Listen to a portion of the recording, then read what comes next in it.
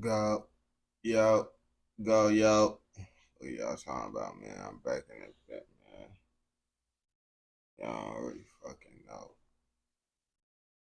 Back in the bit, I'm back in the bit, I'm back in the bit.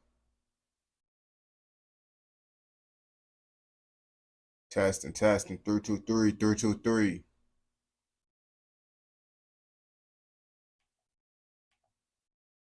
All right, man.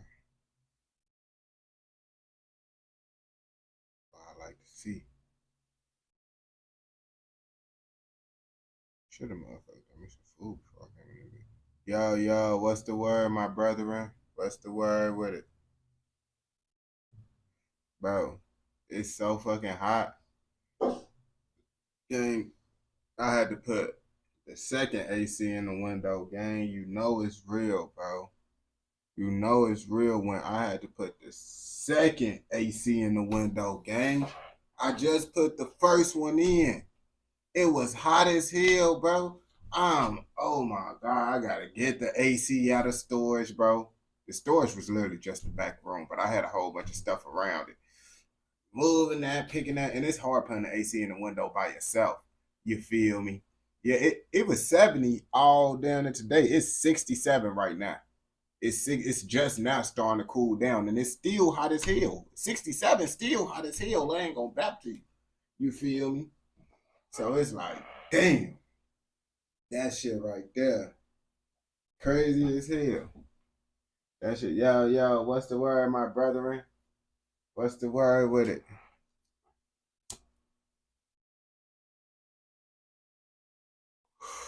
I get off TikTok suspension on the 30th, gang. I'm gonna be able to make money again. But you know, bro, I'm a real hustler, nigga. I said I'm not gonna trap no more, bro, because once you get into trapping again, you gotta stay up in it. I needed some shit that I could get in and get out. So I had an Amazon Flex account that I never used. I decided to use it for the first time today. Yep. Decided to do Amazon Flex. And I actually like that shit a lot, bro. On gang, like real deal, bro. It wasn't even that long, bro. Like I did like 3 hours of that bitch, bro. Amazon Flex, that shit, motherfucking. Basically, the fuck is your problem, gang? Speeding that fucking weak ass shit, bro. But nah, bro, it's basically like motherfucking shit. You just a Amazon delivery driver with your own car on gang. I like that shit. Like at first, I didn't think I was gonna do it. I was like, if I don't like it, I'll probably go back to trapping. But then trapping really take away from my stream. You feel me? So I'm been like, let me try this out before I do it. You feel me? Yeah, bro. I get paid like 25 an hour for doing that shit, bro. Literally, bro. I just pull up in that bitch, bro. They give me my load, and then motherfucking I deliver them fucking packages. They give me a route, I deliver that shit, and then I be done. But what I like about it, I can do what the fuck I want, bro. I'm gang. I stopped at McDonald's. I did all types of shit before I dropped that shit off. I ain't going back to you, bro. I was getting fried, bro. I was getting fried. Go back to the crib. I could literally slide back to my crib, get fried, go back to the like all types of shit, bro. So it's like I mean, like shit. I was cool. I was cooler in that bitch. I actually had fun because I don't go out the house. I don't go out the house and shit. And then I was inside the area, bro, with the real big ass houses, bro. Like the houses was big as hell, gang. I'm damn, bro. They living marvelous over here. I ain't gonna back to you, real deal. But nah, that shit was slight decent. I actually fucks with it. I fucks with it, and it be like it don't take up my day. Like literally, I did that shit from 6 a.m. to 10. 6 a.m. to 10. Yo, yo, yo. And that shit was that was that. Dang, shit. Like literally. The only reason why I hopped on live late is because I had to go pick up some more smoke. That's the only reason. I've really been at the crib damn near all day. I had to just go pick up some smoke. shit, this Amazon Flex shit that I decided to do while I'm on suspension. Cause I've been suspended on TikTok for a month. And I'll be like, I just need some money on to replace motherfucking this TikTok, the month that I missed from TikTok. So I'll be like, fuck it, I'm finna do this shit. Cause I've been like, I can't really do that DoorDash and shit for real. Cause that shit, bro, I don't be fucking with people. I don't be fucking with people. I can't deal with people, gang. Like, boy, I don't give a fuck about them weak ass orders, boy. Fuck is you talking about, gang? And then y'all don't be tipping at that, bro. I literally, I tried to do a DoorDash order. I came back to the house and went to go edit videos. I'm like, fuck this shit, bro. A nigga, I had to treat a motherfucker. First of all, I'm pulling up to Gary, Indiana, gang. Motherfucker is steady asking for a vape. I'm not responding. He's steady blowing up my shit. Um, boy, you got what the fuck you want. I told him call me. He yeah. You feel me? Can you give me the woo woo and I send you the bread for it. And I tip you once you get it. I'm like, nigga, send me the money now. Send me the money for motherfucking what you want and what the fuck you gonna give me. Bro, I'll do it after the tip. I'm like, nigga, you think I'm gonna trust a random nigga that I don't know from Gary? What the fuck? You talking about, bro? I'm on house arrest, gang. I can't even go leave. Boy, what the fuck that gotta do with me, gang? You ordered a fucking juice, bro. You ordered a fucking juice, gang. I'm not going to go get no vapes, none of that shit, unless your ass try to pay that money personally to my account, boy. Talking about I send a tip after. I asked him, bro, you think I'm a goofy, gang? That's why I had to ask him. Man, you tweaking, and he hung up. Boy, fuck, you finna get this fucking juice and call it a day, gang. What the fuck? He lucky I didn't drink that motherfucker, bro. On gang, I'm like, man, I'm finna drop his weak ass juice off to him, bro. And I'm done for the night, bro. I hate this shit, bro. I ain't gonna back to you. Real deal. That's why I don't like dealing with people, bro. Hey, fuck is you? I felt he was trying to finesse me. Folks says wasn't gonna get no tip, and if he did give a tip, that bitch was gonna be like $1, and I would have been a fucking goofy. On gang, boy, boy, you can't play the finesse game. You can't play the finesse game, bro. Just because I'm doing this shit, he must have thought I was just a DoorDash motherfucker. No, gang, I already know how the game go, bro. Shit, this why I don't do DoorDash now, because motherfuckers be playing with me, bro. Damn, they get into it with someone over a fucking McChicken. Like, I don't got time for that, bro. Beefing with motherfuckers over a McChicken, because it's like, bro, I'm still gonna drop the shit off. I ain't worried if you talking crazy, boy. I'm gonna send you to the 50 and beyond, bro. The only reason why I do DoorDash and all that shit, gang, is because I got Blick. If I didn't have Blick, boy, I'm not doing that shit, gang. I want someone to play with me while I'm selling they patties and shit, flipping McChickens and shit, boy. I'm already mad as hell. I gotta do that shit. So if I'm mad already, I'm doing DoorDash and shit because TikTok suspended me. You playing crazy, bro. I'm gonna pop you over DoorDash, gang. Real deal, bro. I'm already mad as hell. Niggas, he wanna try to bug out. Nigga, get you a vape yourself, bro. Fuck you, I don't get no fuck. That's your personal problem talking about house arrest. What the fuck? Like I was gonna give a fuck. That motherfucker's getting on house arrest. Like, oh shit, he on house arrest. Let me go get him. Nah, get the fuck on, gang. I told him, bro, I don't want to fucking do this shit. Why the fuck would I make an extra stop, bro? What the fuck? Unless you sending that money on, gang. And I told him, bro, he got to send me $10. I was like, so basically, bro, you got to send a 30 ball, gang, or you getting your fucking juice. That's that, boy. If I'm out here doing DoorDash, nigga, that mean I need money. Fuck is you talking about? Give me that 10 ball. Fuck is you talking about? Motherfuckers ain't trying to do that. Motherfuckers didn't really want that shit for real. That's how I take it. I take it as motherfuckers didn't want that shit. If I really wanted it, I would have gave folks the 10 ball. I would have gave folks the 10 ball. But shit, he ain't want that shit for real. You feel me? And I can understand why he probably would have thought I was gonna finesse him and shit. But that's the risk you gotta take, nigga. I wasn't gonna finesse him. I actually was gonna do it, bro. If he actually sent it, bro. I wasn't gonna finesse him, bro. But shit, that's on him, bro. Now he ain't. Now his ass blue as hell, bro. Shit, his ass was mad as hell, bro. And I know he ordered the juice just to try to get someone to do it. Cause I seen when I delivered the juice, it was another juice. at the motherfucking house. So I'll be like, oh, he just keep on delivering juices, trying to convince someone to get it for him on game. No, brother. Fuck is you talking about? It's not one of those. You failed again, bro.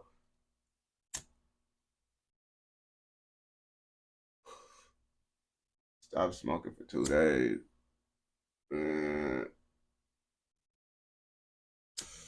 Uh, I smoke like I don't smoke that much, bro. I smoke probably like shit,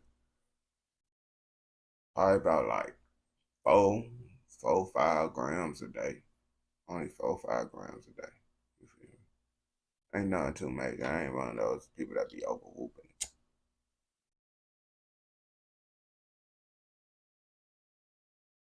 You know what I'm saying? I don't be over whooping it.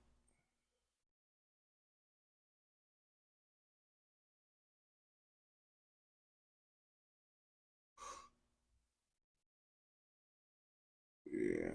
I only smoke about like 4, 5.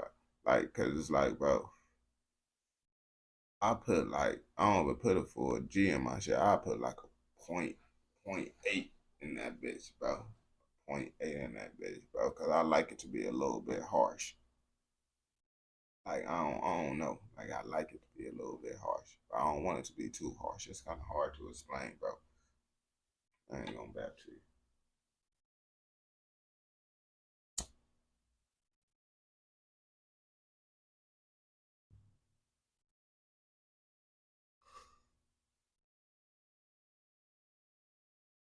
I ain't gonna bap. I haven't got a 35, and honestly, I don't know how much I smoke for real.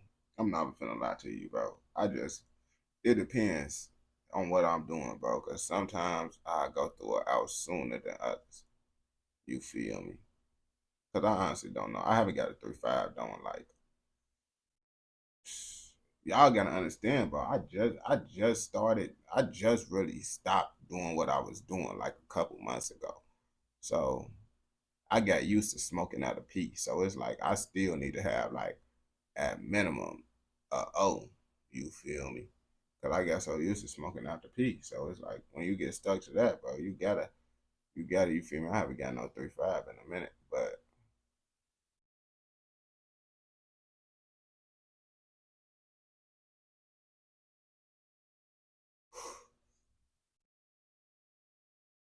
put them glasses on straight. My glasses on the verge of death. Fuck you talking about? These bitches always crooked, bro. On game. I actually damn near sat down on these bitches on accident, and these bitches end up bending. That's what happened to it. 700. Bro, I used to spend a lot till I started saving, bro. I ain't gonna back to you.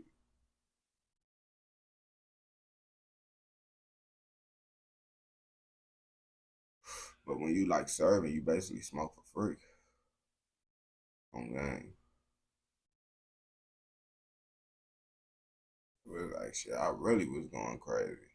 Like a couple months ago, like a month or two ago, bro, smoking back.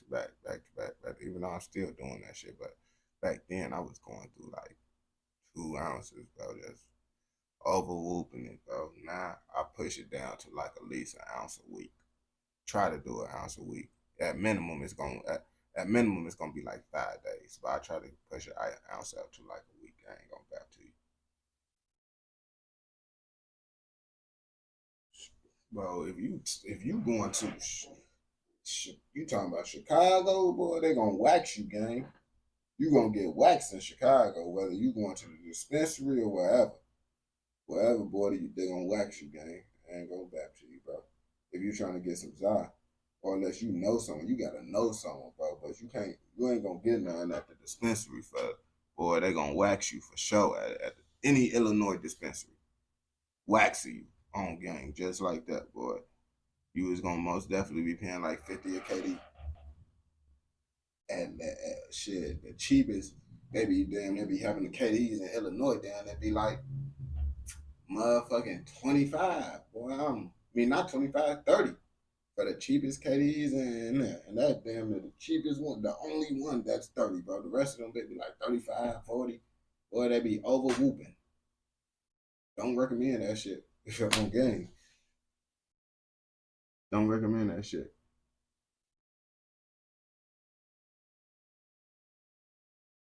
10 G. Yo, my boy, what's the word with it? What's the word with it? But no, I seen someone say something about the Lil Durk stuff.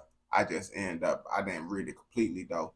But I was gonna say, but I read another comment about something else. I start talking about that comment. I think you said something about Lil Durk being released. I was gonna say a 1090 Jake video popped up on my feed when it was already up on it, and I was gonna click that shit anyway when I got done talking. I think that's what you was talking about because I think someone said 1090 Jake because the video was right here on game. Y'all already know, bro. Shit be up on my feed, bro. The Skyboy shit popped up on my lots of shit pop up on my feed, bro. On game. My glasses real life crooked, gang. Real deal. And this how I be outside, bro. They be thinking I'm retarded, gang. Real deal. Real deal. My glasses over crooked, gang. That's why my mama be telling me get some new glasses. I be like, mama, they work fine. They work fine. You feel me? And it's like, I got insurance now, so I could go get me some more glasses on game. It ain't gonna be no fancy ones, but it's like, hold on. I don't think these bitches could even be straight now, bro. I don't think they could be straight. Like, real deal, bro. These is forever crooked, gang. I'm not gonna back to you, bro. Like, I don't think these bitches could ever be straight again, bro. No Diddy, bro. Talking about never be straight again, bro. What the fuck? Yeah, these bitches, it's over with for these. These is over with, gang. This the most this finna be, bro. And you see it's slightly leaning every time I move, bro. Like, I ain't gonna back to you, bro. It's just crooked, bro. I can't even do nothing about it anymore, bro. You feel me? I could try to make it look it's not crooked. You feel me? But they forever going. They just getting more and more crooked. You feel me? It's slowly getting more and more crooked. Y'all didn't even notice at first, but it's slowly just getting worse and worse over time, bro. And then at one point, it's gonna be like this, and that's when I'm gonna need to get my glasses. I'm gonna be like, yeah, these be gonna be like this. I'm like, oh yeah, time for me to get some new ones. But until then, bro, we good. I ain't gonna back to you, bro. I just make sure when the baddies come around, I take them off and hide the glasses. Yeah, that's all you gotta do, bro. Because the baddie see you. I don't even care about the baddie seeing me with the glasses, but it's like these bitches leaning up on my face and shit. They're gonna be like, bro, he gotta be one of the little. He gotta be off. Something gotta be wrong with folks if he walking around driving with his glasses like this, bro. I ain't gonna back to you. Like, if I know it's a baddie at the drive through, bro, I take these motherfuckers off. Cause it's like you can't pull up to the drive through. Hey, what you doing, shorty? She see your glasses like this. She get your goof ass on, boy. I ain't gonna back to you. So it's like I take my glasses off when I know the baddies finna be around. I'm not gonna back. I take the glasses off. I'm not even gonna back to you, bro. Like this really for the guys, bro. I don't care about the guys seeing me like this. The baddies can't see me like this. I ain't gonna back to you, bro. You know this, red, bro. All the baddies is on my TikTok. You don't see me wearing glasses on TikTok. That's where the baddies at. You don't see me. You don't see me wearing glasses on Instagram. Real deal, bro. People didn't even know I wear glasses, bro. And this part of the reason why I don't want people to know I wear glasses, though. Real deal, bro. I don't got those Da Vinci glasses and all that stuff, boy. I got the crooked glasses. What are you talking about? Make these bitches a little bit more better. You see these bitches. These bitches, man. Who these bitches? These bitches over with, bro. Ooh, look at these bitches. You can tell that shit leading. You try to put it back in place, boy. This bitch not going back. You don't want to bend that bit too much. That bitch gonna snap, bro. On game. So you just leave it how it is, brother. I ain't going back to you. Just leave it. Well, I be smoking too much to have contacts, bro. Contacts ripped in my. The third time the contacts ripped in my eye because I take a break every time after a contact ripping my eye. And then the third time a contact ripped in my eye, and I was living alone at the time. I didn't have no girlfriend with me, nothing. So the first time my contact ripped, I was living with my mama. My mama helped me. Second time my contact ripped, I was living with my girl. And these be spaced out. These be spaced out. Like I stopped wearing these motherfuckers for months. Try them again. You feel me? It'll go good for a little minute. they end up ripping again. But I be smoking and like it be drying out the contacts and shit. How much I be smoking and the house be smoky and shit. You feel me? But my ex, she helped me get it out. Like how my mama got me out. The third time, I was all alone by myself, just me and my fucking dogs. The shit ripped while I was trying to take it out, bro. I didn't know what to do. I called my mama, but like, mama, I need you to come here. I ain't gonna make it on game. And then she be like, you gonna have to try to get it out. I'm not gonna drive all the way to your house to get a contract. She said, if anything, you gotta drive to me with one eye closed or some shit. I be like, mama, I can't do it. I'm over with. But she was no help. So I dismissed her at this point because she not trying to help my well-being. So I forced my eye open and I kept on trying to get it out. And then I took out the pieces and I'll be like, I'm done with this shit, bro. I had some more contacts too, a full case. Threw them bitches away after that shit, bro. I ain't gonna back to you just because it's like, boy, I'm done with that shit, bro. That shit ripping your eye while you by yourself, bro. No one can help you get it out. It's like, no, bro. Those are the type of situations that make a motherfucker never want to wear contacts again. I ain't gonna lie to you, bro. You feel me? That's why I hate that shit, bro. Yeah, that's why I be like, bro, that shit. That's why I just prefer wearing glasses now. Like contacts, I mess with them because I don't gotta have the glasses on. But when them bitches get to drying out and ripping and shit, bro, I be like, yeah, bro. And it don't happen often, but it's like when it do happen, that fuck me up too much, bro. Cause I'll be good for a little minute. You feel me? I'll be good. First time putting them. Yeah, it's crazy putting them bitches in, bro. Putting them in and all that shit. And then it's like, bro, another thing too, bro. You gotta motherfucking take them bitches out before you go to sleep. Some motherfuckers just be tired as hell, bro. Motherfuckers fall asleep with their glasses on. Your glasses might be broke, but it's like, what if your contacts breaking your eye? That's worse than your glasses breaking. You wake up, your contacts broken your eye. It's like, that's why I'm like, bro, I don't like all that shit, bro. You come in tired as hell, your eyes be on that bloodshot red, you fried, bro. Now you trying to take contacts out your eye. Yeah, nah, bro. That's that. And then and then if you be fried already, you don't even know you probably fucking up already. You be fried just trying to get it out. And then when you be high, your eyes like this and shit. So it's like, bro, it's all bad, bro. I'm like, nah, bro. That shit for the people that don't be getting fried, real deal, bro. Those for the people that keep their eyes open like this, boy. You keep your eyes open like this, boy. Your eyes get too little and stuff, get to drying out, boy. That's not the type of environment context need to be in. I ain't gonna lie to you. Why you think I ain't gonna bap to you? Why you think most bro? Buying on 1700 probably want to wear contacts. Folks smoke too much, bro. His contacts probably ripped in his eyes or something, bro. Bro, most people want to wear contacts, gang. I ain't gonna bap to you. Yo. It's too much with them contacts, bro. Too much to come with them hoes. It's a risky game with them contacts, bro.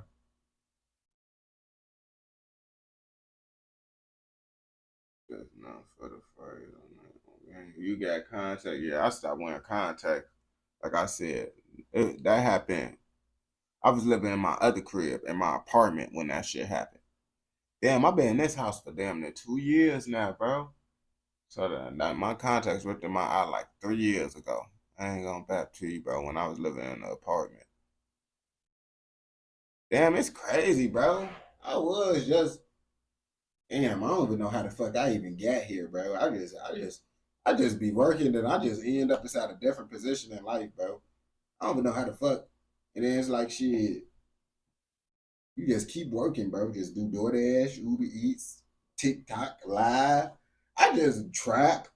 You just do everything, bro. When you just do everything, gang, you gonna make money, bro. On game. I like money. And when you like money, bro, she Trap, DoorDash, Uber Eats, motherfucker. I used to use Uber Eats and DoorDash to help build my clientele back in the day. What are you talking about? I ain't gonna lie to you, real deal. But that's the old me, bro. Hell no, that's a risky game, boy. I'm not trying to get blicked down, bro. You get blicked down, you will get blicked down for trapping, bro. That's too risky for me. I don't like that risky money, bro. That's too risky on game. Too risky money, bro. I ain't gonna lie to you. And it's like I'm not the type of person that's finna backdoor someone that's like you feel me? Because it's like, yeah, you can do it, but I'm not a backdoor ass motherfucker. Like if I want to rob you, bro, it's gonna be so like I'm gonna rob you, man. Like I'm not gonna know you. I'm not gonna know you. And if I do know you, we ain't gonna be cool for you to be. So it's like, you feel me? Lots of motherfuckers, they be robbing motherfuckers because they be like backdoor behavior type shit. Motherfuckers be thinking this sweet, cool as hell.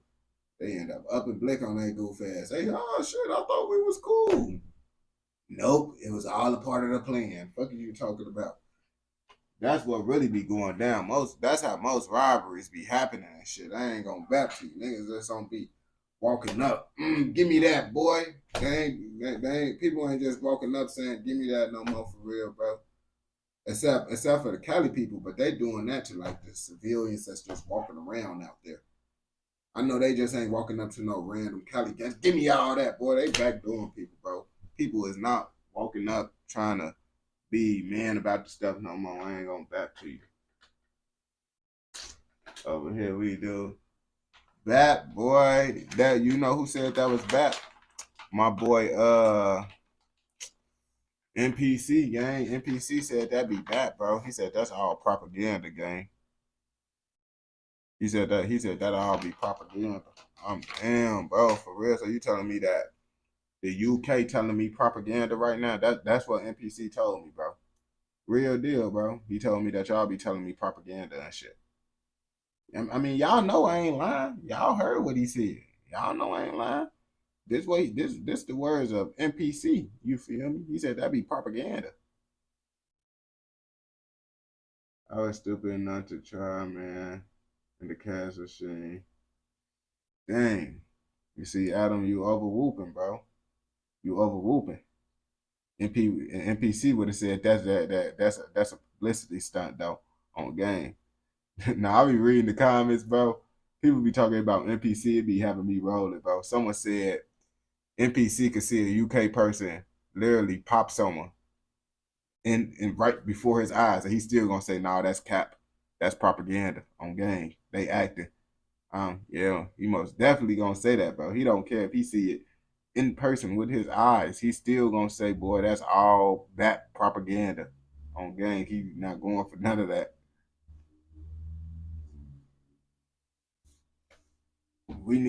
Bro.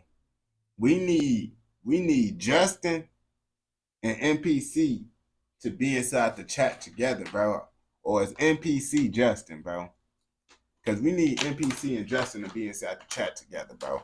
I feel those two beefing with each other, New York versus O Block Justin, would be crazy. I ain't gonna lie to you, bro. But we ain't never seeing them at the same time. You notice it? You noticing we ain't never seeing them at the same time though. That's why I'm starting to get a little bit suspicious right now. I ain't gonna back to you. I'm getting a little bit suspicious right now because I haven't seen them both in the chat together. It's always one or the other. Never the same. You feel me? Yeah, NPC and bro. Why we never see them together, gang? We never see them in the chat together. It's always one or the other. You feel me? Think about it, bro. Just think about it. They one of the same. Okay. He said that's his people's. Man, it's probably more justice out here on the internet, bro. We'd be crazy to think it's no more justice out here. It's probably lots of him all over the world. Okay. So we just gotta embrace him now. We just gotta embrace him now. Shit. Even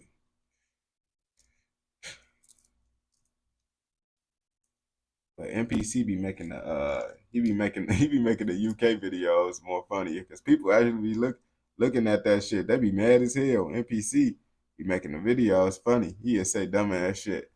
And the people in the UK be like, bro, they really whooping inside the live stream. I'm like, yeah, bro. That make UK people want to come in the live stream, bro. Just to meet NPC gang.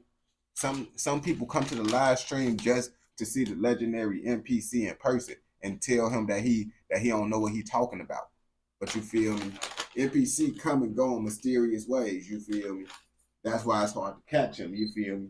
He just pop up. He just pop up when he pop up. You feel me? How you attempt, but got boy out.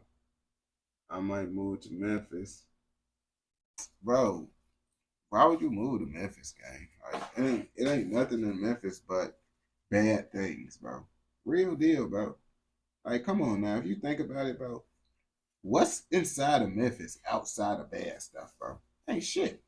If you fuck with open carry, nigga, just go to motherfucking you could go to Nevada, bro. Nevada is open carry, bro. Nevada is open carry, bro. The Zaza legal out, bro. Really? Nevada is the place that I play in. Like when I get that motion, bro. When I get motion, bro, I'm moving to Nevada, gang. I'm not even gonna back to you. When I get motion, bro, I just gotta move to the A because this where all my connections at. So I'm gonna move to the A because this where all the business at. But once I use my business opportunities to get to the next level, I'm most definitely gonna be in Vegas with it, Nevada. You feel me? But life is good, bro.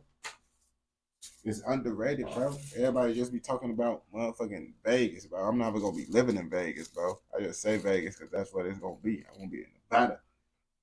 Parts that they don't even know existed, gang. Y'all be thinking about Las Vegas.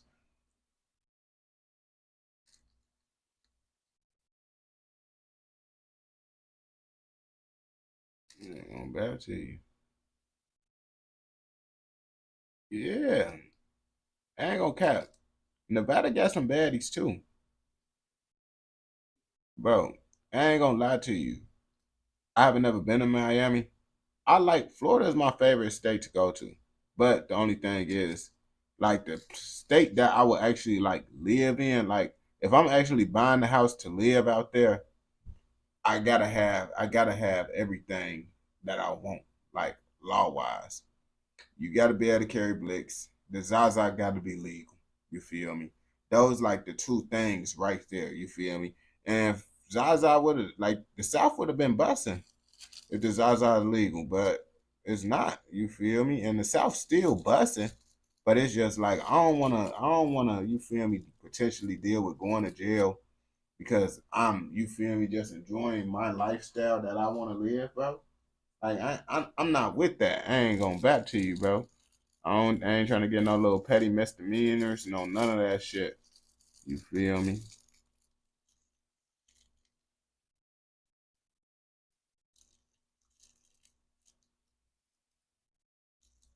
But outside of that, I love Florida and shit. I love down south.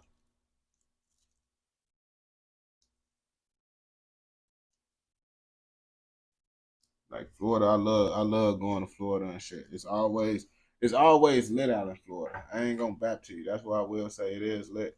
I just don't like the fact they people be getting fried like it's legal, but it's like I don't like that shit though. I don't like it. I don't like to, you feel me, deal with that type of shit no more. Especially when Illinois made weed legal.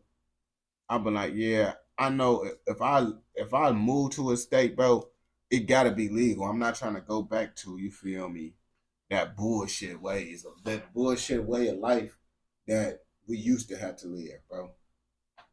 I can't deal with that no more. Like once you be able to get the Zaza, you don't gotta worry about that extra. You feel me? Y'all probably don't ever care, but if y'all see 12, y'all be like, damn, woo woo. We don't really give a fuck about 12 knowing we smoke, gang. What the fuck they gonna do? What the fuck is they gonna do? And now if you got more than an ounce, then now you tweaking. You feel me? Now they gonna get on that with you, gang. But let's be real now, bro. Down south they get on that with you for seventh on game. Especially places like Texas and shit. Texas don't fuck around.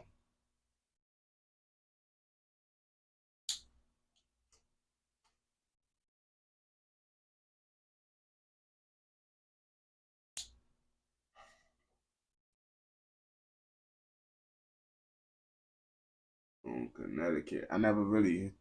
I ain't gonna bap to you. I never really thought about Connecticut. I ain't gonna bap. Like this, UK don't care unless you get reported. It's legal in the UK. BAP BAP is not legal in the UK, bro. The Zaza is not legal out there, bro. Why are you trying to BAP to me, bro?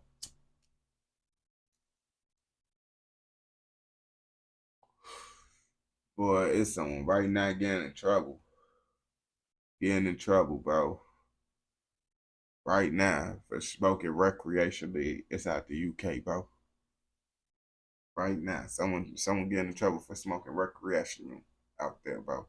Real deal, bro. You just don't know who the fuck it is, though. I ain't gonna BAP to you.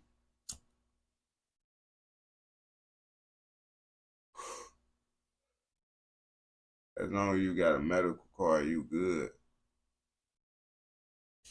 That's lots of states though. That's lots of states, gang. That's damn near. Wait, he telling the truth. It's legal. It's legal inside the UK.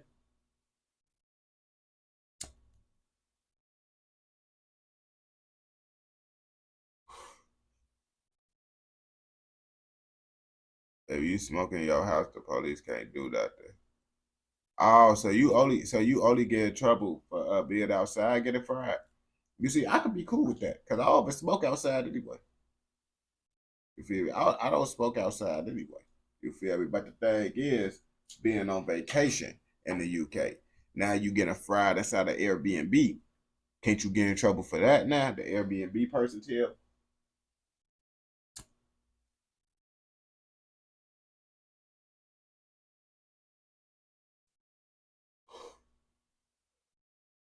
Y'all even got Airbnb out there, gang.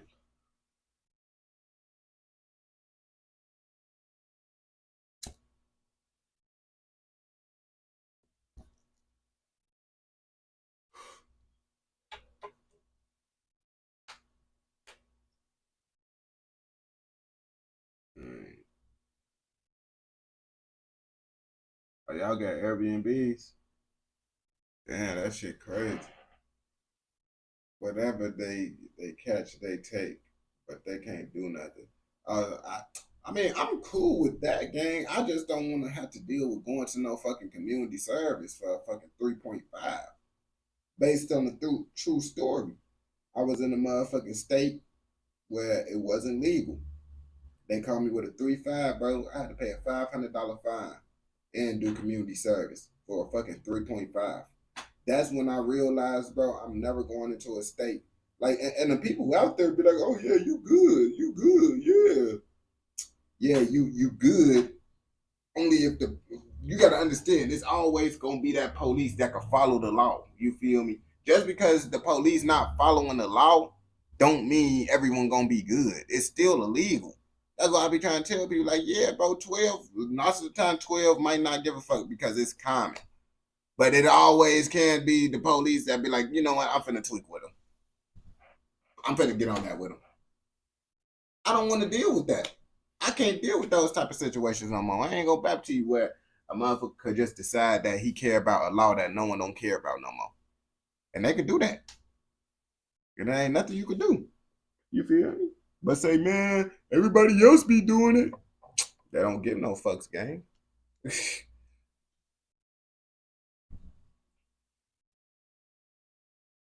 If you driving, yeah, bro. They getting on that.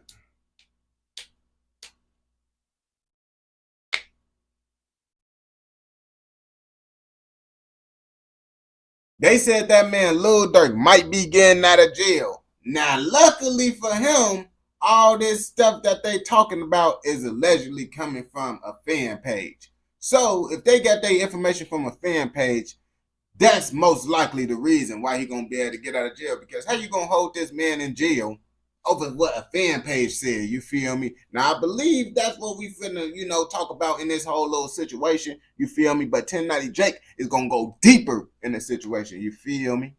Eric is back in the headlines and fighting for his freedom alongside his powerhouse attorney, Drew Finley. According to new court filings, Dirk has been approved for a new hearing in which the federal courts will reconsider if the multi-millionaire four-time Grammy-winning artist qualifies to be released until trial. Now, Dirk went in front of the courts back in December and was flat out denied, even after offering millions of dollars for a bond. But according to new documents, new information has come to light that debunks evidence used to keep Dirk in custody. Yeah, they gotta give him a bond. But then at the same time, too, y'all do gotta remember, bro, they supposed to give Wayne W. Melly a bond. It ain't no reason why Melly's supposed to still be locked up, sitting in jail, and he's not convicted of nothing yet. But that's what I'm trying to tell y'all, bro. They just because you feel me, they not supposed to, don't mean you feel me. In 2022, Dirk would be featured on a song titled Wonderful Wayne and Jackie Boy. Dirk's lyrics, well, let's just say they paint a picture. I think about my brothers that I lost, I'm in my feelings. It's up that I'd rather get revenge instead of millions. If we're being honest, it sounds like he's saying he's in his feelings, struggling with keeping his career, or risking it all by getting revenge for his brothers that were murdered, like D-Thang, his actual blood brother, or King Von, a friend who became family. Club O is quiet this evening, but police say there was a chaotic scene at the strip club early Sunday morning. Bro, I don't understand why was he in Harvey, bro. Like, anyone from Illinois gonna say, why was he in Harvey? Like, Harvey is like one of the worst suburbs you could go to. If you ain't know, Harvey is a suburbs. But you would not know it's a suburbs if you go out there. I ain't gonna bat to you. Multiple shots were fired and lots of weapons were found at the scene. Police say Dante Banks was killed when he was shot in the head outside the club just after midnight. Banks is the older brother of locally known rapper Lil Durk. The 32-year-old is also a rapper who performed as D-Thang. His brother has been silent on Twitter since the shooting, but other people in the music industry are mourning his loss. Lil Reese, another Chicago rapper, tweeted, "Long live D-Thang. Love you, broski." The shooting made national headlines as officials confirmed one of the three people shot and killed was rapper King Von from Chicago, who was here last night with friends. Two groups of individuals got into a physical altercation. That know. physical altercation escalated into an exchange of gunfire. I mean, honestly, I feel like if you getting popped, bro, you probably ain't gonna really feel the pain, bro, for real, bro. Especially if you finna die. Because it's like, you gotta think about it, gang. When you really be inside a situation, bro, when you going through real intense pain, bro, you don't really feel it for real because all the adrenaline and all that. Like, when I got my lip ripped off, it didn't hurt when I got my lip ripped off. It started to hurt, like, you feel me, like, probably about like 30, 45 minutes after everything started calming down. But if you pass away within those 30, 45 minutes, bro, I think, honestly, it ain't going to be too much painful, you feel me? Honestly. Because, like, my homie that got popped, he was running for a good minute, you feel me, before he realized, oh, yeah, the pain was, you feel me, a lot. So it's like, I feel like, depending on how soon you pass away, it probably would be painless, depending on how soon you pass away, you feel me? APD says the gun battle took place in 3 different spots near Trinity Avenue, where a total of 6 people were shot. 3 have died. One of them, My homie got popped inside, like, he got popped a couple times inside, like, this area, like the chest, stomach area. rapper Davon Bennett, who goes by the stage name King Von. His social media pages have been filling up with RIP messages and other artists sending their condolences. But lyrics weren't all. Videos posted to YouTube would attempt to give visuals to what Dirk was allegedly speaking. Once he got done running. This YouTube short would be submitted by federal prosecutors who believe Dirk was rapping about the failed assassination of Quando Rondo that left his cousin Lil Pab dead. Quando was left at the scene of the crime screaming no, and if we're all being honest, the video fits the lyrics. Until Dirk's lawyers were able to dissect it. Shots fired, a fight taken to the streets, and this chaotic scene, the ending of a shooting that started in Los Angeles, California. Sheriff's deputies pulling out a man who had been shot in an SUV. Savannah rapper Quando Rondo, a passenger in that car, frantic. I mean, everybody be laughing at Quando Rondo over this situation, but it's like, bro, what do you expect the dude to do, bro? He just literally watched him pull his homie unalive out the car. Like literally, bro. He literally just his homie just passed away right next to him, bro. And he was hoping that he was still alive. He was hoping that he was still, and then he seen him come out the car. And let's be real. Let's be real now. You hoping your homie still alive, and then you see them pull them out the car, and he just like not there. You gonna be like, no! You know you gonna be like that, brother. Y'all can't overbap it like y'all want it.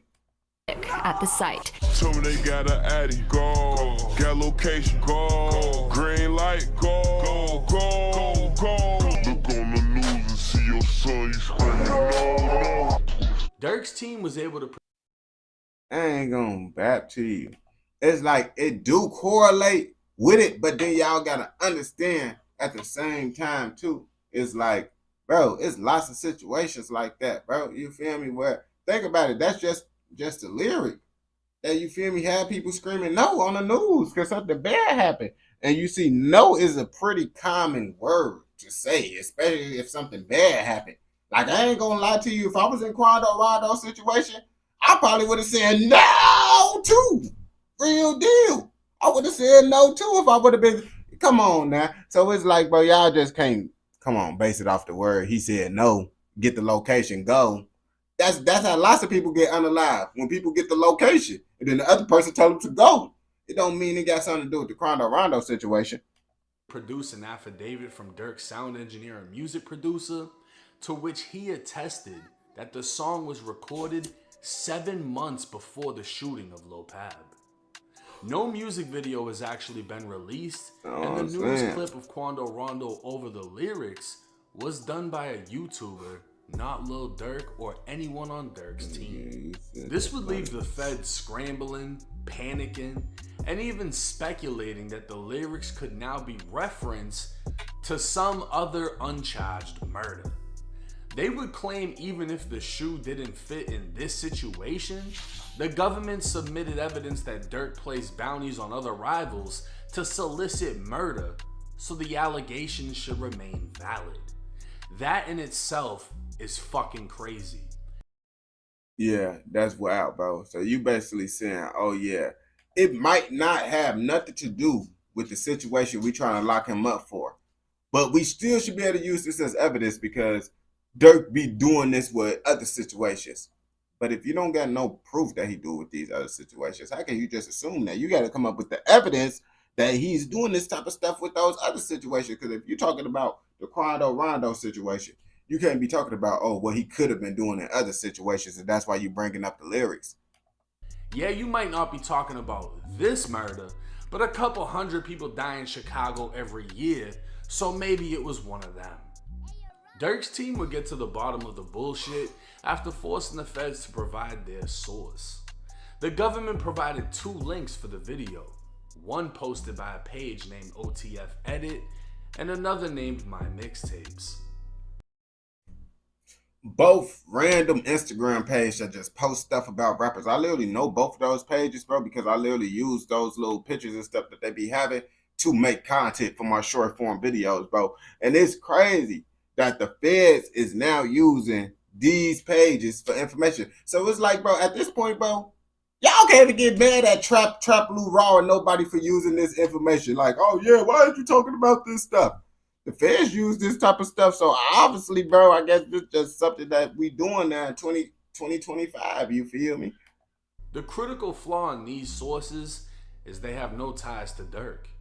The government failed to show Dirk or his creative team were responsible for these edited videos portraying he was rapping about and showing visuals of the death of Lil Pab, the same hit he is currently indicted on. OTF Edit is nothing but a fan page, while My Mixtapes is a hip-hop blog with no affiliation to Dirk or OTF. Now Dirk's legal team would again propose a bond package. $900,000 in real estate equity, $1 million in cash from Alamo Records, which is owned by Sony. Dang. So basically, He trying to put up basically $2 million off the back. I mean, you know, the label trying to get him out of jail because the label know if he get out of jail while fighting this Fed case and he drop music, that's money on. That's so much money, bro. I ain't gonna lie to you. You know his record label trying to get him out of jail while he fighting this. He gonna get so much money. And $150,000 from Durk's business partner. Durk is also willing to be on home detention with an ankle monitor and hire around-the-clock security services, ensuring compliance with all court-ordered conditions. Keep in mind that while the offer sounds amazing with a shitload of money on the table, Durk is accused of funding a hit in which hitmen flew from Chicago to California, where they traveled to Los Angeles and carried out a broad day execution with a machine gun. This is big boy shit that comes with forever prison time. But like money talk. But then also at the same time, his situation too is like, they probably looking at it like, yeah, if we let him out of jail, how we know he ain't gonna call some more hits? You feel me? Because this is whole little thing that he like to do. Like I said in the beginning of this video, Durk has been approved for reconsideration and is now waiting on a date to be set. Drew Finling, his lawyer, is considered to be the best at what he does, and an example would be the fact that NBA Youngboy is out of prison. The fact that Durk and Youngboy are both represented by the same lawyer, well, that's pretty crazy, bro. That's pretty crazy, bro. That's how you know, bro. I ain't gonna lie to you, bro. If bro get Lil Durk out of jail, and he the reason why Youngboy keep getting out of jail, bro, he gonna go down as the greatest lawyer. Cause I didn't even know he the lawyer. Hey, I might get hope for Lil Durk now. How lucky NBA Youngboy be getting. Hey man, that lawyer might got magical powers, connections. I don't know, but he be making the impossible possible. well, that's enough content for a whole nother video. Now this is major because this means Durk could be coming home, which is insane to think about. Youngboy was out on bond, but he only had a federal gun charge versus Durk has a federal fucking assassination, murder, hitman, fucking, you know, it's way crazier of a case. And I can't think of anybody who's actually been released for having a case like that. But if he is released, this would be crazy. I mean, Durk's gonna be stuck in the house, but he's gonna be dropping music. He's gonna be getting his money back up. I honestly, me personally, bro, how the case is set up, bro, I don't think they might. I don't think they'll let him out, bro, just because, you feel me, the whole situation at hand, they probably gonna assume, like, bro, they already try to say Lil Durk is a flight risk. Then they trying to say he calling hits. Like, these the type of things that they don't give people bonds for if they think you're gonna be on this type of time, and I ain't gonna lie to you. More funds for the case, and it would be a major turn if he's able to be released because of the fact that they debunked a video in which crime scene footage was shown and it was posted by a fan page. Does that not seem like maybe all the evidence isn't there? We know how powerful the feds are, right? We know when the feds indict, it's damn near a done case. But could the feds... It's just crazy that the feds is using that as evidence. That's like the whole thing that's messing up my mind, to be like, he might be able to beat it, but then at the same time too, it's like the stuff they trying to accuse him of, you know, if the feds want to keep you locked up, they'll keep you locked up. They don't care what your lawyer's talking about. Feds literally keep you in custody over a video that fans posted? That sounds crazy. And the fact that the feds are speculating, right? I don't know about the feds speculating. I haven't heard of speculation. Normally when the government comes after you, it's the most professional takedown. Bro, it's just a sloppy rush case that they trying to do just to try to do something, bro. I ain't gonna lie to you. Y'all gotta understand, bro. With these people that be locking these people up, bro, and they on their side, bro, they get cool points for locking up rappers and hitting them with Ricos and all that side this. Like, You feel me? So they trying to rush it like, yeah, I want to be the first person to take down Lil Durk. And now they rushing it. Down you can experience. I've never experienced it, thank God, and I don't want to.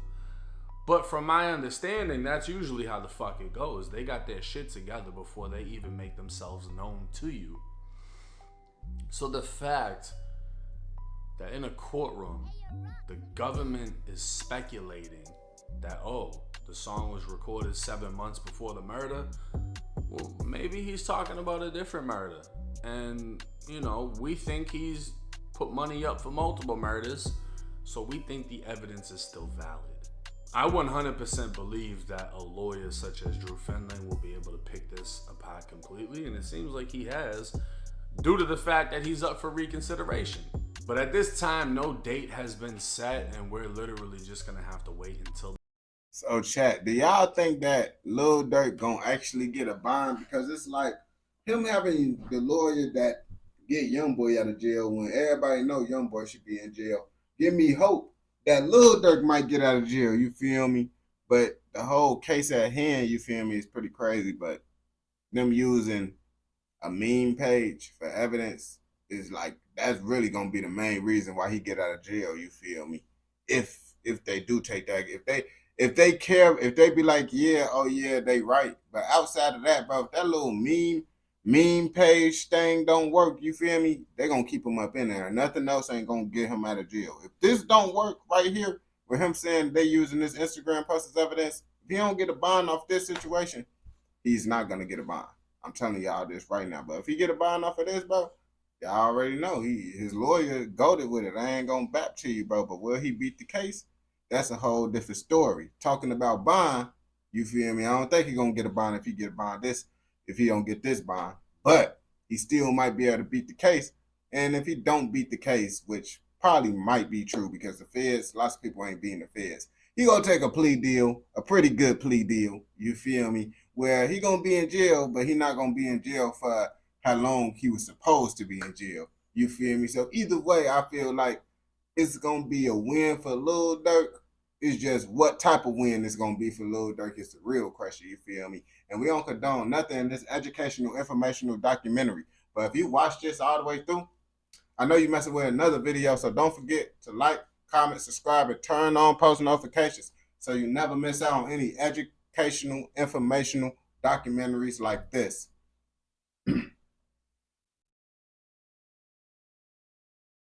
OTF Jam. Oh yeah, OTF Jam is snitching, bro. Y'all think OTF Jam really snitching like that, bro? Y'all really think OTF Jam out here snitching, bro? Do y'all believe this or not, bro?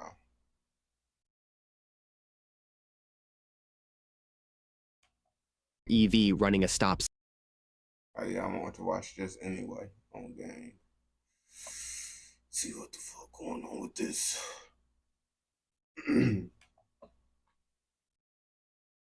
It's not a skit. Drewski real life got locked up. Literally, I seen the little clip on TikTok, bro, and I thought it was a joke. I thought it was a joke. Drewski really is a comedian 24/7. I ain't gonna back to you, but real life, he got in trouble for riding around doing some things he wasn't supposed to do. Now, the things he wasn't supposed to be doing is a mystery. Y'all gonna find out in this video, you feel me? It ain't nothing too major, but I'm not gonna let you know. You gotta find out. On October 21st, 2024, Atlanta police spotted a 2023 Hummer EV running a stop sign. After running the tag, they discovered the driver had a suspended license, and the vehicle was registered to comedian and influencer Drew Disboards, known professionally as Drewski.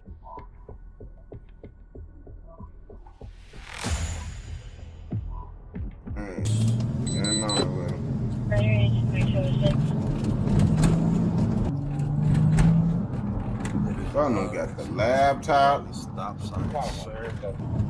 Good. Oh, Drewski just going? Is he trying to do the dash? After about 2 minutes, the officer made it clear he was pulling the vehicle over. Oh, okay. So he was just, you feel me, just following him at first. I ain't gonna back to you. If I see 12 following me like that, driving up, I already know I'm finna go to jail. I know I'm finna go to jail. I ain't gonna back to you. Once he activated his lights and sirens, Drewski's vehicle complied and pulled over shortly after. I should feel like I've pulled this vehicle over before. I'm at 72 6090 OIV on a white in color Hummer EV. It's a pickup truck.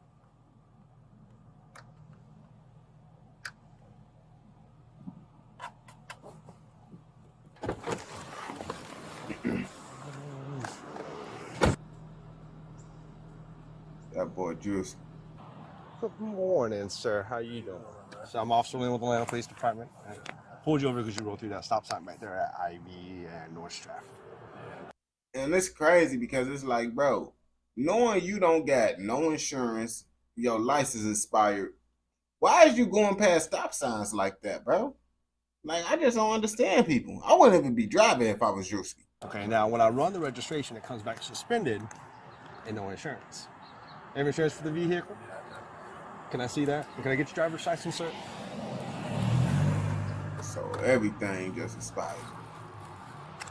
It's a newer car. Gotcha. I don't know which one it is.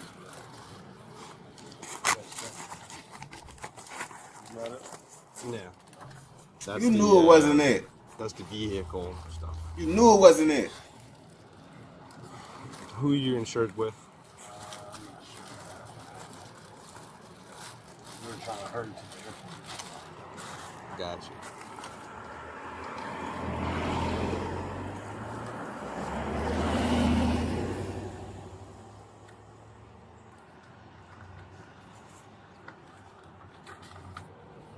What is man Drew? Oh, he calling his manager.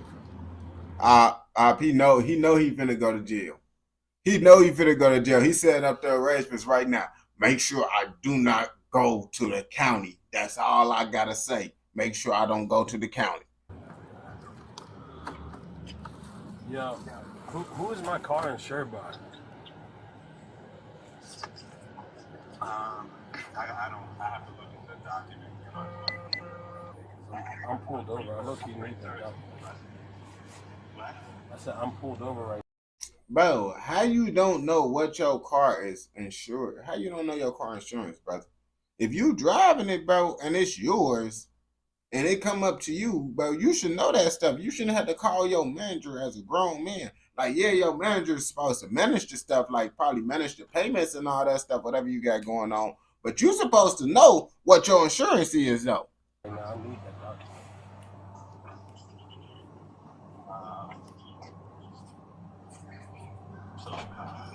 You're pulled over by a police officer? Yeah. Your place, good morning, and 149.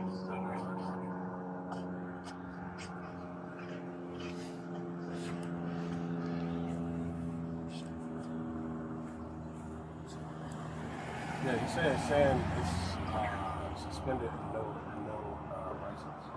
Or no valid insurance. It's got suspended registration. He going to jail. I think it's kind of like a signifier. Yeah, that's sort of like, I don't. Should I call him? No, but I'm just like, I don't want to call Chris and Olga. It's like, like, hey, I'm asking that 700 times. Is he straight? But hold on. I mean, Do you know who their insurance? You know who the vehicle is insurance with? hold on 1 second. I'm just looking. It should be insured with Progressive. Progressive? Yeah. All right. Give me 1 second, Eric.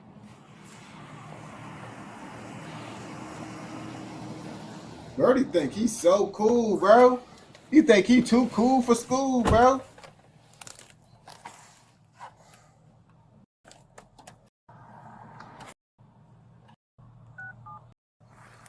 Progressive. Your call may be recorded. He called him for You can speak to me in complete sentences. bro. They real life called. I think when was this posted? This was posted literally like a day ago. But I think this might be old. You feel me? And they just not releasing the body cam. But they real life called to check, bro. You see, this is what I mean. That's why I tell y'all, we was just talking about how some police would take the stream and go the extra route. to just make sure they can get you locked up. He one of those dudes, you feel me? He real life calling to check. Si quiere hablar en español, solo diga español. Thank you for calling Progressive. My name's Shelby. How may I help you? Good morning, ma'am. This is Officer Lynn with the Atlanta Police Department. I need to verify insurance with the vehicle. If you can help me out. Okay. And the first and last name? It's going to be Drewski LLC. So that'll be D as in David, R as in Robert, U as in Uncle, S. Okay, so this is a business or commercial policy? Okay. Let me get you over to that department. Hey, this is. Just a moment, they'll help you out. Sure, no problem. Oh, you going down. Bro, he's steady. Bro, he overdoing his job. He keep on touching the car, you know, because the police supposed to touch the car or whatever when they come and do it, bro. He already touched the car like 3-4 times, bro. He overdoing his road, bro. He just happy to be here. Okay, yeah, it probably won't match the same number as the same as well, but hopefully at least it'll show it's not expired. I think you were just at our house a couple days ago, too.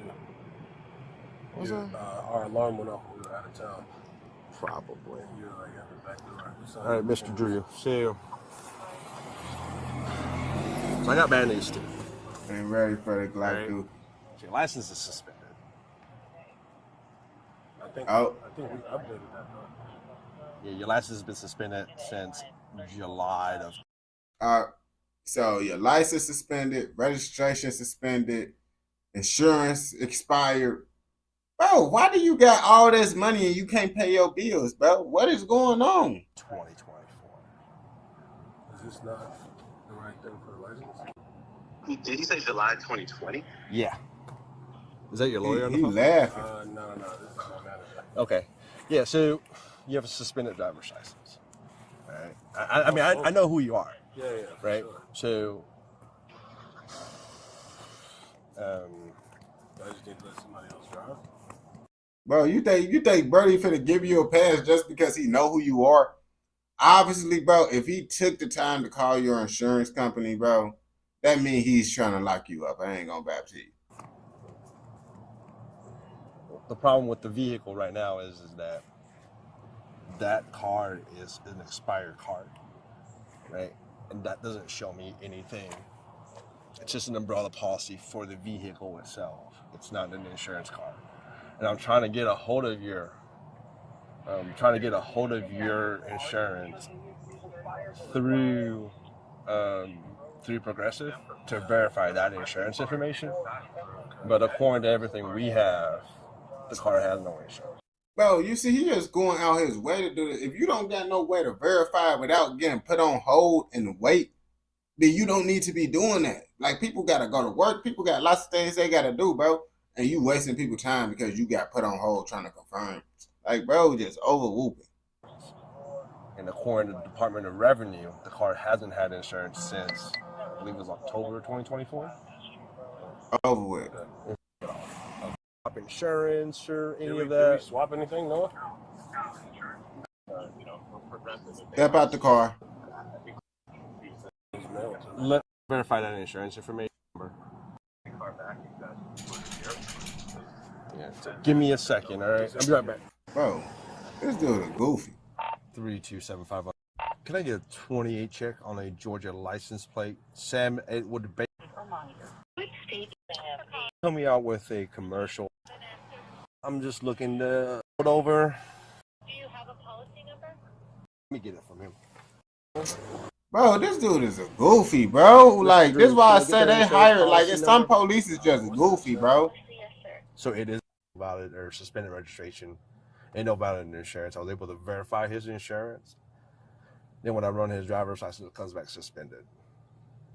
What's suspended for? For FTA. Does it say what the FDA is for? No, it doesn't.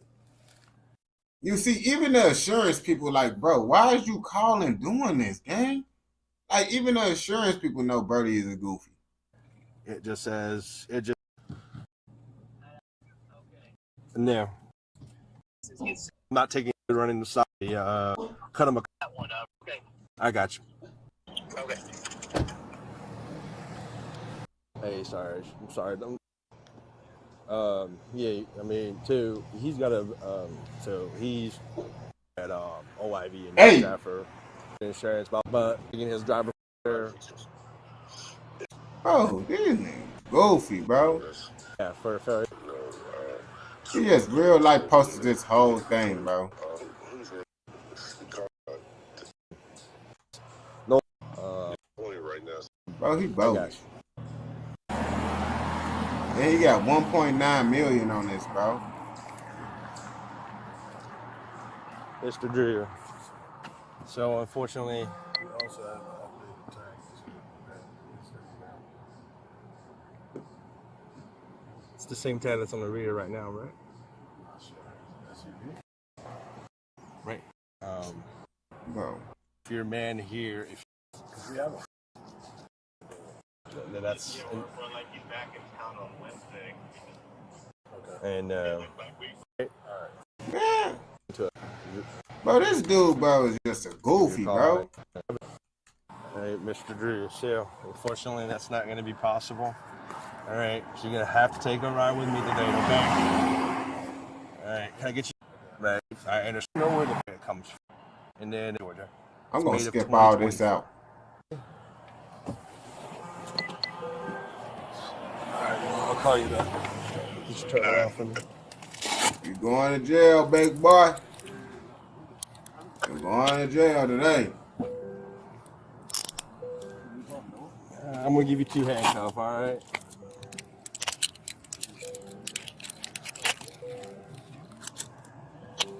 Going to jail. Sir, what do we do with the car? All right, so give me a second. All right, just stay in the car for me, all right?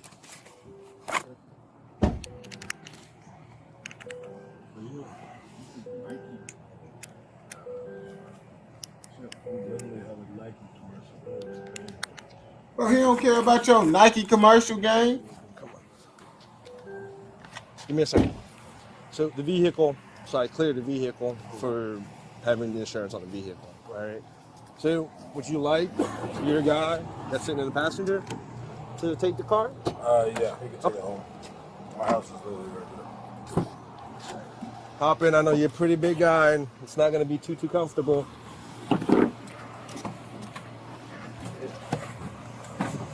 Bro, he got on the grandma sandals. I gave you 2 handcuffs, so don't tear your shoulders up. Should I just lay down? If you like to. Is there a way I can put the handcuffs in the front? No, corner. Yeah, we can't do that on the policy.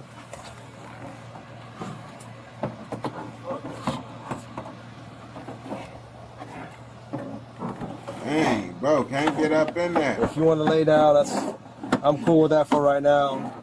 Yeah, because my legs are too long. Yep. All right. 3275 radio. That's crazy. Hey, 2. I got no problem with you taking the car. Mr. Drew said you're cool to take the car. I just need a valid driver's license from you. Bro, if he got a valid driver's license, I'm going to be blue because it's like, Drewski, why are you driving and you got someone in the passenger seat that can literally drive legally?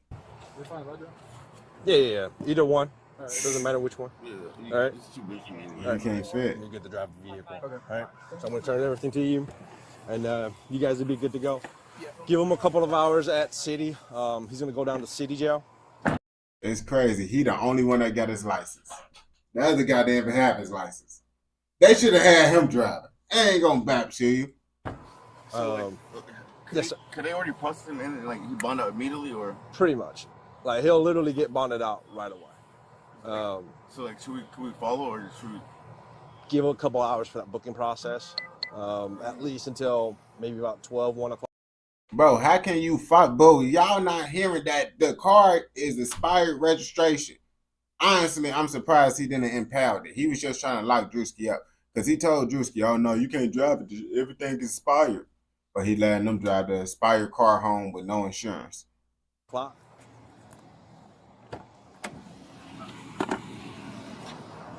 All right, Mr. Drew, hop out here so I can fix that cuff for you.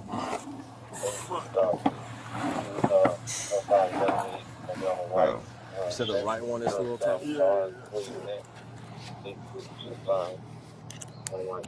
why do y'all need insurance? Don't y'all need insurance in the UK? Don't y'all need insurance in the UK? Not anybody in the Tesla truck doing what the fuck is going on? You know It's none of their business. Hop in there. I'm trying to sit up because I gotta put a seatbelt on you. Fuck, I don't know. He said, yeah. Hey, So sir. he can't fit up in there, bro. Yeah, I'm good. He cool. My arms won't even let me. I ain't gonna lie to you. You got to get a bigger Hey, car, Sarge, I gang. got a question. Is it cool if I put his arms in front of him because he is a pretty big guy? We're having a hard time getting in and out of this car. Yeah.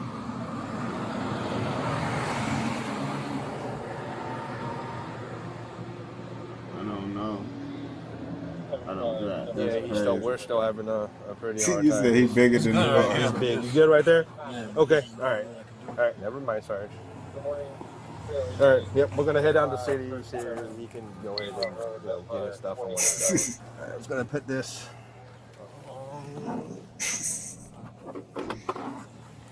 Bro, I know this is the most uncomfortable ride ever. Fortunately, Bro is doing too much. He know he don't need to do no seatbelt on him. Bro could barely move. He cannot even move to get around, bro. I ain't gonna lie to you. You don't need to add a seatbelt up on him. we met in this kind of situation, sir. Yeah, nah, it's pretty crazy. But You think they're gonna have me in here all day? no, sir. Yeah, I'll be out no later. You'll be out today. Yeah, you're not gonna be in there all day. Like you'll literally be out today. All right. All right. Drewski was charged for running a stop sign, driving on expired license. Both were resolved in a no contended plea. Was found guilty of driving suspended liners, but the charge was later dismissed. That's that munyon. That's that munyon. That's all I hear. Money talk. That's all it is. I ain't gonna back to you. Nothing more to this whole situation. Like, this was a pretty boring body cam. He could have just put the last little minute of it, you feel me? But that's why I come in to edit the video and make it more better than what this guy just had. You feel me?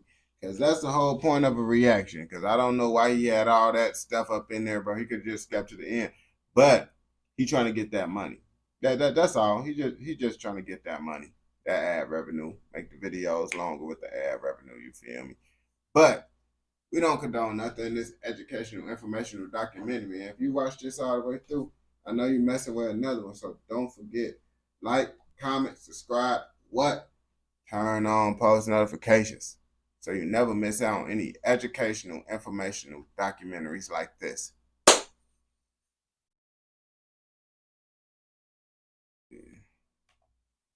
Nah, y'all was talking about Ruby Rose, bro. Y'all was asking about Ruby Rose. Bro, you already know I'm nailing Ruby Rose, bro. Y'all asking questions that don't need an answer to, bro. Y'all already know this, bro. You already knew this before you even asked this, brother. So, you knew that.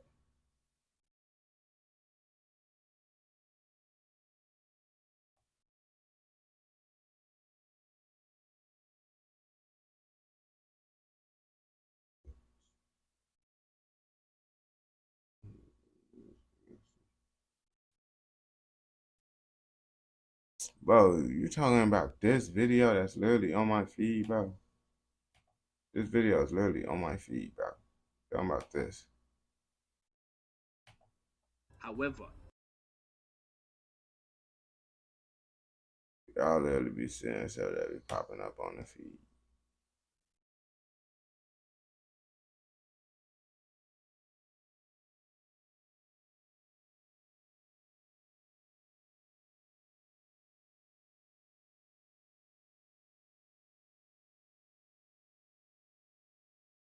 Oh, you watched it already?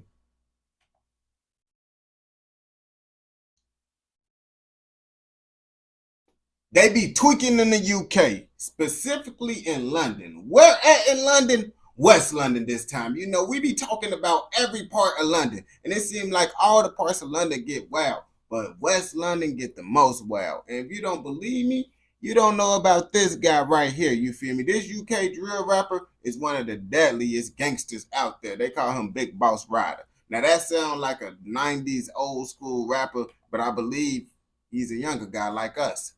Now, Ryder's a West London gangster from Shepherd's Bush. Despite being from London, Ryder had many ties in Chicago. His auntie, Local D, became the only female in the state of Illinois to be sentenced to life in prison as a juvenile.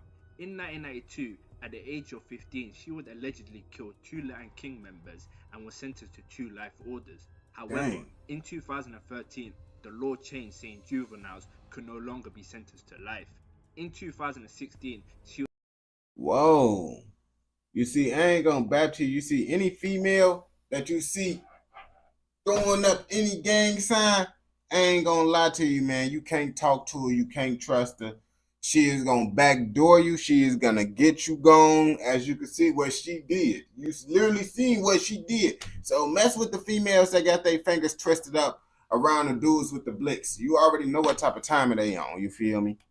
He was resentenced to 63 years at 50%, which meant after spending almost 30 years in prison, she was finally released. Ryder is also cool with Chirac rapper Rondo No. 9, who's a black disciple from the set 600, which has ties to the famous O Block or Parkway Gardens, where rapper King Von resided before ultimately passing.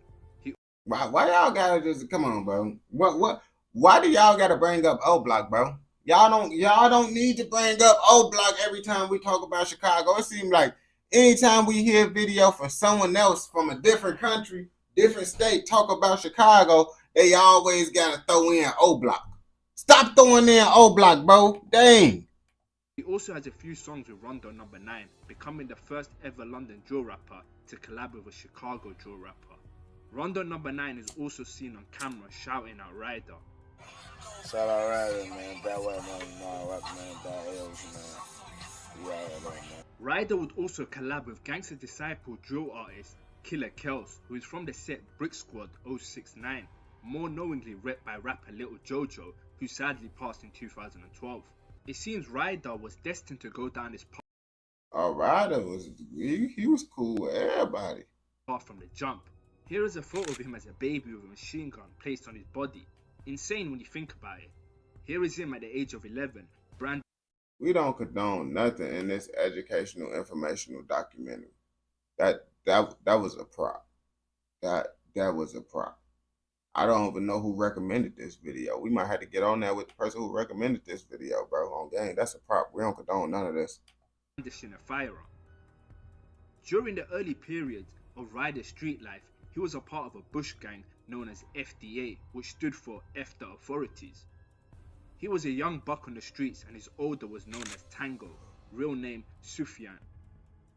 There were other sets in Shepherd's Bush and real name Sufyan. He said his name is Suchian, but it say Tango.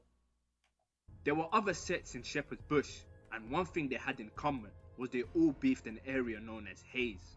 FDA members would allegedly have an issue with a trapper from Acton, West London known as Iceberg. Now on the 17th of September 2007, Iceberg, real name Daniel Dennis, was shot by gunmen who drove up alongside his black BMW at Brassey Avenue in Acton. The 26-year-old was found by members of the public who called emergency services, but he died in hospital overnight. The alleged gunman who fired the fatal shot was none other than a 10-year-old Ryder. Ryder, along with others, would be arrested but later released. The murder remains unsolved to this day. Ryder even has a song where he refers to this being the first case he caught at the age of 10. Original SB, I was out here when Westfield wasn't. Caught my first case at age 10, ever since then been Nankins. Now on the 21st of November 2008, a 24-year-old man known as Tugsy, who So bro been out here over whooping his whole life. I ain't gonna lie to you, we don't condone nothing in this documentary. was a Section 18 member, which is a set in Hayes, was allegedly shot in the chest by Ryder in the alleyway of Cavendish Avenue in West Ealing. Tugsy, real name Jason Johnson, later died from his injuries. Bear in mind, Ryder was 11 at the time and now allegedly had 2 bodies. No one was ever charged for the murder of Tugsy, but a few others were found guilty of perverting the course of justice. One of the many reasons people think Ryder's a killer is due to this show splash verse where he says, "Young killer, knee high," while grabbing and pointing to a young Ryder. In the cab with my 3-5, young killer, knee high, no traffic, speed light. On the 25th of March 2000. Well, they was bogus for that song. I ain't gonna bap to you, bro. They remixed the song that I know the beat to, bro. You remixed the legendary song, bro. You bogus. I ain't gonna bap to you. 2010, FDA member Tango was murdered at Victoria Tube Station in London after being stabbed 9 times by a group of youths. 3 teenagers, Obi Enewoke, Christopher Omoregi, and Samson Odegbune were sentenced to life imprisonment for the murder. So all of them is African. I ain't gonna lie to you, because those names gotta be African. One of the murderers, Christopher Omoregi, was the older brother of UK rapper Dave. Broadcast for the first time, this CCTV shows a teenager, samurai sword in hand, heading to Victoria Station. He was one of 20 sixth formers running towards a fight, in which 15-year-old Sofian Bellemuaden was killed. You see, I don't understand some creators, bro.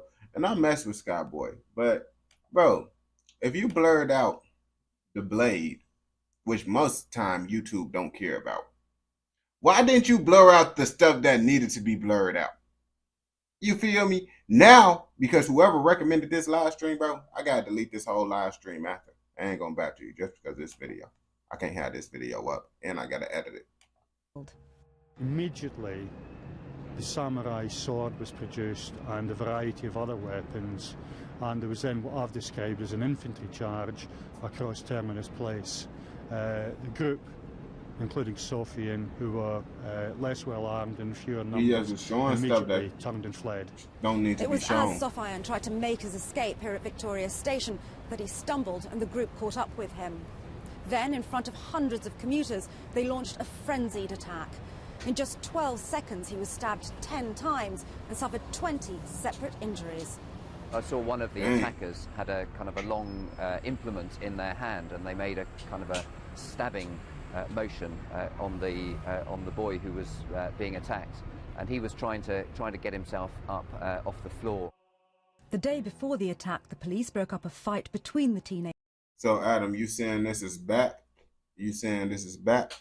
From rival schools, but using Facebook and Instant Messenger, they quickly organised another confrontation. The girl seen here is Victoria Osateku. On the day of the attack, she headed to a shop close to her college and filled her pink bag with kitchen knives later used to kill Sofian. These are the teenagers on a bus before and after the attack. Dozens were to be arrested. This was to be the Metropolitan Police's biggest joint enterprise murder investigation. You both.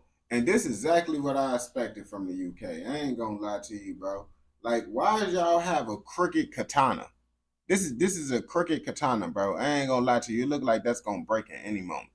Like, that's pretty wild that y'all real life walking around with these type of things for real. I ain't gonna bap to you. We don't condone this. To date.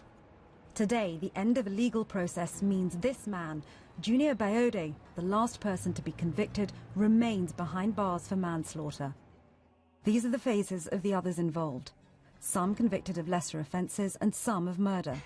All were sentenced to jail terms of 2 years to life. Sangeeta Maiska, BBC News. Now Tango, real name Sufian Bellemuaden, was the older of Ryder. Ryder would later pay tribute to him in many tracks. I'm old school like rest up soft, they done to bro, I thought I just killed them. West 12 my blood. On the 6th of August 2010, in the early hours in Hayes, shots rang out and cars were hit in the crossfire, but nobody was injured. Witnesses reported seeing a motorcyclist and a passenger flee the scene. Police say that all lines of inquiry have been exhausted and the case has only been reopened with the songs. New information comes to light. The alleged shooter of the drive-by shooting was none other than Ryder.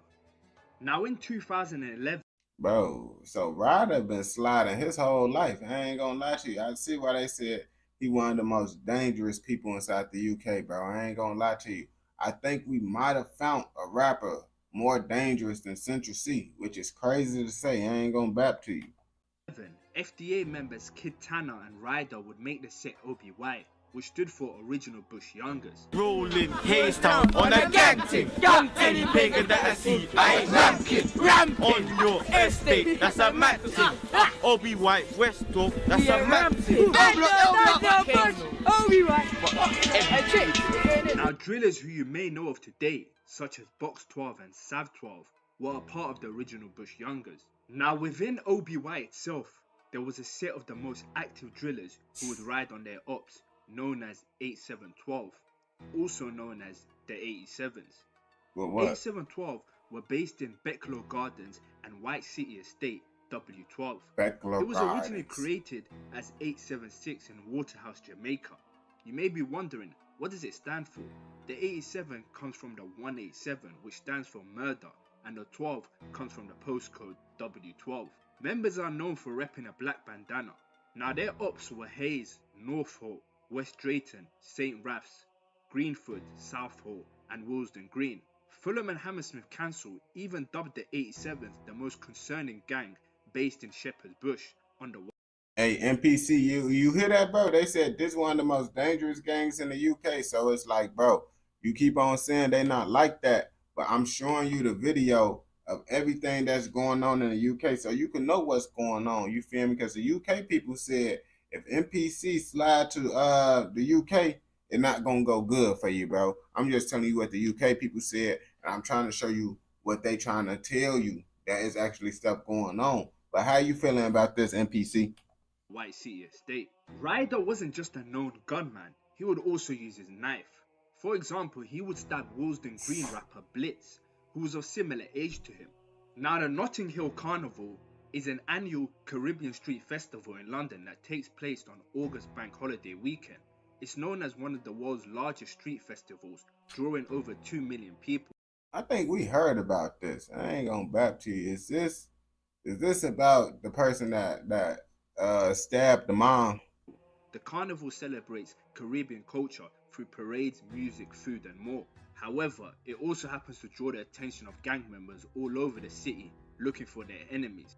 In August 2011, this would again be the case. FDA member Shotty would allegedly stab a rival gang member. A 12-year-old rider would allegedly be present. Shotty was then arrested in West London on suspicion of assault following the stabbing of the 20-year-old man at Notting Hill Carnival. Before being arrested, Shotty would hand his scarf to Ryder, the one you can see in this picture. In 2012, the music back and forth between Hayes and Shepherd's Bush would begin. Rapper Real Raids would release a song titled Out on the Strip, dissing Original Bush Youngers. Not too long after, Ryder, known as Bush Boy Ryder at the time, would release a song titled Bush Boy Active, Ryder, boldly dissing Purple Haze with the lyrics. Hayes Town, they fucking clowns, they know we keep banging. Boy, is this this is about the most trashiest piece of doo-doo garbage I ever heard. I ain't gonna bap to you, bro. This is what y'all was riding around listening to back in the day, gang? This was the music y'all was bumping? The beef with Hayes would kick off again. On the 16th of December 2012 at 2 a.m. on Oxbridge Road, there would be a large group of Original Bush Youngers, including Ryder and Rainer Lane members, chilling together after a party. Hayes members would get the drop, and it would soon turn into a 100-man gang fight. Knives were out, and there would be a big brawl. Teens were repeatedly stabbed in gang fight. Bro, y'all can't say he don't look like a fire ant. He most definitely looked like a fire ant. Actually, a Chimera ant. Knives were out, and there would be a big brawl. Teens were repeatedly stabbed in the streets before dispersing after a Hayes member known as Ranger fired 5 shots, hitting a bystander twice in the legs, while also managing to. Bro, I ain't gonna lie to you, bro. This is why, honestly, I feel like the streets just need to, like, gangsters don't need to have guns because they don't got no aim. It seems like they hit everything but they target. And I would say, oh yeah, it's because the UK don't be around Blix for real, so they don't got aim. But then you come to America and you see the same stuff that's going on. So obviously, just people that's in the streets don't got no aim for real. They not good at what they do. I ain't gonna back to you. They be hitting everything but they target. And the crazy part about it, I thought, yeah, things like this wouldn't happen if they was using knives. But then I heard about the situation where Brody supposedly accidentally unalived an innocent person trying to unalive his op with a knife. Which is like, how can you accidentally unalive someone? But I ain't gonna bap to you. You already be knowing. To hit a Rainers Lane member, leaving him with life-changing injuries. An eyewitness told the Gazette there were about 100 to 120 of them. About 90% of the males had something in their hands, a bottle or something shiny. It was weird. It would be calm until all of a sudden one group would run at another and there'd be a lot of screaming and shouting. It happened in waves. They couldn't understand what was going on. Then one guy came running. Oh yeah, that bro. They had an innocent. They hit an innocent person with acid, bro. Like that's what I be talking about, bro. Like there be all types of crazy stuff going on in the UK that we don't condone. Like, bro, y'all be tweaking out there. With a knife at a group of about 4 or 5 who also had knives. He was running at them and they were moving back until one of the group got behind him and smashed him in the face with a bottle. He dropped to the floor and that's when the group jumped on him and stabbed. Bro, this GTA club fight that y'all got going on, bro. Y'all whacking people with all these different objects and all this stuff. You see, this is what I mean, bro. In the UK, y'all use anything as a weapon, bro. Like y'all real life, bro, needs to just cool out, bro. Like y'all, I feel like, bro, all that just hitting someone with just a random inanimate object just because you don't mess with them, bro, is just kind of wild to me, brother. Like y'all just get the most random things and whack someone with it. I be like, brother, do you not understand? Like, bro, that's just crazy for you to do, bro. Stabbed him. It was all very scary. It was like the riots again. Witnesses say a staff member from Flanagan's pub came out and shouted at the thugs before dragging the injured man to safety inside his premises. Now, with many orders from Shepherd's Bush being locked up, Ryder's authority grew in the streets. He led by example. He was riding out on all his enemy blocks, along with his cousin Sav 12, and then bragging about it on Twitter, either through cryptic or open messages about what he did.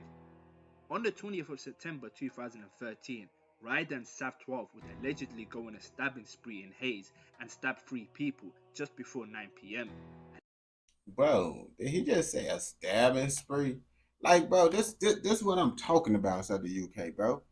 What possessed someone to be like, oh yeah, I'm finna go on a stabbing spree? Like, real deal, bro. Like, that's not okay. Like, mentally, that's something wrong with y'all if y'all out here doing this stuff with all these knives and all that stuff. Like, that's pretty crazy. I ain't gonna back to you, bro, going on a knife spree.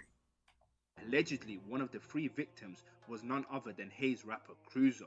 At 9:37 p.m, Ryder would then tweet 187, which refers to murder, particularly in hip-hop and street culture. This usage stems from California's Penal Code section 187, which defines the crime of murder.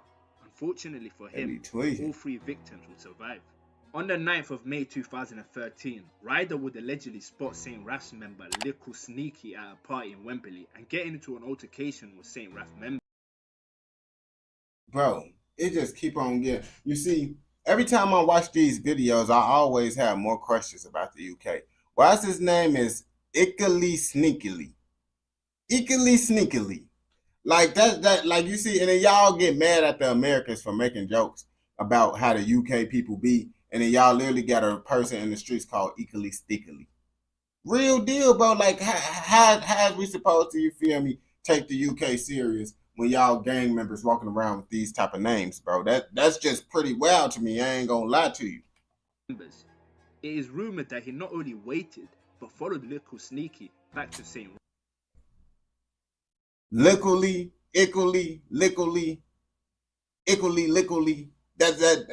I didn't know if it was gonna be ickle.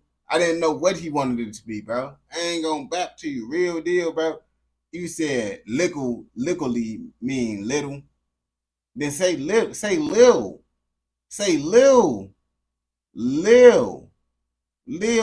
I ain't gonna cap to you. That's like a rapper in America, bro, talking about, bro, I'm finna put little. Like, that's like a rapper in America putting little as their name, bro. We're gonna be like, bro, you a goofy gang. Why are you putting little? You feel me? Little instead of putting little. That's the equivalent to what y'all talk about. Oh, it mean little. Okay, so he put little stickily. That don't make it sound no better, gang. I'm not gonna back to you, bro. That did not help y'all case at all, brother. I ain't gonna cap. Rafs and fired shots hitting both him and Samsam. Nobody knows where this beef between the two areas stemmed from, but this is rumored to be personal beef. As I mentioned earlier, the 8712 gang has roots in Jamaica. During 2015, Ryder would go to Jamaica to cool off due to the level of police surveillance he was getting in London. However, despite the change of scenery, he would be the same Ryder. Now on the 27th of October... Oh my God. Who just said little is English?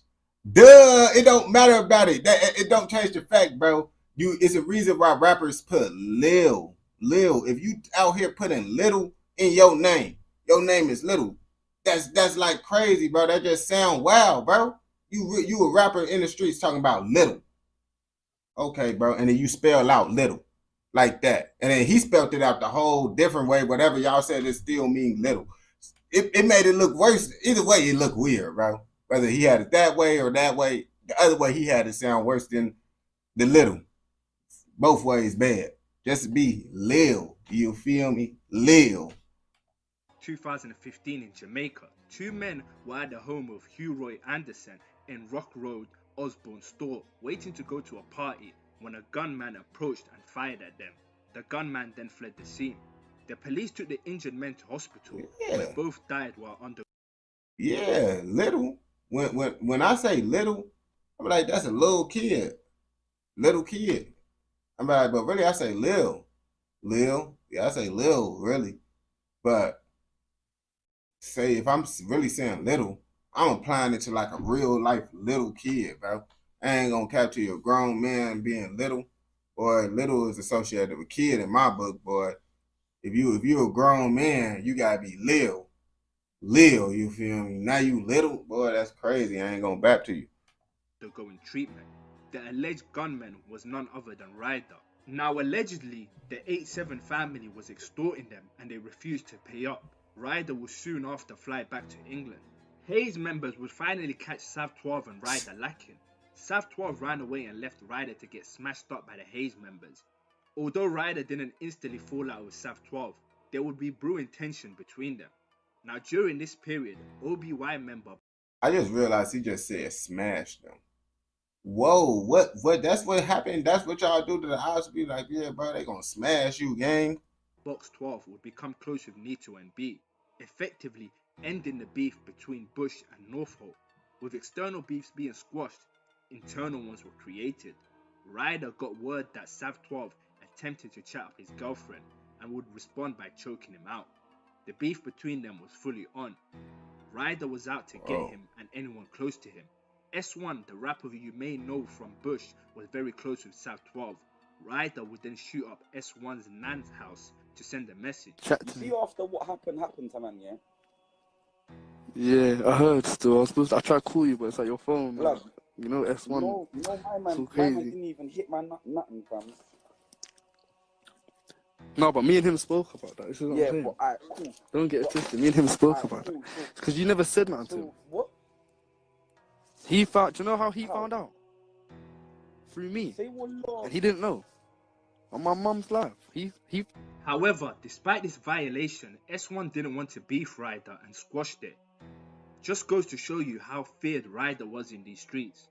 As for Sav 12, Ryder and him went their separate ways and never became cool again. Ryder would... Gang, I thought y'all said... Bro, I thought y'all told me in the UK, like, S1 and E1 like the biggest gangsters. I remember y'all told me that. Now y'all finna over here and say, oh yeah, he a goofy. When y'all said S1 and E1 is the biggest gangsters, I remember because y'all said, bro, they're the deadly ones. That's what y'all call them, the deadly ones inside the UK. Later catch a knife case and do 1 year in prison. After having a child, he became a lot more mature and would move away from the violence and focus on making money to provide for his family. This brings me to the end of this video. Make sure to hit the like button and subscribe. Dang. So y'all telling me, so NPC said there ain't no gangsters in the UK. And y'all trying to tell me I'm trolling because I said E1 and S1 is the biggest gangsters. Oh yeah, I forgot Central C.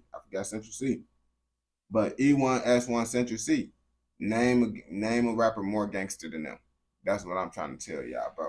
And we don't condone nothing in this educational, informational documentary at all. We do not condone nothing in this educational, informational documentary.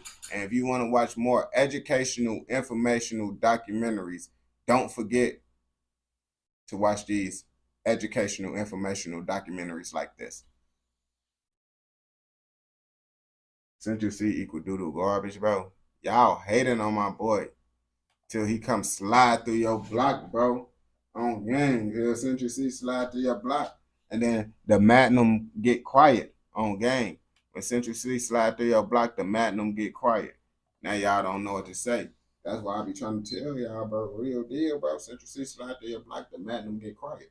What are you talking about? You feel me? Central C said he been put the West London on the map, gang. That's what I'm trying to tell. That's what you don't know. Central C put West London on the map a long time ago. You feel me? And y'all just didn't know about it. But he been put y'all on the map, bro. Gang, so I'm just letting you know, bro. Real deal, bro. Who put West London on the map, bro? And now people finna get mad and be like, oh yeah, Central C ain't put West London on the map, bro. He put West London on the map and y'all know it, bro. You know it and everyone around it know it. I ain't gonna bap to you, bro. Y'all can't lie, bro. I literally watched the interview. They said Central C, West London. And then they had a billboard of Central C in West London, gang. If someone got a billboard of themselves in West London, what do you think I'm gonna take that as, gang? I'm gonna take that as obviously he the founder of West London. You feel me, bro? If it's a statue of him, y'all had to. It said West Central C or something. And there was a statue of him with the orange and stuff. I'm like, bro, y'all over whooping out there, bro. But I guess when you're the founder of the West London, I guess you get statues. Real deal.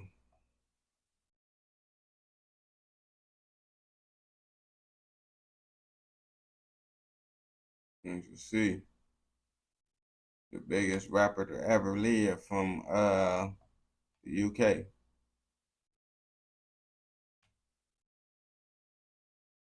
That's what someone in the UK told me. I ain't gonna back to you. Like, these words is from the UK people. This not even my words for real. You feel me? Just letting you know. You said they got chum bucket food, the UK. Honestly, bro, they said the UK got some of the best food.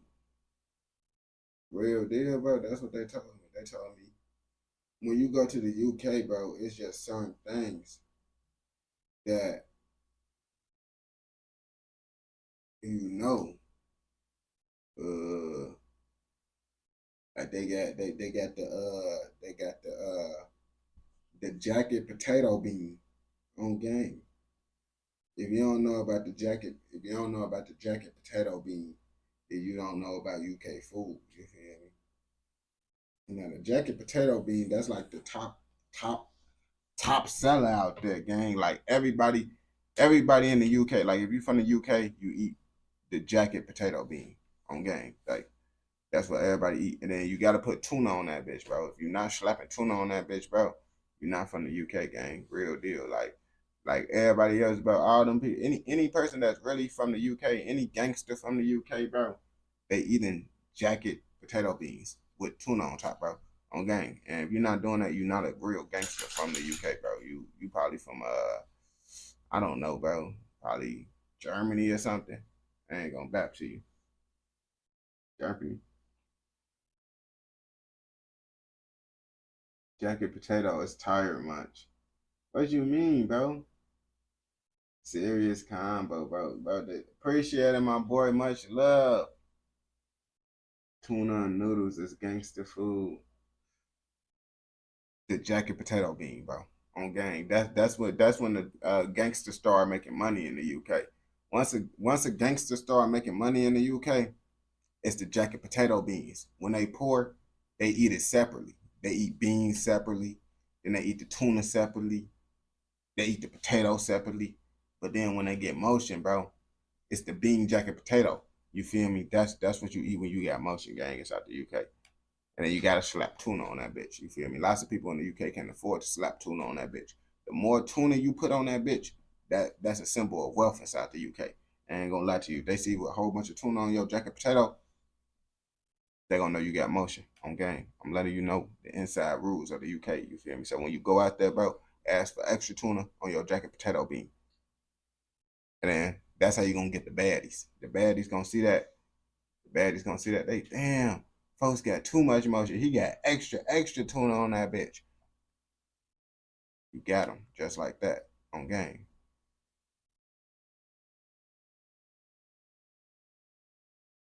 You clowning the UK or you for real?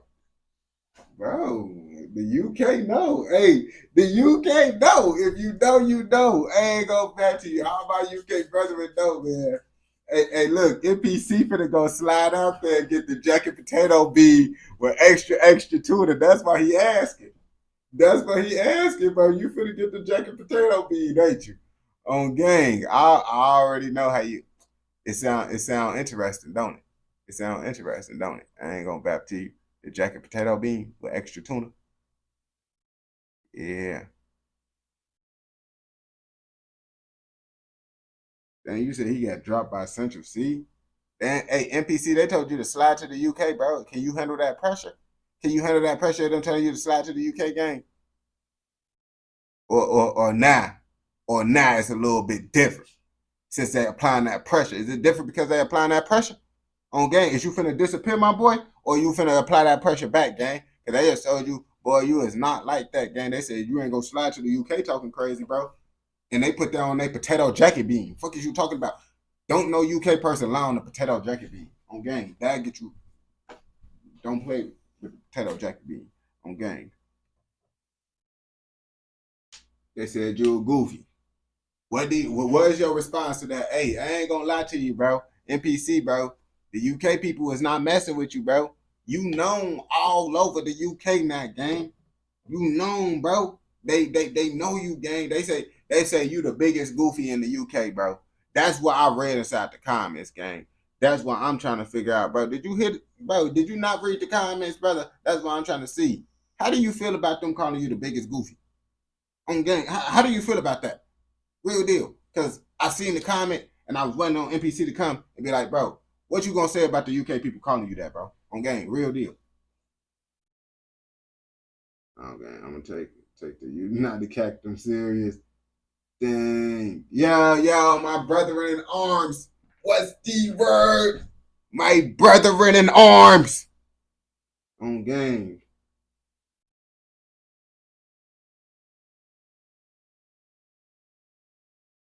Well, that's money. Did you know who I am? That's money. Dang, bro. Hey, NPC, you got the whole UK against you now, bro. If you gonna I ain't gonna lie to you. Why NPC, why don't you mess with the UK? Like, it's so many other countries in Europe, bro. What make you like not mess with the UK out of all the countries? You feel me? Like, I know it gotta be like some personal reason. Did like a UK woman break your heart or something, gang? Like, what make you not like the UK out of every country in Europe, bro? Because I don't hear you talk about no other countries in Europe. I only hear you talk about the UK, gang, and it's like, what make you not like the UK out of all the other countries? You feel me? The UK think they wait. The UK think wait. UK think it dog. They want to be us. Okay, let me repeat it once again. UK think they it dog. They want to. Oh, okay. The UK think they it dog. They want to be us. Okay, I understand it, bro. Took me a couple seconds to process it, bro, but I processed it. You feel me? I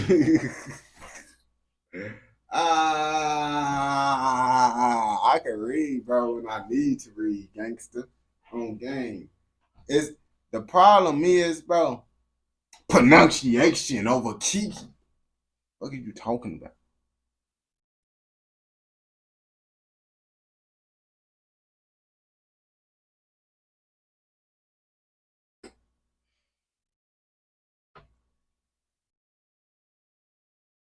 Man, you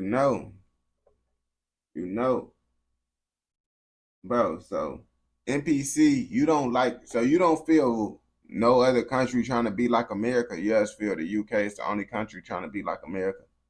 You feel me? Because it's like, you know, oh, what about the Netherlands? How you feel about how you feel about the Netherlands, bro? Because I got lots of people from the Netherlands, lots of brethren in arms in the Netherlands. You feel me? How do you feel about the Netherlands, NPC, man? The world want to know your opinion, bro. The whole world waiting for your opinion. I ain't going back to you, bro.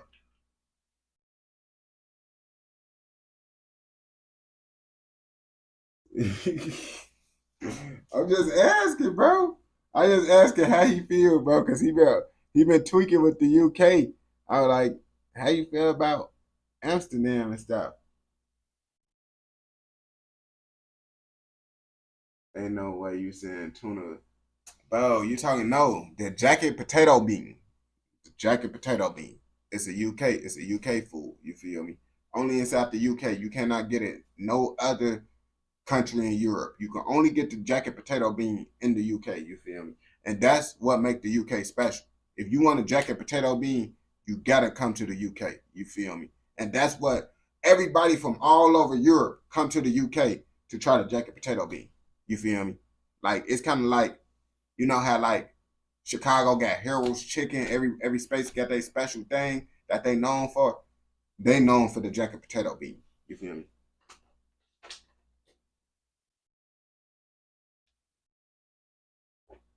Dang, they broke your brain. The UK broke my brain, brother. Bro, that's crazy. How you think this way about me, bro? How you saying the UK broke my brain, gang? I ain't gonna lie to you, bro. That low key hurt my feelings a little bit, bro. I'm finna go cry. I ain't gonna lie to you, bro. Real deal, bro. It's crazy you feel this way. I ain't gonna lie to you. Real deal crazy.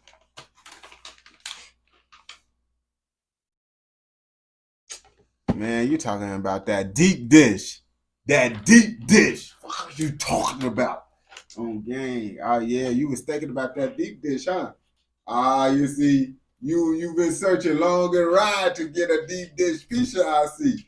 The UK people be thinking about that. They be like, one day, yeah, I'ma get a deep dish pizza. Fuck is you talking about? Y'all trying to get that deep dish.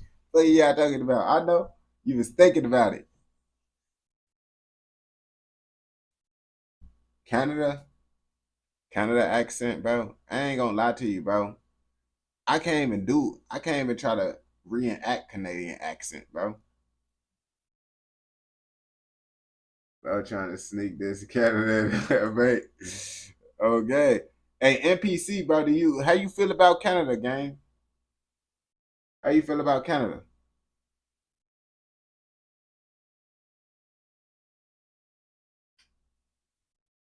How you gonna say the truck back? He ain't blessing, gang. Dang, Canada goofy? Hey, NPC, why Canada goofy? They want to be us too. Dang! Oh, it's getting crazy, bro. General, what you got to say about that, brother? What you got to say about that, brother? I ain't gonna back to you, gang. Hey, Bobby, what you gonna say to that, brother? What you gonna say to that? I ain't gonna lie to you, man.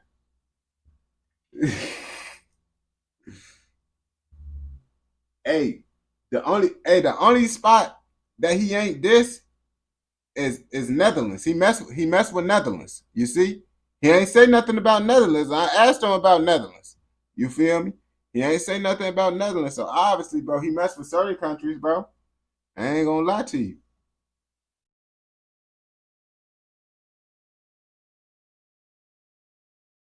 Gang, I ain't know shit about Netherlands. Bro, so since you don't know nothing about him, you don't got no you don't got no no problems with him. You don't got no problems with him. You feel me? That's what you saying.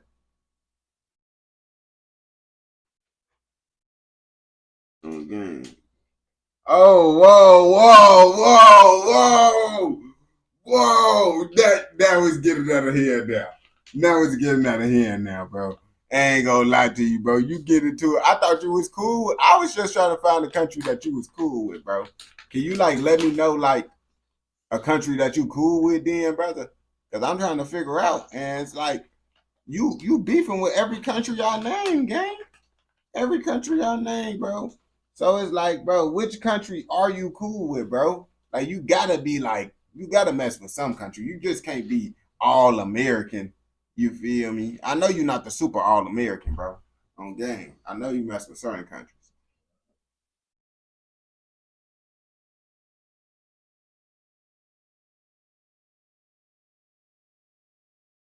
If you see, bro, if oh yeah, NPC, you mess with I think I don't know if he messed with Australia.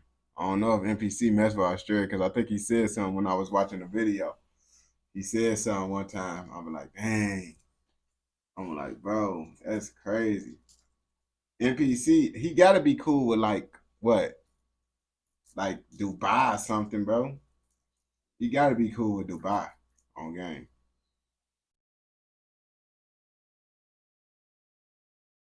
You gotta think about it. Real deal, bro. Real deal. He gotta be cool with Dubai. Everybody mess with Dubai. I ain't gonna back to you, bro.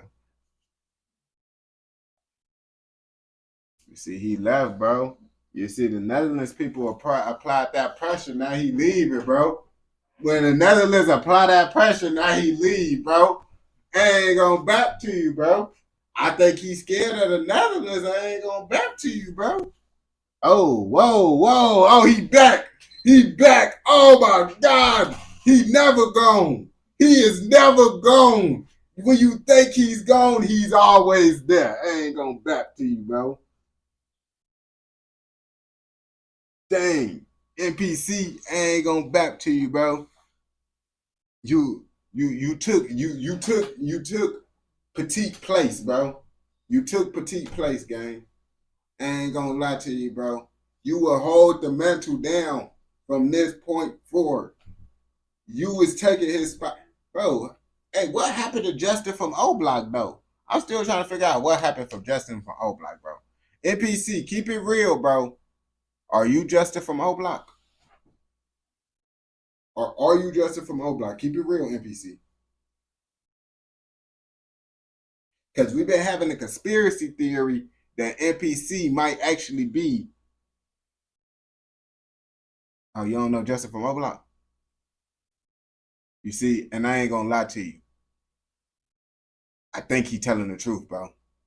Because look, you gotta understand, every time when we catch Justin up, he say, no, F.O. Block Justin. He inside my pack. You see? So he didn't respond like how Justin would respond, bro. I think he's telling the truth, bro. Justin would have said, no, F Justin from O Block. Ooh, he inside my pack. You know how he would have responded. So honestly, bro, I think one day Justin from O Block and NPC gonna meet on game. One day y'all two gonna meet, bro, and that's gonna be crazy. Real deal, bro.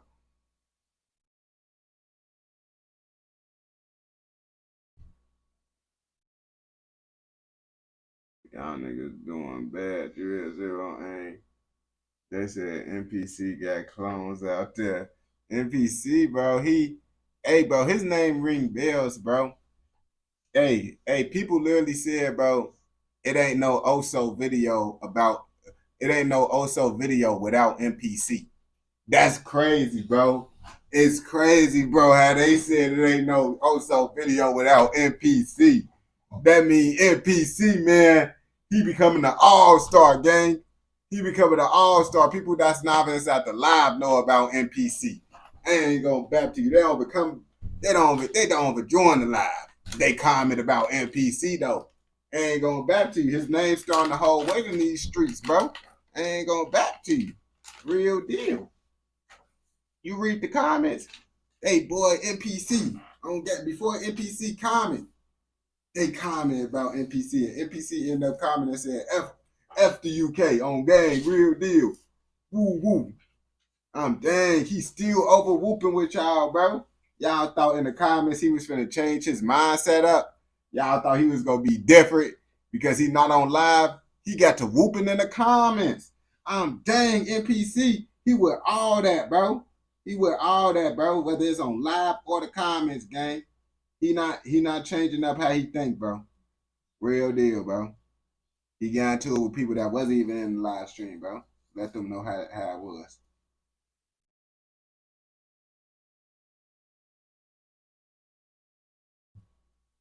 Hey, I guess people who had to learn that you can't just talk in the comments and speak on NPC without him popping up, gang. I ain't gonna back to you. You can't do that.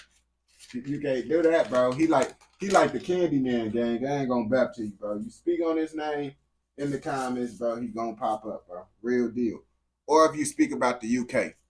If you speak about the UK, bro, he gonna pop up. Hey, you notice, hey, NPC wasn't even around. Soon as that UK video popped up, NPC popped up. Merchant, we wasn't just watching two videos that had nothing to do with the UK. Soon as UK pop up, NPC pop up on game. That's crazy, bro. He got like a UK sense or something. I ain't gonna back to you. Real deal. He got a UK sense or something. Because it ain't no way he pop up soon as we start the UK video. Literally, that's what happened, gang. As soon as we started that bitch, boy, fuck the UK. I'm damn, bro. That's crazy.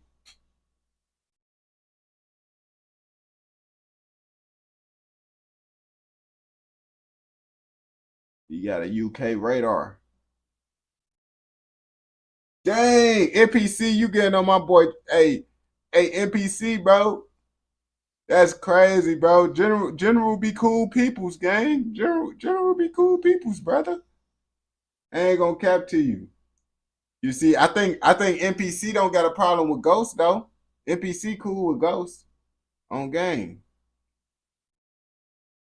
He cool with Ghost.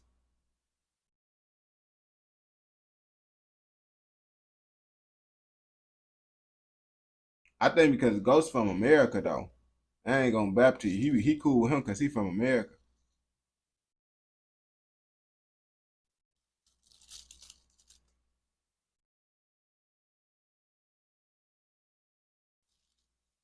No blitz. Dang. Dang. Dang. Whoa. Whoa. Oh. Oh. What's finna be said now? I'm ready to see this one, bro. To be continued, bro. Right now. What are you talking about?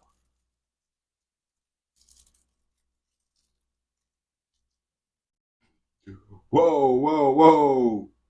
Whoa.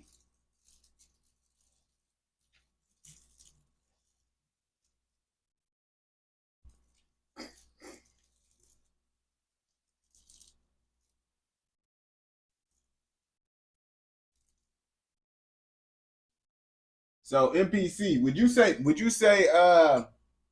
actually, gang, we might have to watch a New York video, brother. I ain't gonna bap to you because we need to know what's going on in New York. I ain't gonna bap to you. Would you say that New York got more blicks than Canada, NPC? Would you say that or no? I ain't gonna bap to you. We need to know because everyone wanna know Lord NPC thoughts. Cause you the most gangster person I ever met. I ain't gonna bap to you, bro. I don't know no one more gangster than you.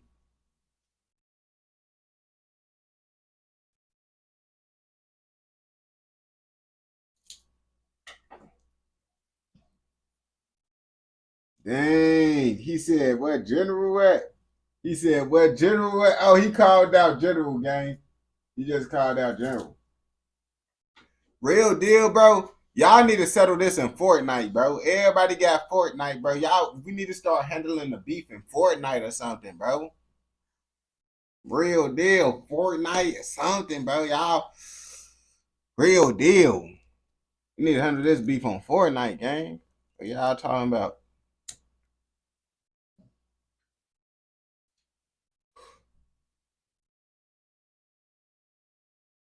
Bro, if everybody had GTA, boy, if we would have had a GTA server, that bitch would have been over jumping, boy. Wait till I get the equipment up to be able to spend all this fucking money, bro, to be able to do the other shit. Right now, this computer, I'm able to stream, but not able to do that type of shit. Oh, oh, oh, oh.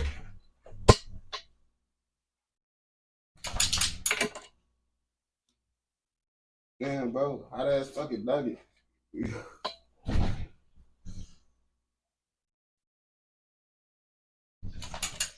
Bro, this is why I be having holes on my fucking drawers and shit, bro.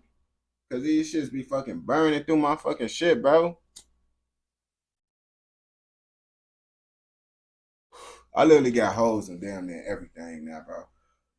Literally, bro. Every shirt I wear, bro, I end up getting a hole in it, bro. I drop a nugget, that bitch burn. I'm shit, what the fuck? Get to drop it and roll it.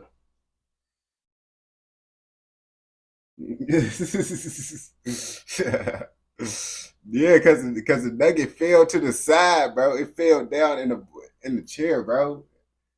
I'm like, bro, it be over whooping, bro. That's what I be saying, bro.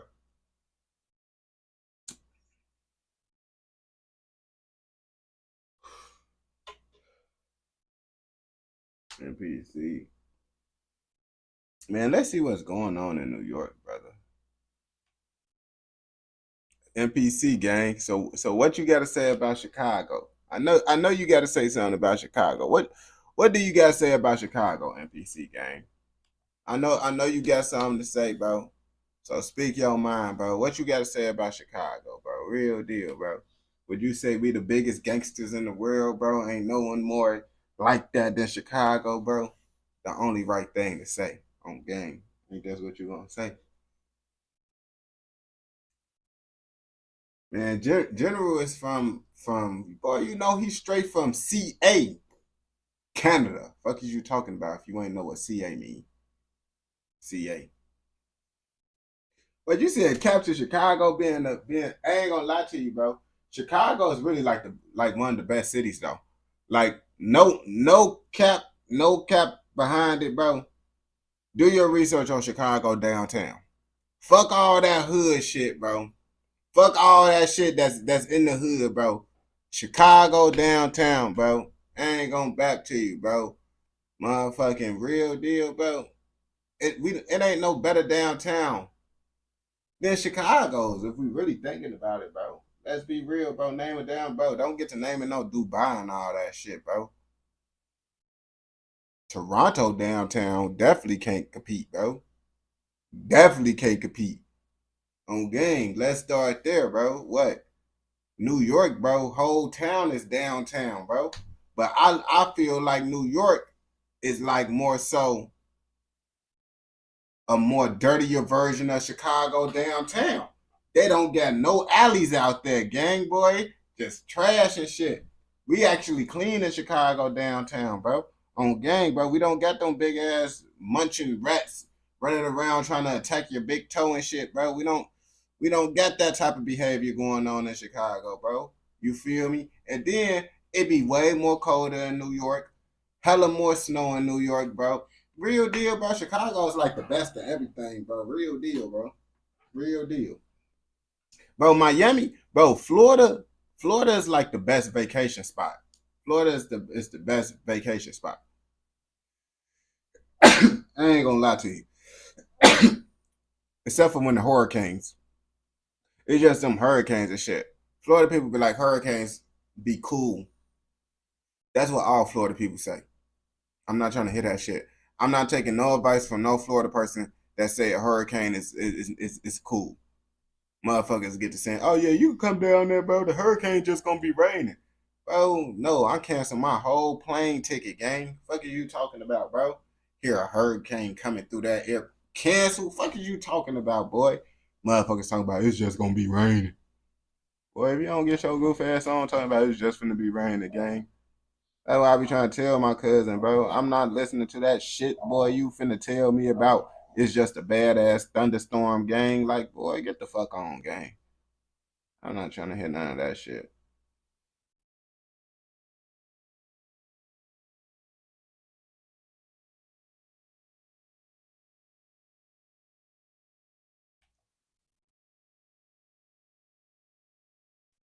Real deal. I'm here at RPT, River Park. Oh, gang, you know who we had to pull up since we talking about NPC. What? The only person that's gonna speak the facts about your hood, bro.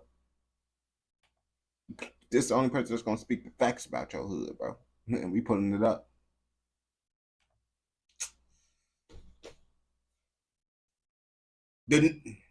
New York is goofy, according to the people in the chat. As you can see, New York and UK and Canada is all beefing with each other right now. And it's all because NPC. NPC is from the Bronx, you feel me? And now everybody talking about how New York not like that. Y'all don't get guns. Y'all some goofies that like to scream and stuff. So now we finna see if y'all really like that or is y'all bapping, you feel me? So NPC, we pulling up your hood.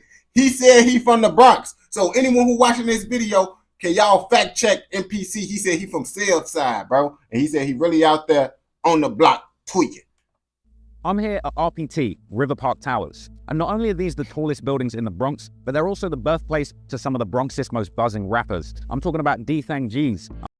Bro, so you flew all the way to New York from UK to slide to the hood of New York and stand in front of the buildings just to say like a 30-second clip, then go back to your crib to make the rest of the video? That's pretty diabolical. I'm talking about Shah G's, and today we're going to be getting deeper into the story of Bronx Drill, how the teenage gangsters rapping about murder are taking over the city. New York City, it's the birthplace of hip-hop. Ever since August the 11th, 1973, when DJ Kool Herc had a back-to-school party using 2 turntables and a mixer to jump between drum breaks and looping beats, it was this Bronx-based beat-juggling bonanza that cemented the Bronx as the original birthplace of the hip-hop genre. And arguably, it's wider New York City that's the birthplace of American gangster, the hip-hop genre. And arguably... That's what I mean. Chicago, New York is just a big old downtown Chicago. That's really what it is, bro. And that's why I say I would never want to be in New York, bro. Because it's like, real deal, bro. I don't like going downtown. And your whole state is literally just downtown. Like, I ain't trying to be in that 24/7. It's wider New York City that's the birthplace of American gangsters, with the Italian and Sicilian mafias taking hold of the city's streets in the late 1800s and early 1900s, as well as later on being the birthplace of modern American gangs. While gangster rap first emerged from the streets of Philadelphia... Let's be real. Let's be real. No bapping, bro. New York is not as bad as what it used to be. Back in the day, that was really something different. Like, I ain't gonna lie to you, man. I don't think lots of these New York drill rappers would even survive back in the day when New York was really out there tweaking. You feel me? I ain't gonna back to you. Y'all gotta remember, bro, a New York person came and took over Chicago. That's crazy to think about, bro. But a New York person literally came and took over Chicago, bro. Al Capone is from New York.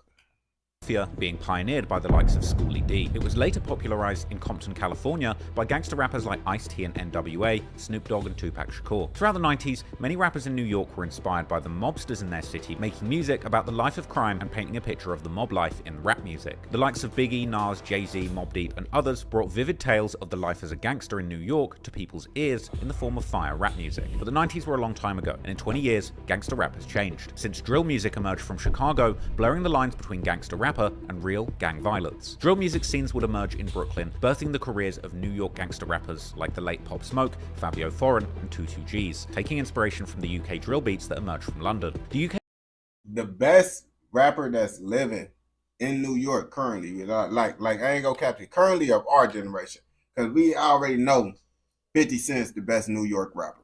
We already know that for a fact. So now since we got that out the way, outside of 50 Cent, bro, Lil TJ is y'all best rapper, gang. Lil TJ, bro. Lil TJ. And now lots of people gonna be like, boy, you bapping, bro. Lil TJ, bro, do your research on old Lil TJ. He one of the most versatile rappers y'all got, bro. Literally, if y'all ain't gonna say Lil TJ, then what? A Boogie. And everybody gonna choose Lil TJ over A Boogie. Let's be real now. I ain't gonna back to you.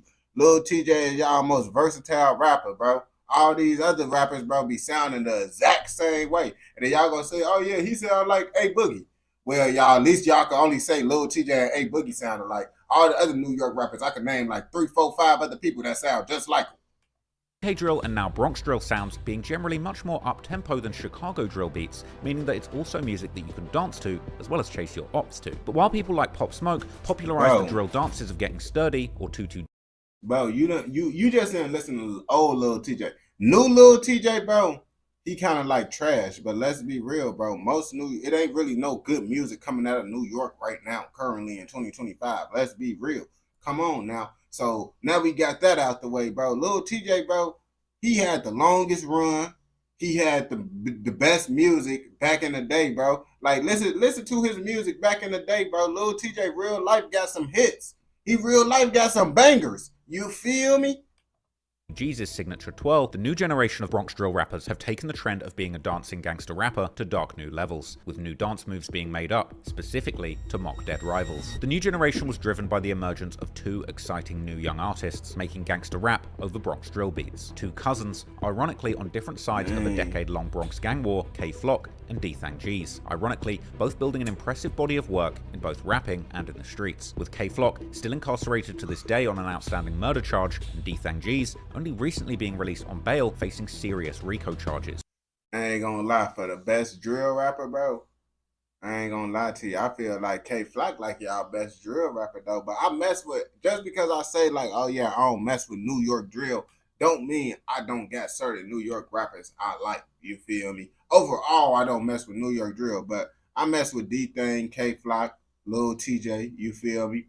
I mess with E-Dot Baby, you feel me? Like, it's a couple people. I mess with B-Love. B-Love, he actually slept on. You feel me? So some New York rappers I mess with. But overall, I don't mess with New York drill. You feel me? If you get what I'm trying to say. In connection with the RPT gang based at the River Park Towers. The lines between gangster and rapper have been blurred constantly over the years, with all of this music and violence spilling. I was broke. Hey, I ain't gonna lie to you. I only know like one song by E-Dot Baby. But me liking that one song so much, I say I like his music. I ain't gonna back to you. Into the city, it's no wonder then that the eyes of fans, police, and the mayor are all on drill rappers. Unfortunately, for the authorities, the latest generation of Bronx drill rappers are much more violent, disrespectful, and younger than they've ever been before. With a 14-year-old Bronx drill rapper named Notti Osama tragically being stabbed to death in a subway station, his ops would take to social media, inventing a disrespectful dance move to mimic his murder, going viral in the process, with teenagers all over the world copying the moves and rubbing salt in the wounds of friends and families grieving this tragic loss, with the Notti bot even seemingly being added as a Fortnite emote. But unfortunately, this culture of That was not the Naughty Bot gang. Y'all over whooping now with the Fortnite. Tragic loss, with the Notti bot even seemingly being. Bro, that's not the Naughty Bop. I ain't gonna bap to you. Added as a Fortnite emote. But unfortunately, this culture of celebrating murder and literally dancing to celebrate death is catching on in New York City, and the kids are getting sucked into this culture at younger and younger ages, with there being Bronx drill rappers like Sugar Hill Glitch picking up a mic as young as 8 years old and making violent drill music all about hurting and disrespecting your ops. It seems like the city of New York has a big problem on its hands. There are no signs of things getting better. So today, we're going to take a closer look at the Bronx drill scene, the major players in it, the most tragic losses. We don't condone nothing in this educational documentary by the dancing killer teenagers that are terrorizing the city of New York. The Bronx was like a world of its own. In the early 70s, man, crime was like the major income of the Bronx. Life here is hard. The battle to survive is desperate. The outcome by no means certain. Almost every week is a bad week for the people of the South Bronx, who are mostly black and Puerto Rican. Oh, presidents come here, look appalled at what they see, make promises, and leave. President Reagan, in his televised speech on the economy, proposed 83 major program cuts. It was another blow to the South Bronx. What McLaren saw was called hip-hop, energy and motion that you could not stop. New sound of the 80s. Suddenly you hear it everywhere. Rap music. It's all beat and all talk. It tells you a story and makes you want to dance. Audience for rap music is really growing, and its use has broadened beyond mere entertainment. Because of fear. Fear that what started out as music to inform has turned into music that incites. We have new developments tonight after a teenager was stabbed to death. A 16-year-old boy who was shot to death. The surveillance video shows two suspects wanted for the murder of a Bronx teenager. 19-year-old Tyquil Dougherty was killed in this shooting. This is surveillance video of one of those victims, just 13 years. Their rhyming lyrics to a thundering beat are angry, violent, and profane. I'm 8. You 8 years old? The 8-year-old demon, right? Bro, you see, they sending Brody clean off talking about 8-year-old demon, bro. Flick you, and you gonna fly far away, bro. I ain't gonna back to you, bro. You gotta sit down. Where's his parents at, bro? They need to get that belt, literally get the BTA. Whoop him, bro. Real deal. They need to get the BTA on him, bro. I ain't gonna back to you. Make him go to school or something, bro. We don't condone none of this in this educational documentary.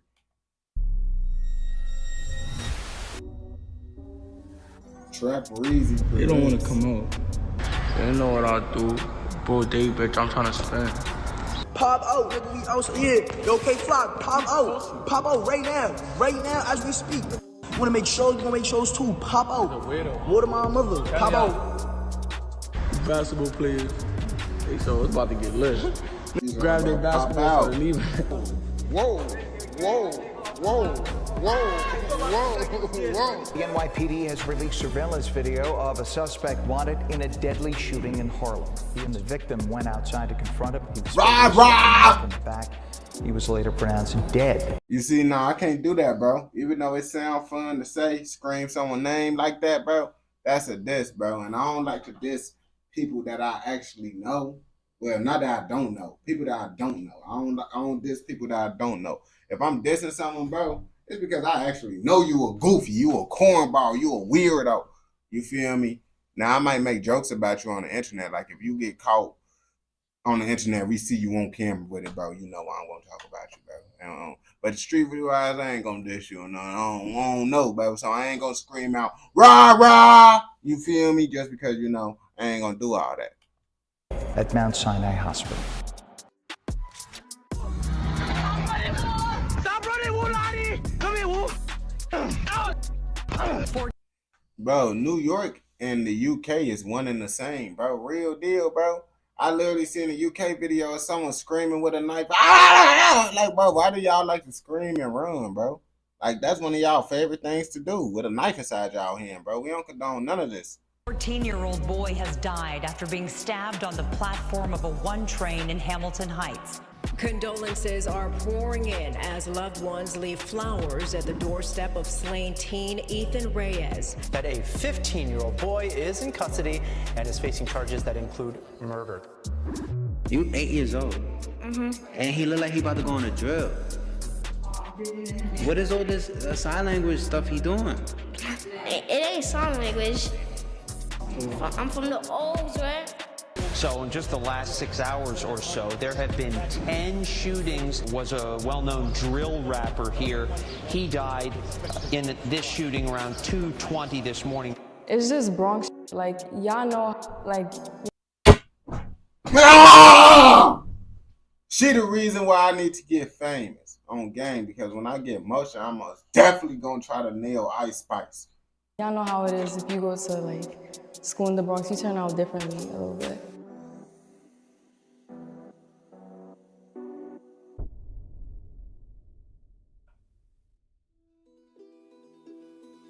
The gang capital of New York. The Bronx is the northernmost borough of New York City, with the Bronx originally being farmland back in the 19th century, during the time when there were not many houses for people to call home in the Bronx. That's until about 1905, when the subway system arrived, allowing the citizens of the Big Apple to commute more widely. This would cause a It's crazy. The subway was built to help y'all do better in life, and guess what?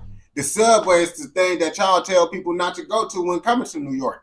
It's crazy how good things end up turning bad, bro. But that's life for you. construction boom in the Bronx, leading to the development of properties on both sides of the subway, with the population of the Bronx at the time being around 200,000, a number that would quickly grow to around 1.3 million just 25 years later in 1930. This rapid growth can be attributed to a number of European immigrants who came to the US in search of a better life, with a large percentage of these immigrants being Jewish people, who were likely running away from persecution in the Russian Empire before World War II made things much worse. But as a result of these global discriminations going on through this period, the Bronx ended up being 49% Jewish in the 1930s and 1940s. Also around this time, a huge amount of Italian immigrants would come to the US in search of work and a better life due to high unemployment rates and taxes at the time in Italy. This is actually when we would start seeing Italian mobsters taking over New York City's criminal underworld, with the 5 major mafia families being established officially in 1931. And with this new influx of people, the borough would quickly urbanize. Fast forward a few years later to after World War II, in the 1950s, the Bronx would be seeing a major shift, which led to an economic decline in the area. This was mainly due to the construction of the Cross Bronx Expressway, the 6-mile highway which ripped straight through the South Bronx without regard to the families or businesses that were in its path, with the city removing 1,500 families and tearing down whatever was there. From here, more African Americans would move to the borough during what was...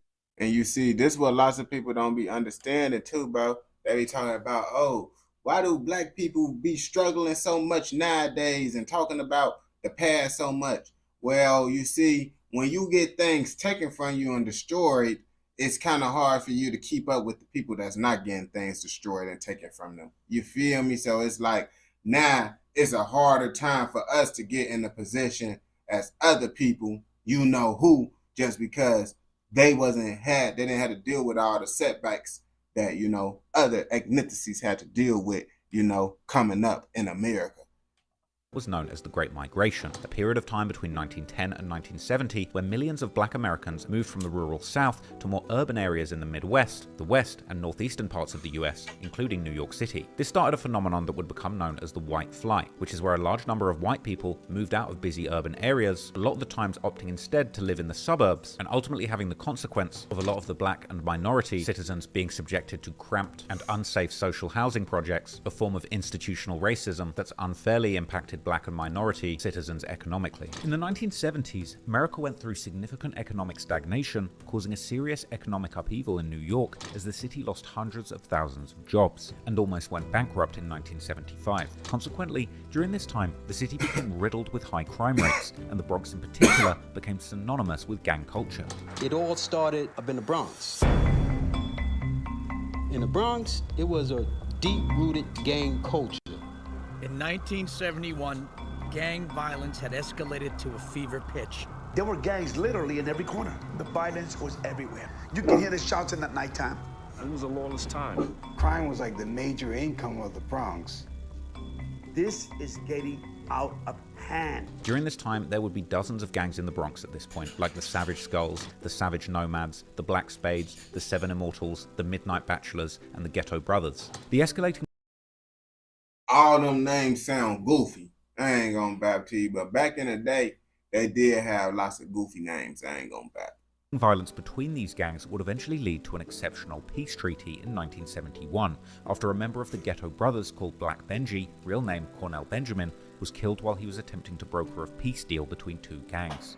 Word of the murder and fear of reprisals spread like wildfire. All the gangs were there. At the 174th, they were waiting for the big war. We said, no, we're not gonna do anything. We ain't doing nobody. Gotta figure out how we're gonna do this. Representatives of over 40 of the city's most notorious gangs met at the Hoe Avenue Boys Club in the Bronx. At the end of this historic summit, an inter-gang peace treaty was signed by every attendant. That's crazy. Decades later, in 2023, Black Benji's sacrifice was honored by the city at the corner of 165th Street and Rogers Place, where Benji was killed, with the street actually being named in his memory. The peace treaty is often credited for bringing an era in the Bronx where the youth would finally get a chance to focus on more positive endeavors, including the arts, which would eventually lead also to the flourishing of the hip-hop culture. Peaceful block parties, hosted by the Ghetto Brothers and other local gangs, began to multiply, helping to dissolve the invisible turf boundaries that had dominated for years prior. Here's where the whole thing started to change. However, the gangs weren't by far the only thing popping in the Bronx during the 1970s. So New York just been dancing their whole entire life, like their whole entire career. They was dancing. They just evolved their dances. as this was a dark decade where much of the borough was being burnt down, with some greedy landlords actually burning down their own properties in the hopes to collect insurance money, leaving thousands homeless in the already poor borough. We grew up with burnt out decay all over us. The South Bronx was burning down around us, and nobody seemed to know why.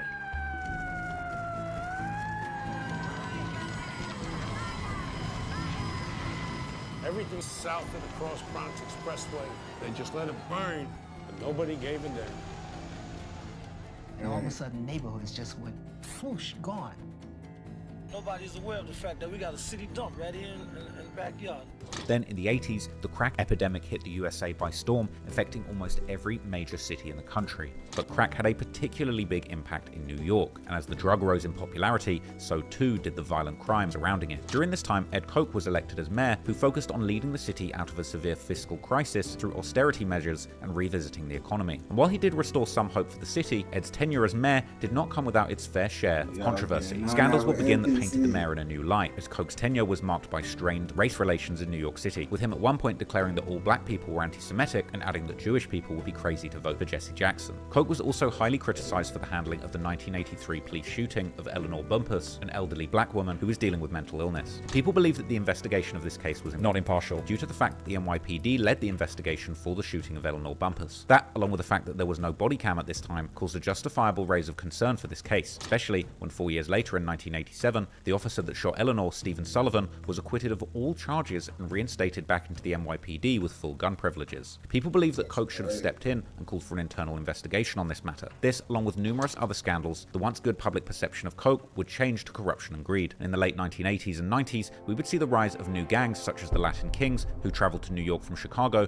as well as the Bloods and Crips, who migrated to New York from Los Angeles. These gangs would move to various neighborhoods in Brooklyn, Queens, the Bronx, and Harlem, and all three gangs were involved in drug trafficking, violence, and recruitment of young members from marginalized communities. The rivalry between the Bloods and Crips in New York for a time would mirror the intense conflict seen on the West Coast, contributing to the increased gang violence in the city. And as the 90s was coming to an end, we would see a drop in violent crimes in the Bronx, this mainly being attributed to the decline of the crack epidemic, as well as an increase in police technology. And as we head towards the present day, the gangs of New York would begin to fragment, with a lot of gangs losing the structure that they once had, breaking off into smaller sets. Another major difference is the activities of the gangs. While drug dealing is still a major part of the criminal enterprise of these gangs, instead of crack, gangs would get into selling opioids, which is the predominant substance abuse epidemic that plagues the globe in the present day. In 2022, Eric Adams was inaugurated as the mayor of New York, and his time as mayor has been filled with controversy too. Since Adams became mayor in 2022, several concerning statistics and trends have emerged. For instance, robberies and felony assaults rose by 30% and 15% respectively in 2022 compared to the previous year, which was apparently caused by the COVID-19 pandemic, which affected the whole world. But Mayor Adams doesn't seem to make this link, with people accusing him of fear-mongering and hinting that New York is actually more dangerous than it actually is. The perception of safety on the subway system has also been a significant issue. Despite Adams' focus on improving subway safety, major crimes on the subway increased by 30% in 2022 compared to 2021, according to NYPD data. Adams would actually go to the Breakfast Club to address these concerns and attempt to clean up his image a little bit, but when he got there, he would be met by Oluyemi Olurin, a But I ain't gonna lie to you, man. Train stations is just bad everywhere.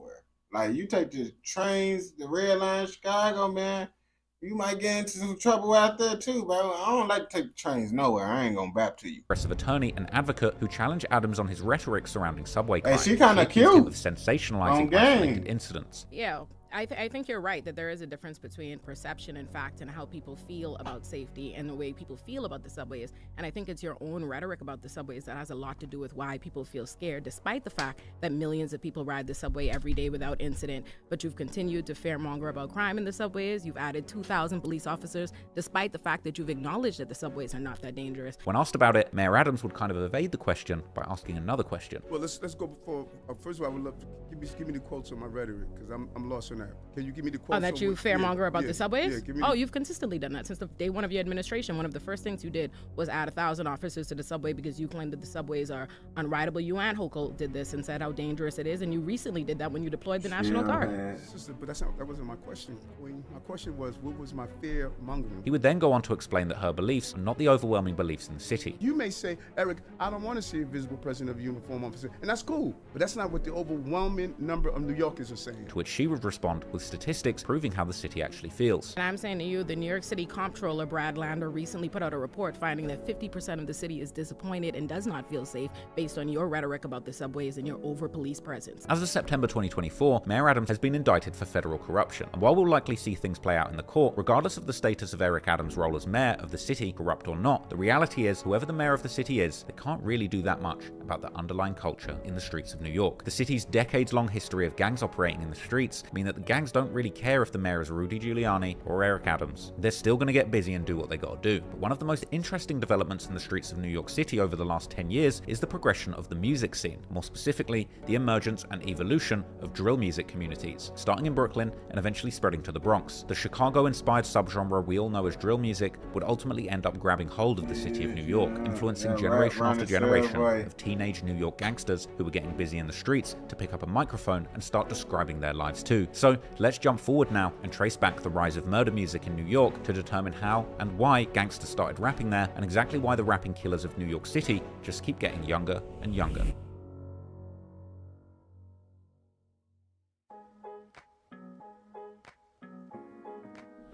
To trace the history of drill music in New York, we have to trace the origins of the genre back to other cities. Now, here's a super concise breakdown for you. So hip-hop first emerged from the Bronx in New York. Ironically, the first hip-hop coming out the city had an anti-violence and anti-drug undertone. What Birdie doing? Positively by the media, unlike the nihilistic punk rock. But eventually, that positive message underlying the sentiments of early rap would end. What are y'all talking about, bro? Bro, Roosh, if y'all, bro, I thought y'all was saying something was wrong with the live. Roosh, I'm gonna overcook you, boy. End up getting twisted. The first gangster rappers that pioneered the genre out of Philadelphia was named Schoolie D, with his song PSK being all about the life of living around the Philly street gang, the Parkside Killers, giving the whole world one of the earliest lyrical glimpses into gang life ever. However, once the genre of hip-hop reached the gang-infested streets of South Central Los Angeles, the home of the Bloods and the Crips, that soon became the premier outlet for young gang-affiliated rappers to vent about the pitfalls of their lives in the streets. People like Ice-T and of course NWA gave the world a window into the dangerous life they were living on those streets, and the authorities would be furious about these tales of police brutality, batarams destroying the family homes of suspected gangsters, and seeming celebrations of gang-related crimes, drug dealing, and black-on-black crime, which led to frantic but fruitless efforts by the authorities to ban the new emerging subgenre. But over the years, many gangster rappers would emerge in New York City too, like South Bronx-based Boogie Down Productions, who emerged dropping their Criminal Minded LP, which gave the world an early look at gangster rap, detailing their life on the underworld of New York's Bronx, with KRS-One making the song on the album 9mm Goes Bang, which became an underground classic and a watershed moment for gangster rap in New York, as the song described gangster life and using firearms with a level of detail usually reserved for gangster movies from that era. These gangster rappers were using the beat as a canvas and painting vivid pictures of life as a gangster that they were living in the real-life streets of New York, and what the gangster rappers were talking about was real life, not fictionalized renditions of gang life from movies. And over the next decade, gangster rap would flourish in New York, and a number of now iconic artists would emerge from the city with their gritty depictions of the city's darkest corners. Eric B. and Rakim's Paid in Full was a landmark project in the genre. Eric B. actually grew up with Cool G Rap, who made his own mark on gangster rap, with a New York flavor and influences from New York's Italian-American gangsters, birthing the subgenre of gangster rap, mafioso rap, that preceded an entire wave of slick gangster rappers from the city. People like Big L, Big Pun, Mobb Deep, Nas, and of course the notorious B.I.G. or Biggie, whose deadly feud with Tupac from the West Coast ended up with both of them dead, showing fans for the first time that beef on gangster rap records can lead to real bullets flying in the real world. But since Biggie, many rappers have emerged from New York telling their tales of life as a gangster or drug dealer. Naturally, people like Jay-Z would take this to the greatest heights ever seen, while people like the Wu-Tang Clan would create something incredibly creative, more akin to a Marvel comic book universe than a rap persona, fictionalizing the dangerous streets of New York through the metaphorical lens of Shaolin warriors.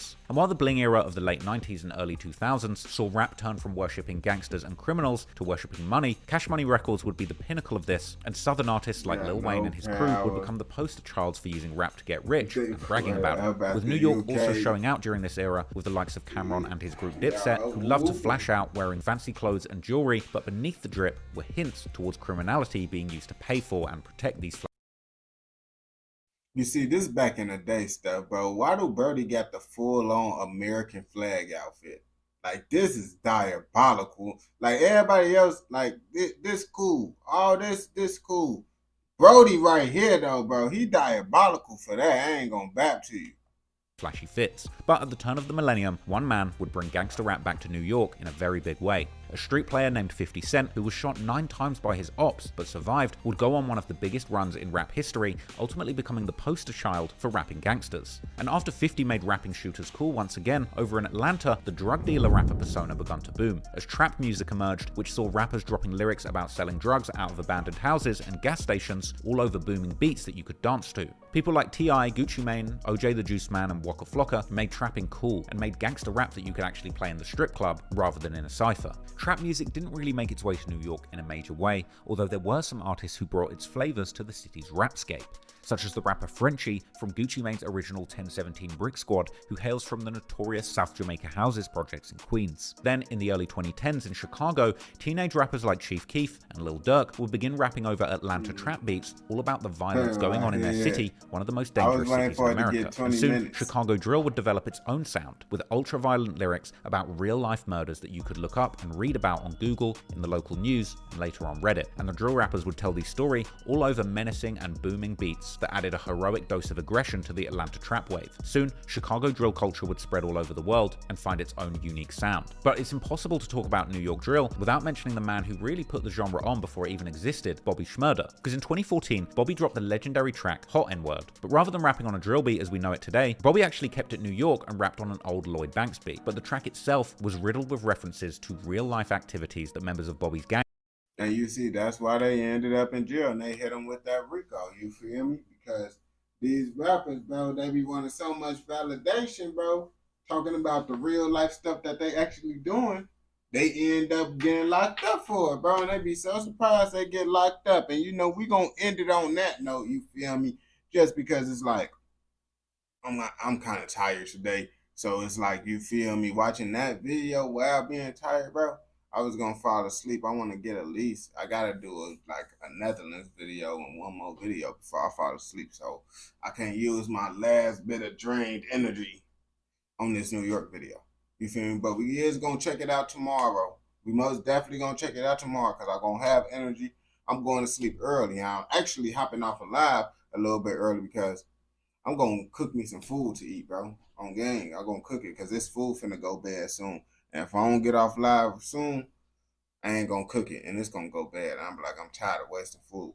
But if you watch this educational, informational documentary all the way through, I know you're gonna mess with another educational, informational documentary. So don't forget to turn on post notifications so you never miss out on any educational, informational documentaries like this.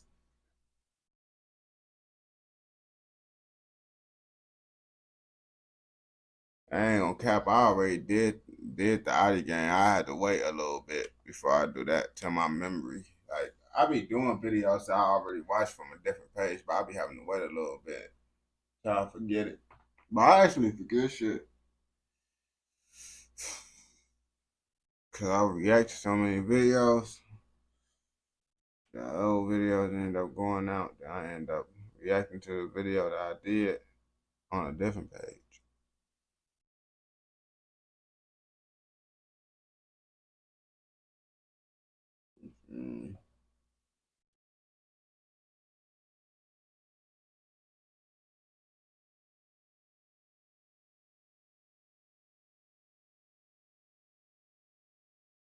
You said memes.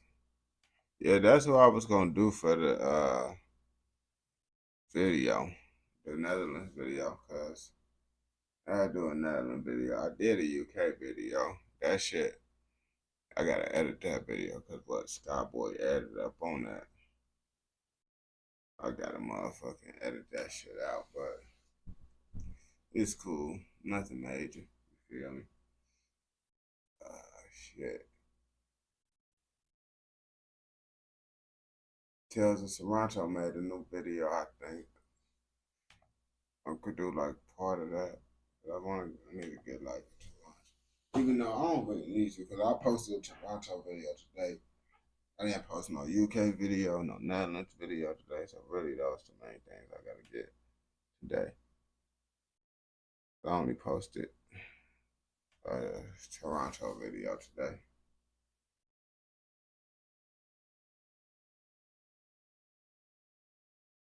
Yeah, nah, I ain't. I gotta do at least a Netherlands video. Cause I try to get, you feel me, try to get the countries out. Get an American video, Netherlands, UK, Canada. You feel me? To get everybody, to get a video for everyone. You feel me?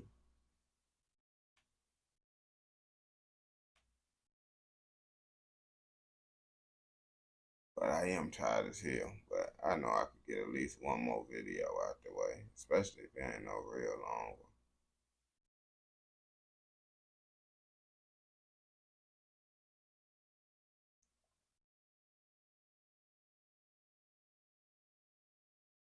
Yeah, I watched it from Holland Crime when I did it. That time.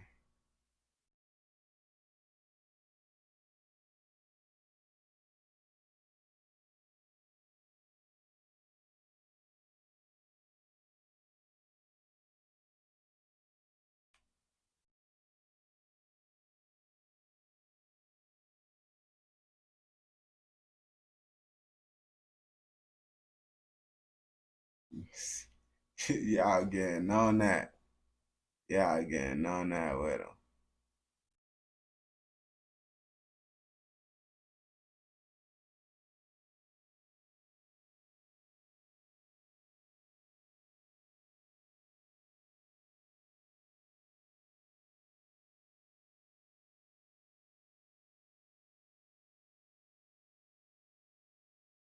Yeah, don't park your car.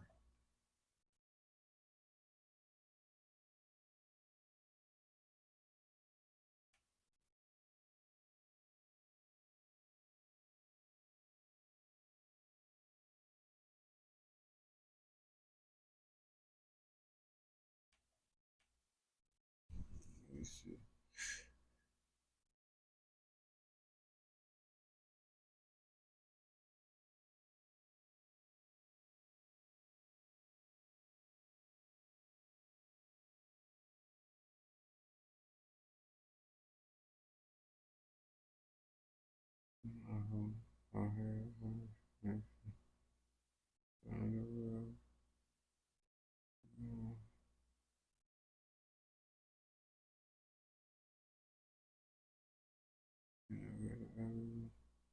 Actually, I got a video I remember I'm gonna do.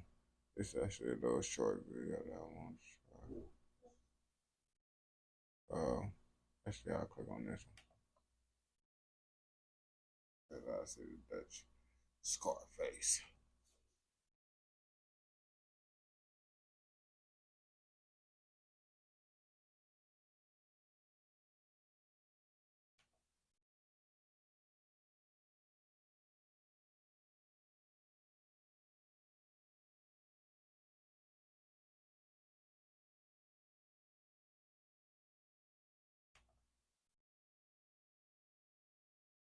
They be getting wild in Dutch, Amsterdam, Netherlands, whatever you want to call it. I ain't gonna bap to you. They said they got a real life Dutch Scarface. And if you know about Scarface, you know he not the one to be messed with. So the Dutch Scarface most definitely is not to be messed with. And you finna find out in this video why he shouldn't be messed with. You feel me? Because lots of y'all don't be knowing what they got going on out there. Lots of people didn't even know Amsterdam existed until they seen this video. If you in America, but you finna find out today. While Gwinnett Martha, Amsterdam's notorious criminal, spends his time behind bars in his cell, his organization continues to flourish. On the one hand, his right-hand man Najib, alias Bo, is regularly in Antwerp doing business with the local underworld. And on the other hand, Gwinnett keeps in touch with his friend Najib Image, alias Ziggy, who is mainly focused on Amsterdam. Having several trusted men keeps Gwinnett in the game. He is kept informed of everything that happens outside. For example, Najib's name often appears on the list of visitors to his penitentiary. Nevertheless, it seems that for the latter, the fact of seeing his boss serving a sentence is not such a big disadvantage, since he I ain't gonna lie to you. Real deal, bro. You tweaking. If you know someone locked up for doing some type of wild stuff like he locked up for, I wouldn't even want to be going to go see him and stuff, because if they know you got connections to him, they most definitely gonna start to monitor you just to see, like, hey, do you got the same type of stuff going on as Brody? That's why he's steady going to go meet up with him and stuff. And now they watching you now. He himself is thirsty to go up in the hierarchy. The macro. It is important to understand that Ziggy was originally a little rascal who grew up under the wings of Gwinnett. Indeed, the story would have started several years earlier, when Ziggy was still presenting himself as a kickboxer wishing to become a pro. As is often the case with major criminals of Gwinnett's caliber, they have a soft spot for a workforce that is willing to get their hands dirty, teaching lessons to enemies and extorting those designated to them. It didn't take long for Ziggy to join the team.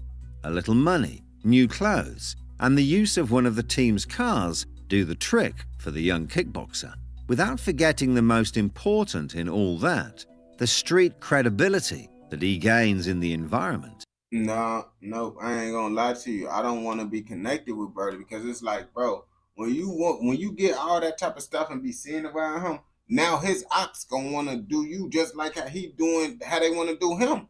And I ain't gonna lie to you, when you hear how they be doing people, you don't want to be hanging around those type of people, bro, because they ops most definitely want to do Brody dirty. So if you're around them, they're gonna do you dirty with them. Because by hanging out with Gwinnett, nobody looks at him in the same way. Ziggy, who is addicted to his sport, does his best to get into the big fight shows. Ik kom helemaal in shape. Ik onderschat hem ook niet, maar ik train er keihard voor deze partij. Ik vind hem meer een boksertje, sterk, conditioneel. Ik ben de meer complete vechter. Ik ben compleet. It's no secret that at that time, kickboxing matches are heavily attended by criminals, who often seek to network with each other. In other words, it is the underworld that pays several thousand euros to occupy the VIP tables. Not surprisingly, it is in the interest of the promoters of these matches, who often have extensive criminal records themselves, to align themselves with the wishes of criminals. So the same thing that's going on in Ireland is going on in Amsterdam. I ain't gonna lie to you. Y'all be making everything corrupt in Europe. I ain't gonna back to you. Like, I didn't even know how corrupt boxing and all that stuff was until I found out about the Canahan cartel and all that. I'm like, bro, y'all real life got these boxers and stuff basically a part of a gang now. That's pretty wild if you ask me. In order to generate revenue, the situation became so alarming that the last kickboxing match in Amsterdam took place in 2010. This is due to huge restrictions imposed by the municipality, preventing the business from continuing. As an illustration, we had to wait almost 5 years for a revival, but this time in a very different atmosphere. But let's go back to Ziggy, for whom the professional career in sports is starting to take a different direction. In addition to VIP tables in matches, he quickly became a regular at VIP tables in nightclubs. It is clear that the new lifestyle and the notoriety that goes with it, when he is surrounded by his new team and beautiful women, pleases him much more than the sport. Little by little, You see, bro, you just let that whole little stuff that's not really worth it mess up your dreams, bro.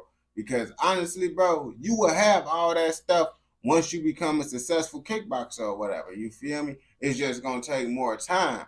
But hanging out with Brody, bro, that's going to take away all your dreams and hard work. He sinks and becomes a real hardened criminal. In 2011, in his nightlife, he meets his future partner, Luana, a Brazilian businesswoman specialized in clothing, who immediately charms Ziggy.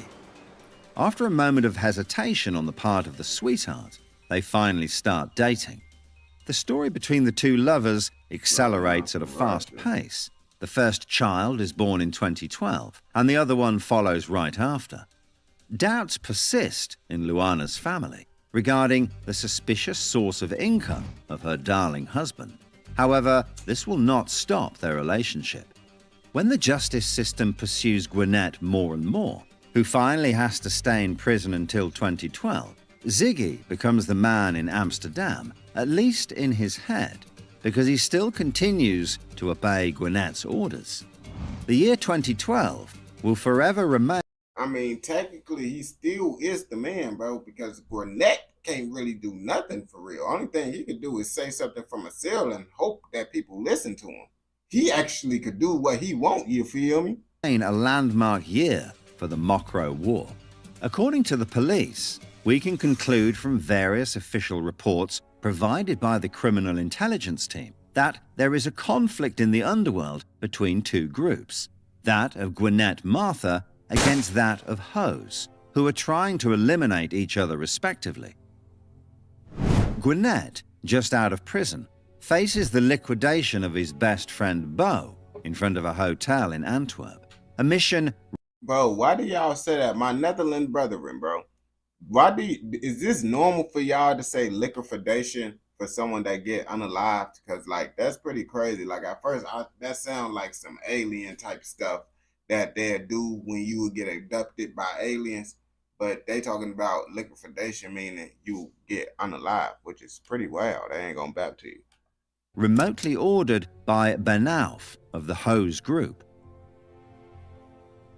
Unsurprisingly, the reply was not long to come, and Benauf escaped a counterattack 2 months later, which was not the case for two of his friends. As far as Gwinnett is concerned, his position is becoming more and more vulnerable. His case still has to be investigated again, and the justice system is still claiming 16 million euros from him. Not to mention the fact that he has to report to the police station every week to avoid returning to prison. Yeah, liquefied. A difficult situation to keep when he is suspected of an attempted liquidation after being arrested in a car full of weapons. He finds himself locked up again for a while. Oh, do you think he just said this for monetization reasons? Like, for monetization reasons, like, cause you know, I say unalived because you can't say that word. Maybe he's saying liquidation because he ain't just trying to say that word. It is 2013. He had changed a lot and converted to Islam. He really prayed every day, was very fierce against drugs and smoking, didn't eat pork anymore, and from then on, he became the green tea man for me. Despite his green tea man, bro, that sounds like it's some UK stuff. But I ain't gonna lie to you, they did say Netherlands is literally like a couple hours away from the UK, bro. So they might like tea just like the UK. Testimony, Gwinnett still has a firm grip on the business in Amsterdam. Ziggy, who is now deeply involved in the conflict, regularly visits Gwinnett in prison to get instructions. However, everything is starting to change. Even though Gwinnett invested heavily in Ziggy at the beginning, he still sees him as a mere implementer, as if nothing had changed over the years. Bro, my Amsterdam people care. You feel me? My Amsterdam people care. So when they care, y'all gonna be like, man, at least they care. Y'all just don't care. With so much responsibility on his back, Ziggy feels he is worth more than that. On the outside, he keeps Gwinnett's business going full-time. Thanks to the latter's renewed contacts, business continues. And it even seems that he does more than what it takes when he comes into contact with Samir, aka Scarface. Scarface is one of the richest drug dealers of that time in the Netherlands, playing in a league of his own, with his own shipping line in collaboration with Colombians. The latter spends most of his time in the heat. Was it Scarface, the actual Scarface, Tony Montana Scarface? I don't know his name for real, because I know they said that's just a fictional character, but he based off a real person. Wasn't he Colombian? Of Dubai or in Spain, where he officially deals in real estate, with several companies registered in his name in Marbella. Instead, he is seen as a businessman who stays out of the limelight, far from the image of an ordinary bandit who gets his hands dirty. His meteoric rise is due to his friendship with the top personalities of the Amsterdam underworld, a network based on very good relations, where respect prevails and where low blows are not tolerated. Scarface, who remains under the radar of the police for a long time, would also have benefited from a good repertoire of suppliers of his imprisoned friends. His nickname Scarface refers to his scar under his right eye after being injured with a glass during a fight. Okay, so that explains the name now. Okay. I thought, they was naming him Scarface based off of, the dude Scarface. And I'm like, okay, he on that type of timing for real, but he's still probably on that type of timing for real. I ain't gonna bap to you. In the Escape nightclub.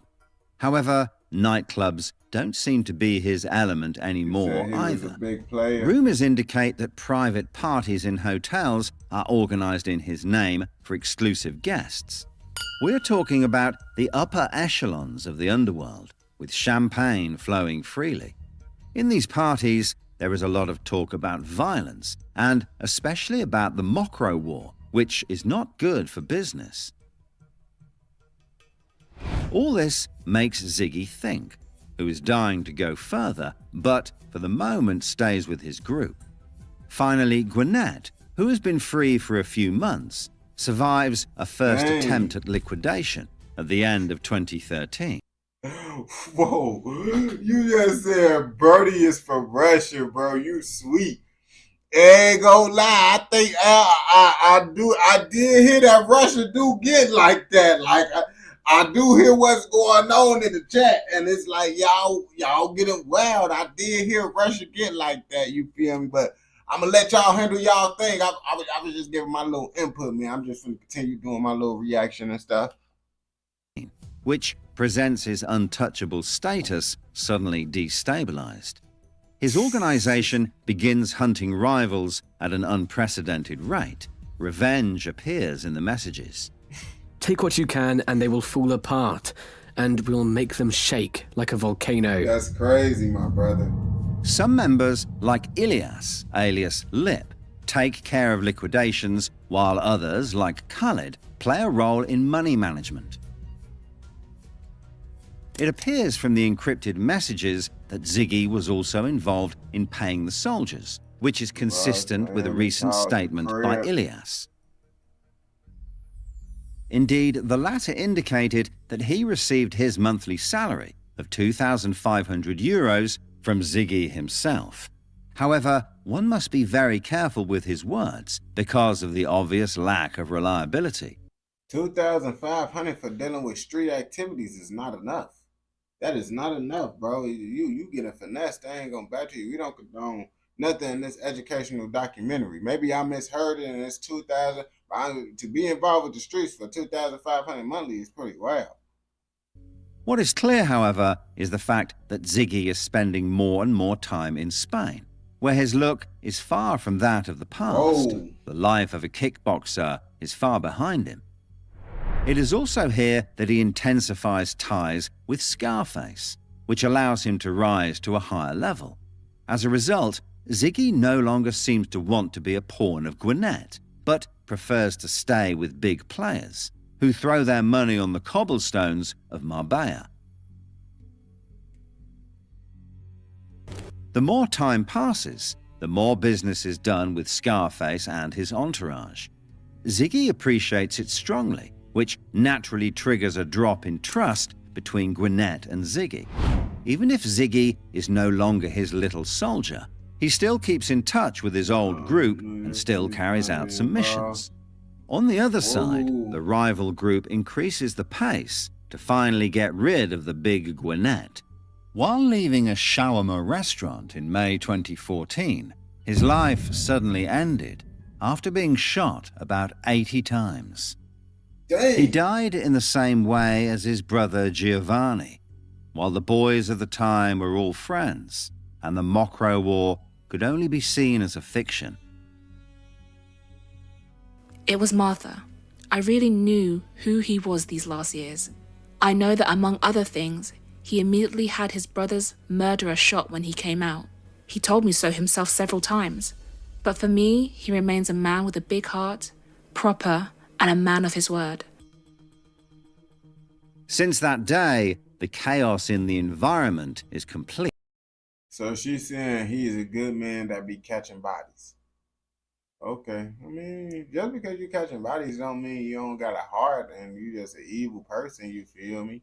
Even though we don't condone none of that in this documentary. Due to fierce wills to take power.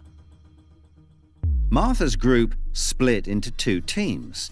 One group hung around Ziggy, and the other was considered the real heirs, including Gwinnett's nephew, Dennis, and his followers, who will eventually join another very powerful man in the business.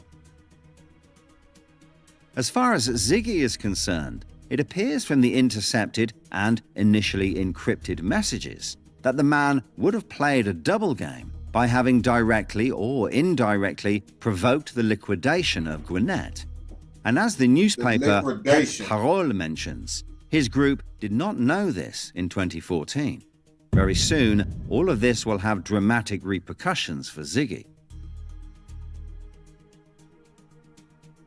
On the other hand, it is necessary to recall an important element in the relation to the shooting known as Wild West, in which Ben Auf escaped unscathed.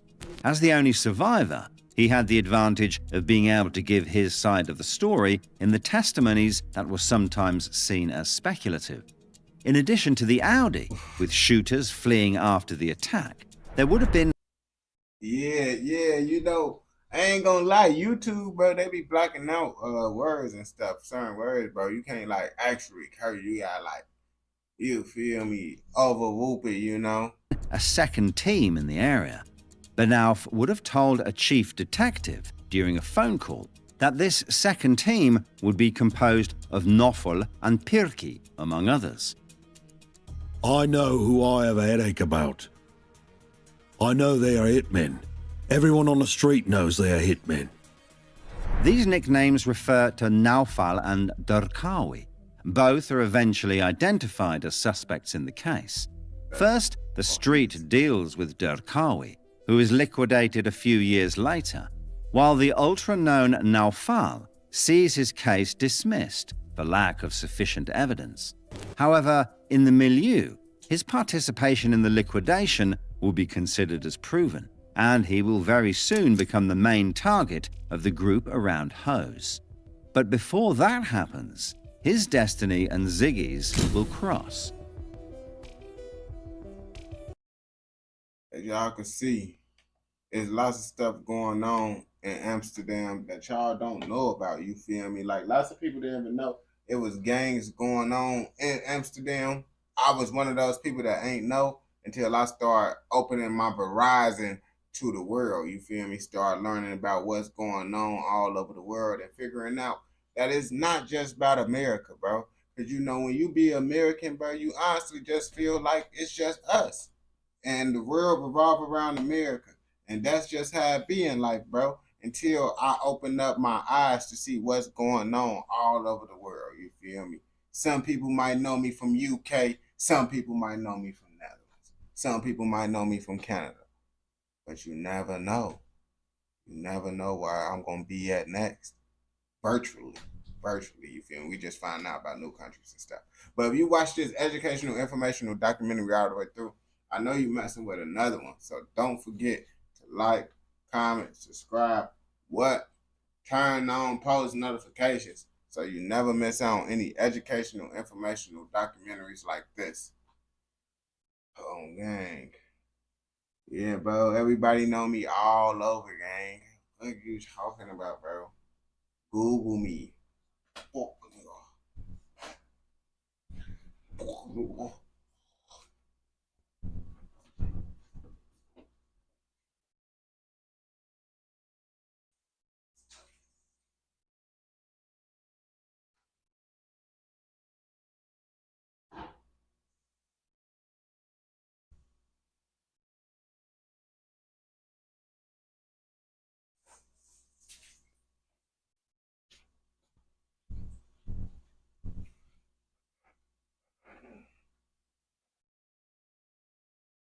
And you said nobody care about the UK, bro?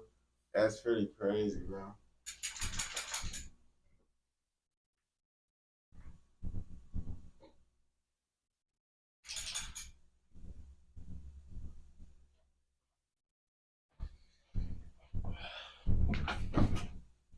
If anything, y'all know me more than my neighbors.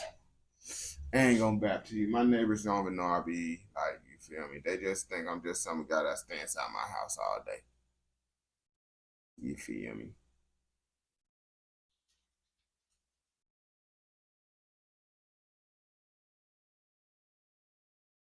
Whoosh. You know. I ain't gonna back to you. You can now. Y'all been finding out about me. I really was just known off of TikTok. But now people say, you see, this is how I know I'm known off in different countries because people say dumb shit. Like, they'll be like, oh, you only make UK content. You dig right in UK. What the fuck? No, the fuck I don't. Y'all just know me from UK content. And some people be like, oh yeah, you just make Canada content. You dig right in Canada. No, you just know me from Canada content. Netherlands people, Netherlands, they don't be saying no shit like that. Ireland, they don't be saying no shit like that. You feel me? So, yeah.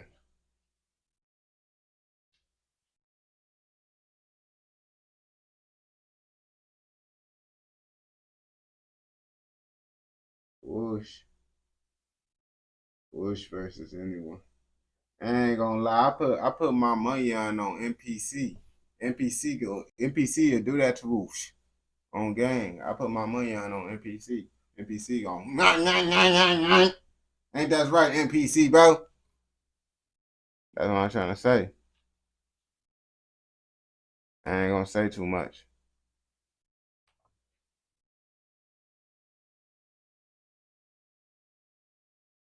NPC, who don't? You ain't the one in chat. Yeah, bro.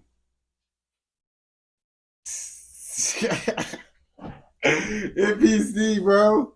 He just said that, bro. He just said he'll make you deserve it, bro. This language that you using, bro, is pretty diabolical. I ain't gonna bat to you, bro.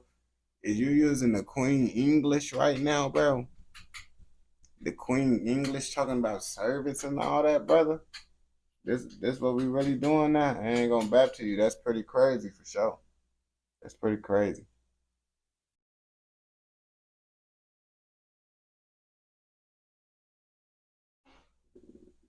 You said folks be sipping tea.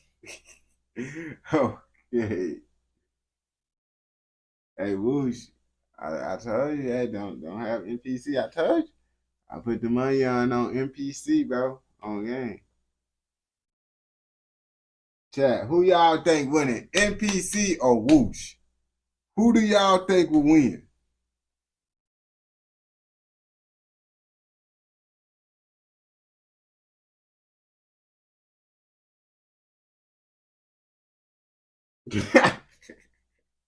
You said Whoosh the biggest goofy in the chat. Okay, dang. They said Whoosh the biggest goofy. So I ain't gonna back to you. Whoosh, everybody said NPC going for the win, bro. NPC going for the win on that one, brother. I ain't gonna back to you, Whoosh.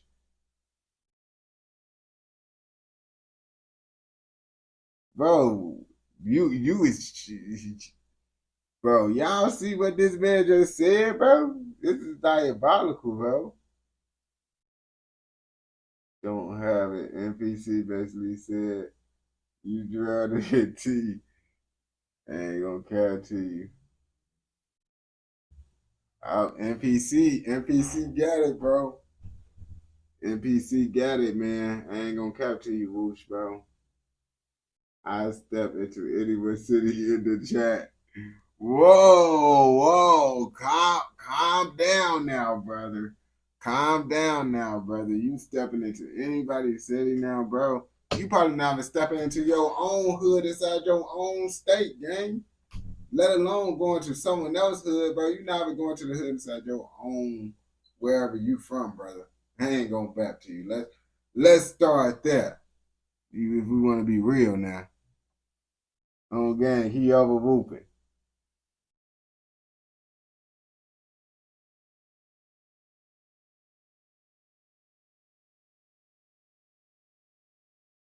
Whoosh, whoosh. Where's you from, gang? You from the UK and you slide to any hood?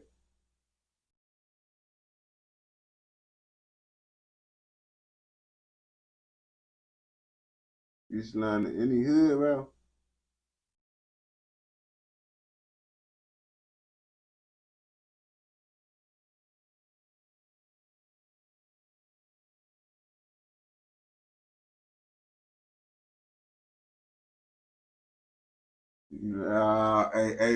Hey, Whoosh getting mad, bro. Whoosh getting mad that NPC been applying that pressure, bro. NPC been applying that pressure lately. Now Whoosh don't know what to do. I ain't gonna back to you, bro. Real deal, that's what's going on, bro.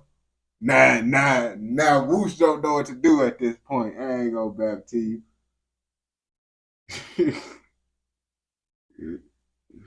Hey, Whoosh, bro, what you doing, bro? Because you said you was gonna make you stepping in anybody hood in the chat and you making people service, bro. Oh, Akala on game, you know how that be. He he choking on the crumpet. Oh, gang. Oh, he cooking it right now. He cooking it right now. I ain't go back to you folks choking on the carpet. Bush punching holes in the wall right now. Dang. Whoosh, bro, you was just talking, bro. You was just talking all that, bro. Now you ain't saying nothing, brother. What is going on?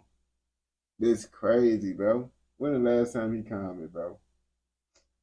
You see, you not even trying to say nothing for real.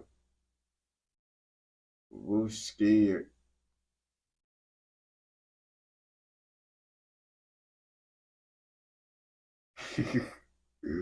Bro, I think Whoosh scared, bro.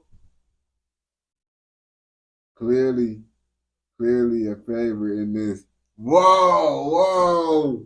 Now you said we team NPC now? Now we team NPC because you just said you stepping in everybody's hood and you call me a servant on gang. Let's start there. You think I'm team NPC? I'm team NPC. You not just gonna sit here and just say, oh, you gonna call me a servant and think I'm team you. And then you just said you stepping in anybody's hood, bro. You has disrespected everybody in this chat, brother. You has disrespected everybody in this chat by saying you stepping into anybody's hood, bro. Just like that, bro. Now we like, gang, what you thought this was? Who did you think you was, Whoosh? Who did you think you was to say this, gang? Like, that was the problem. That's where you messed up at, gang. I ain't go back to you. You was whooping. And find out, oh, so, whoa. Now that's crazy, bro. That's crazy. When we be cool. Hey, it's crazy, bro. We be cool with NPC for 30 minutes. We cool with NPC for like 30, 40 minutes, gang. Now it's a problem, bro. I haven't been beefing with NPC. And now I'm meat riding NPC. When me and NPC, we have arguments damn near every day, gang. What are you talking? This the coolest me and NPC been, bro. This the coolest me and NPC been, bro. You talking about meat riding, bro. You just mad that everybody going against you, brother, because you taking that L. You taking that L, and now you don't know how to respond to that L, brother. You don't know how to respond to that L, bro, because at the end of the day, everybody go against NPC every day. We literally was talking about how the whole chat go against NPC every day, bro. And now the chat going up against you one time. You can't handle. You see, you can't handle NPC shoes, gang. You can't walk in NPC shoes, gang. He go against the chat every day, back to back, bro. And you over here, it's too much for you, bro. It's too much for you, bro. I ain't gonna cap to you, bro. NPC don't do this type of stuff, bro. He just go against everyone on gang, just like that.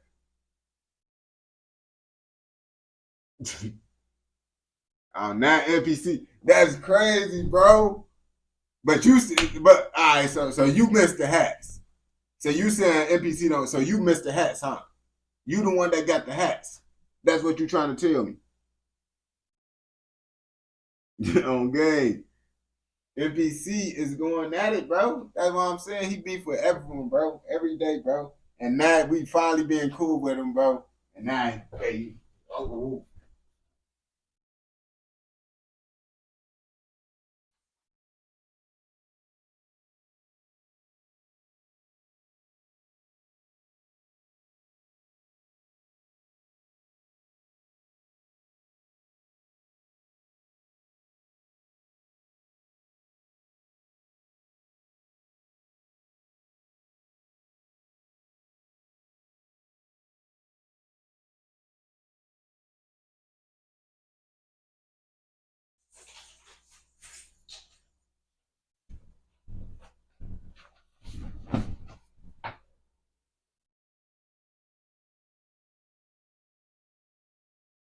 Let's do a vote. If I lose, I lead the chat. What you mean? You already lost, Whoosh. You already lost. What is you trying to win now, bro? How would you redeem yourself after this major L you just took? How would you redeem yourself? Do a poll? I don't even know how to do a poll.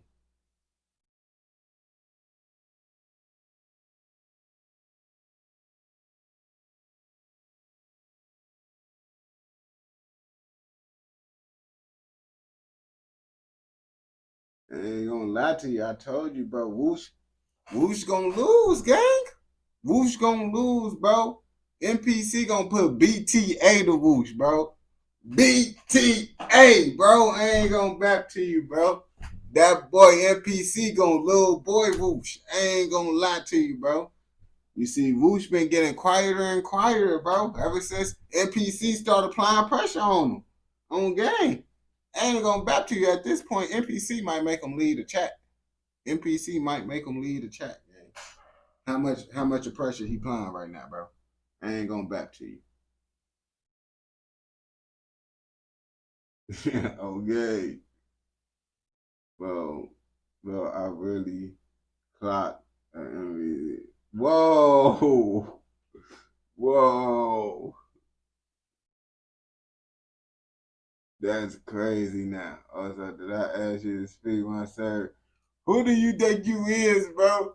This man be talking like he Homelander or something, bro. On game, you would get flicked. You would get flicked.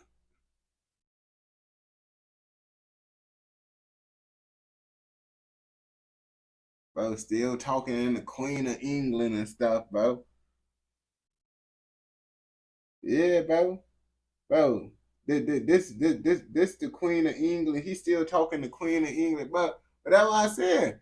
NPC already, you feel me? He already know NPC gonna little boy you. I don't even gotta do too much, bro. NPC already, you feel me? Whoosh just don't know how to handle his L at this point, bro. Whoosh don't know how to handle this L at this point. I ain't gonna back to you.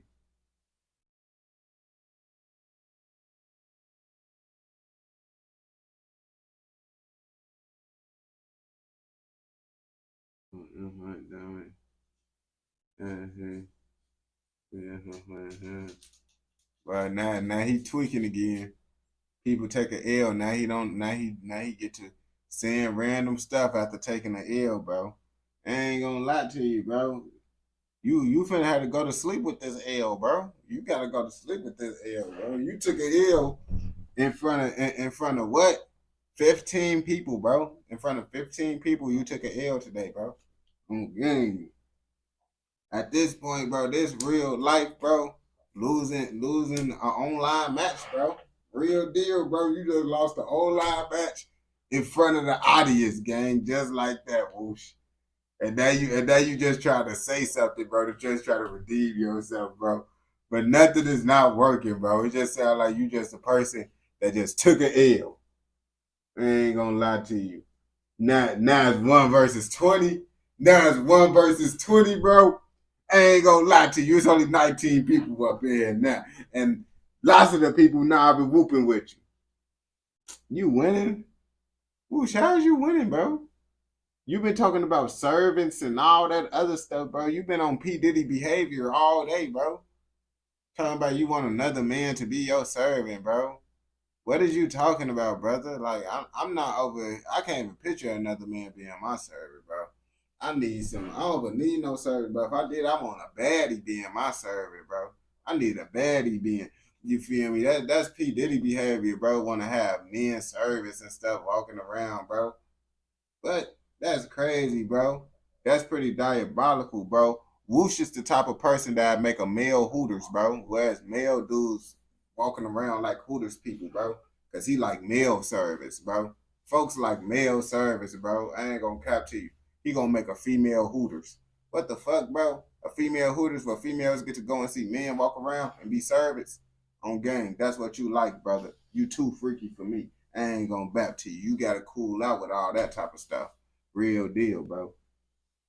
You know, Diddy said he like dudes to be his servant too. You know, Diddy be on that same type of timing game. I ain't gonna bap to you. Yeah, bro, folks over here want male service, bro. Like that's pretty wild, bro. That he over here trying to say this right now, bro. I let it slide, bro, a couple times, but it's like, brother, you really passionate about having another dude serve you, bro? That's what you want to see? We know what he gonna have walking around his crib when he get money. On game, we know what he gonna have going on.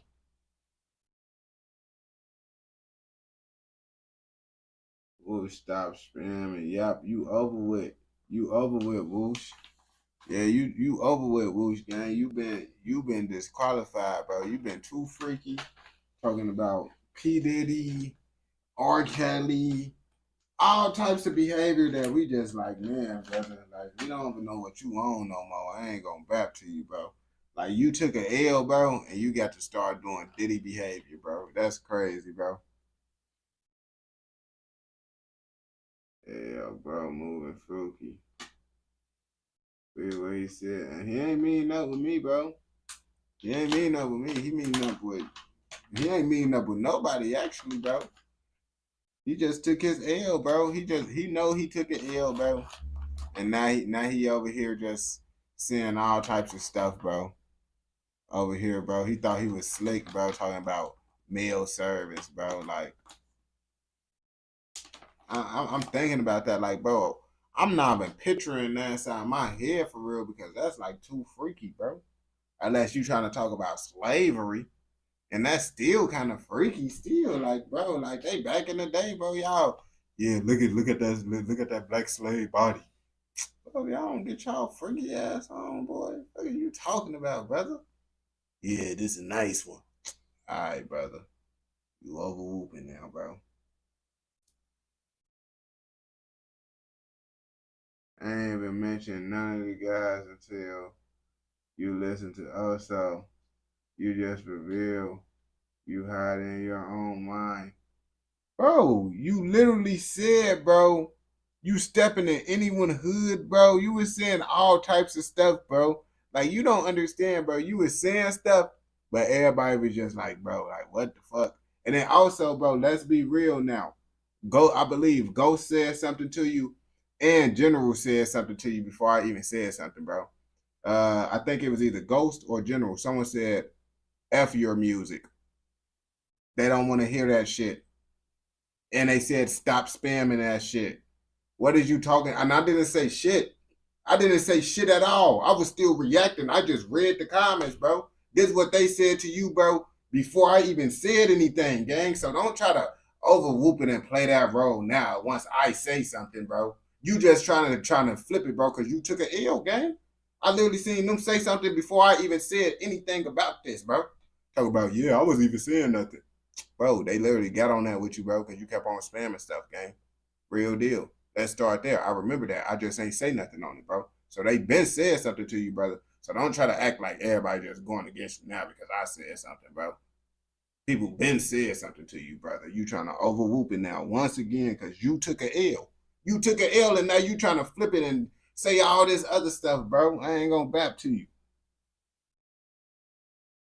Oh, now I'm getting angry. Now I'm getting angry because I just told him the truth. He just said the chat just going against him because of me. And then when I say the truth, now I'm getting angry. That's crazy, bro. When I just spoke the truth just like that. That's wild though. I ain't gonna back to you. That's wild though. Cause you trying to play. No, not no one don't care. After you just said the whole chat was trying to after I'm defending the chat. I just defended the chat because you just said some goofy stuff. I'm just bringing up the fact that the chat did say something to you before I even said anything because you said some goofy stuff.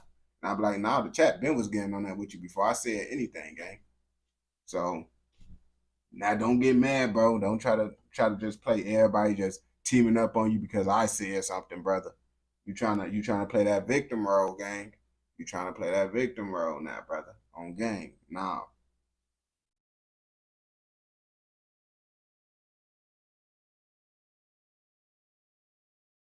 Nah. Nah, now he mad, bro. Now he mad, bro. Bro, you was just talking. And you cared up until everybody saw how goofy you was looking on gang. Now you don't care no more. Cause everybody see like, oh yeah, you thought like you cared when you thought you was saying some shit. When you thought you was spinning, saying that freaky ass, oh yeah, you gonna be my servant, this, that. Yeah, you was talking, saying all that shit, bro. Now you ain't trying to hear that shit no more since motherfuckers is exposed for what you was saying. That shit crazy how it be now. I ain't gonna back to you. But I could have sworn, bro, you was saying shit the whole reaction while I was doing the Netherlands. I could merch it. Right, bro? On game. And now you mad, bro, because motherfuckers get to saying the truth.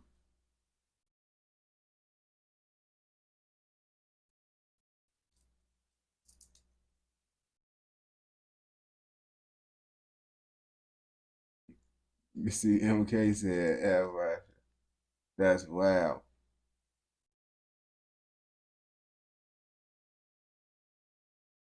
Yup, you see. Bush back with that Diddy behavior, bro. Diddy behavior, bro. I ain't gonna back to you. Don't make NPC come back in the chat, bro. Don't make NPC come back in the chat, man. That's all I'm gonna tell you. Don't make NPC come back in the chat. And I ain't gonna say too much, bro. You already know. NPC get back in here, bro. You ain't all that talking crazy stuff, bro. You go, oh, you go what he say, bro? NPC said you be choking on crumpets, bro. Oh, dang. What the fuck? Photo be choking on crumpets, bro. I ain't gonna back to you, bro. I ain't gonna, now, bro, I ain't gonna back to you, bro. You was quiet like you was choking on a crumpet, though. When he was saying that stuff, you was real quiet, brother. That's why I was like, you can say nothing after he said you choked on the crumpet. Because if someone said I choked on the crumpet, I would have been like, gang, I would have said something just so they know I'm not choking on the crumpet. But obviously you didn't have nothing to say when he said that, bro. What you was gonna say? What, you choking on a burger? You see? That don't sound right, brother. So you was just trying to think of what to say, bro, after taking that major L of choking on the crumpet. You feel me?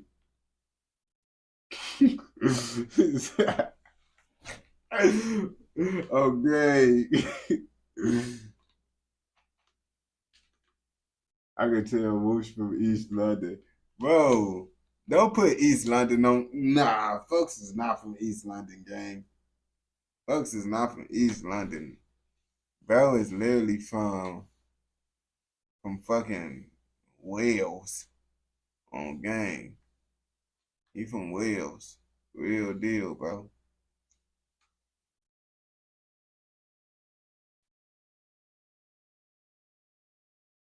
You not in no video game. You did not get no.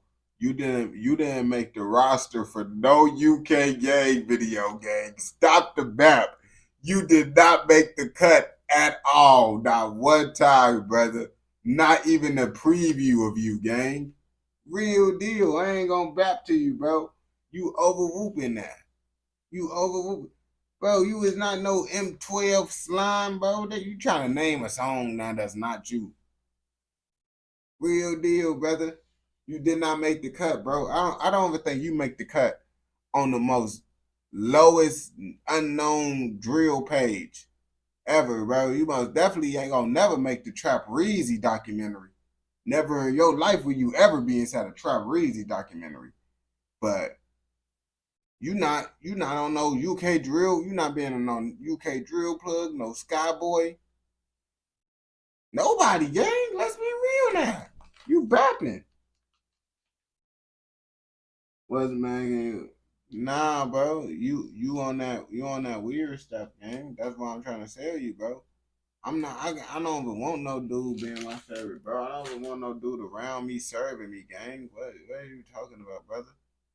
I don't want to see no dude, bro. Man, bro, what are you talking about, dude? Up inside my house serving me, bro. What are you talking about, bro? Chat, y'all want a dude up inside y'all house serving y'all?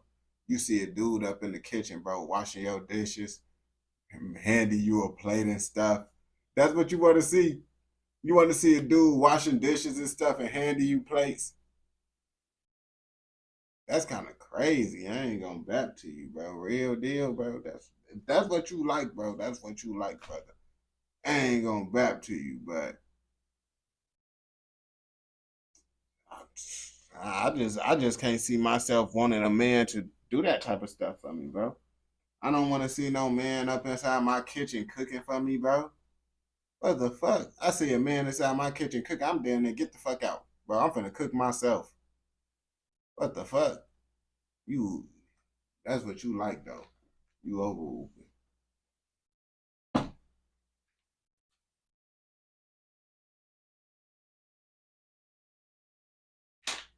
Man, bro. You know what he trying to be. He either trying to he trying to be on that Jim Crow type of stuff, but we already know, bro. He with that other stuff too. He with that Diddy behavior on game. We know he trying to act like he mean that. He trying to act like he mean that Jim Crow stuff. He trying to act, but we know he Diddy on game. We know he Diddy. That Diddy behavior. Boy, we not playing your stuff, bro. You gotta understand, bro. You are serving, gang. You are serving, bro. Hey, you notice how General and them be removing your comments, gang? General and them remove your stuff. And General and ghosting them allow you to speak. I think you the serving, brother. I think you deserve it, gang. Real deal, bro. Because if you say something they don't like, guess what? You can't do it. So what that mean? I think you deserve it. Real deal. But I seen ghosting them. They was blocking your stuff, boy. You was saying all types of stuff, bro. Hey, block. You was not allowed to speak, brother. You was not allowed to speak. And guess what? You didn't say nothing. You didn't say nothing. That comment did not come through the chat. Because you was being a good servant. Not commenting because they said you couldn't comment. And guess what? You wasn't allowed to comment unless they allowed you. Oh, look, right now. Guess what? They not allowing you to talk. They not allowing you to talk right now. You see, I'm not doing nothing. I mean, they could allow you to talk, but they choosing not to, brother. They choose. Not what you finna do. What you see? There you go. Once again, now you saying it, but they allowed you to say that. That's what you gotta understand. You being a good servant. We allowing you to talk. You speak when we allow you to speak. You feel me? On game. You doing what we saying. That's a good job. You feel me? We allowing you to speak. You see the other thing that we didn't want you to say, you didn't say. So you the servant. Whoosh. Oh, now I'm the gorilla yapping. Well, I was just letting you know who was the servant because you started calling me the servant. I be like, I just seen you couldn't talk, bro. I just seen you the one that couldn't talk, gang. Ghosting them, but like, nope. boot, and you was like, man, because you out here thinking you could just say whatever you want, bro. You think you could just come in here just saying all types of stuff, bro. Like you not the servant. Like, whoosh, you gotta know your place, brother. You gotta know your place, bro. On game. Man, NPC cooked him and left, bro. NPC now been trying to beef with Whoosh no more. He said he on some Diddy behavior, bro. Once Whoosh started talking about, yeah, you gonna be my servant, this down at the man, get on, brother. Get on, brother. I ain't gonna bap to you. He not even with that. NPC said he done with that.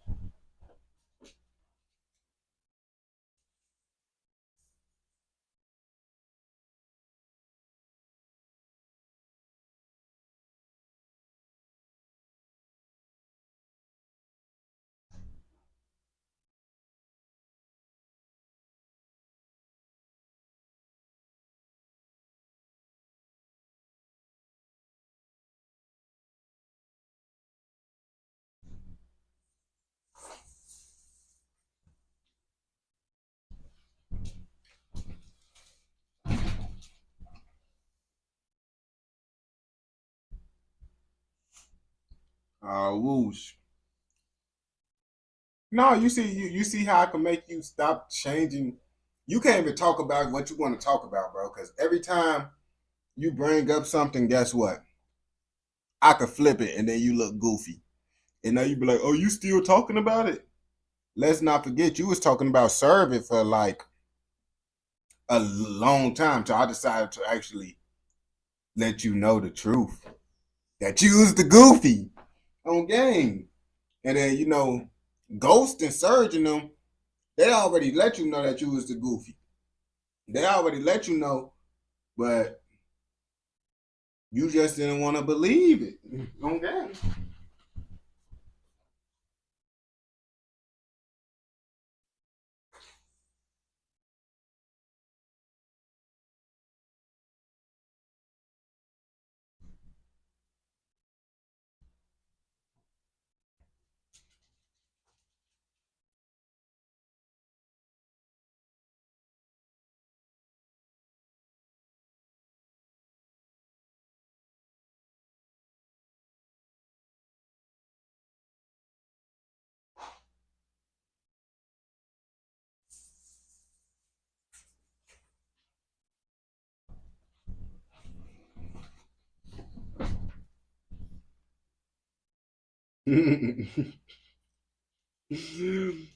ah,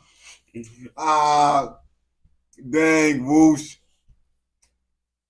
I guess the servant got put in timeout. Watch out, Luna. The servant got put into timeout. Whoa. That's crazy. I didn't even know what he said. Yeah, man. I know he mad, bro. I know he mad right now, bro, because he back. He back. Oh my gosh, bro. Oh my gosh, bro. Your chat's just rubbish with a bunch of Americans meat riding. Bro. Majority of my chat not even Americans, bro. What are you talking about, brother? Real deal, bro. Do you know Ghost is like the main American that be up in here? If you really know. My boy General is from Canada. Most people is from Canada, the UK. You feel me? Surge from the UK. That's what I'm saying. Let's be real. What? NPC, he from America. Ghost from America. We got a couple Americans up in here, but really, it ain't really too many Americans up in the chat, bro. So you over whooping once again, bro. You just making yourself look bad, brother.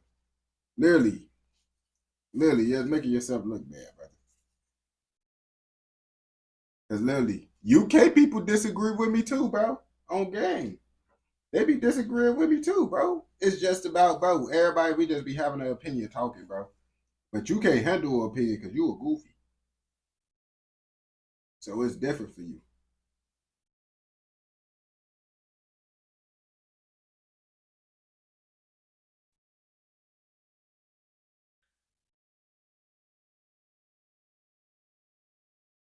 No. Why would we play? Why would we play your music, bro? When the servant don't get allowed to play music. But if anyone else want to play music in the chat, if y'all got a song request, because, you know, I'm going to flame up a little one last thing before I hop off. I'm going to sleep early, you feel me? But you know how we do it. We flame up one last year, you did. But, you know, the servants, they don't get no music requests. But anyone else, you feel me? So basically, everyone who's not a servant, the only servant that's up in here is you know, whoosh. So everyone else, you feel me? Just let me know what y'all try to do, bro. This not for service to do requests right now. I ain't gonna back to you. If you act right, Roosh, if you be a good servant, then we might give you a chance if you be a good servant, Whoosh. I ain't gonna back to you. No. I said servants don't get no options. That's what I'm saying. Servants don't get no say-so into, you know, they don't get the opportunity to request music. You don't get no say-so at all. That's what I basically said. So everyone in the chat get to request because they not a servant. Servants don't get to make no request. That's why I said the only person that can't make a request is Whoosh. Because you the servant. You're not making no request.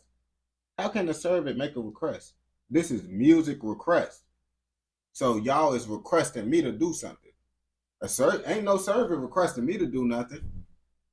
Whoosh. So therefore, you cannot, you feel me, participate in these activities, bro. You just gotta know your place, stay in your name. Tried to flip it, bro. You tried to flip it, bro. Once again, talk about, oh yeah, so they just no, bro. You the one that don't get no request, bro, on game. Cause you deserve it. Nah, but what y'all was saying though? What song y'all want to do? We ain't gonna do 100 of them back to back though. You know we gonna do a couple. I ain't trying to have nightmares and shit now. I'm not trying to have nightmares. Just letting y'all know. But let's see what y'all saying. Dang, folks spam so much music, bro. It's ridiculous. We spam so much shit, it's hard to see shit. Cause it's literally blockouts. All of Whoosh saying some diabolical stuff. Crazy.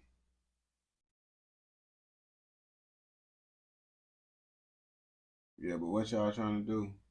You said F music. Now, if y'all want to do it, like I said, I was just flaming up my last little bleezy with y'all before I hopped off. So I'm like, shit, if y'all trying to do, listen to some shit, you feel me? I'm going to sleep early, even though it's not even early. I got to go to sleep by like 10. I'm getting up at like, you feel me, 4 in the morning. Yeah, that 4.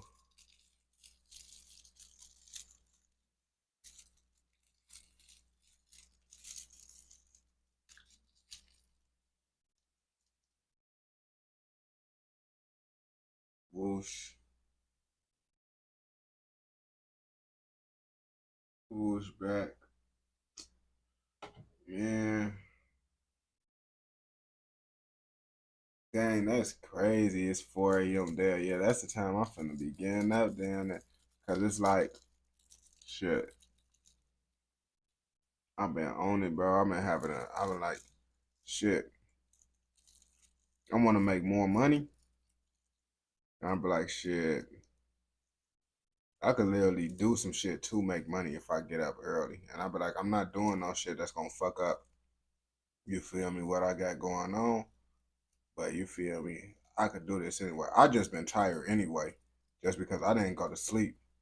Yeah, for real. So I was just up. I literally I was supposed to go back on live. I ended up being at my cousin crib till like motherfucking 8 a.m., bro.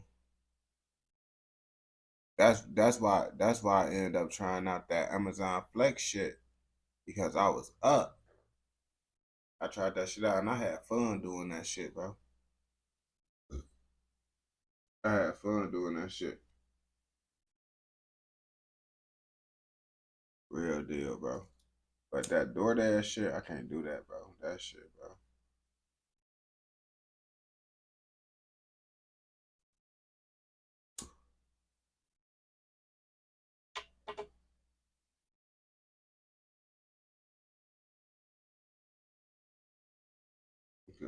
Whoosh, yeah.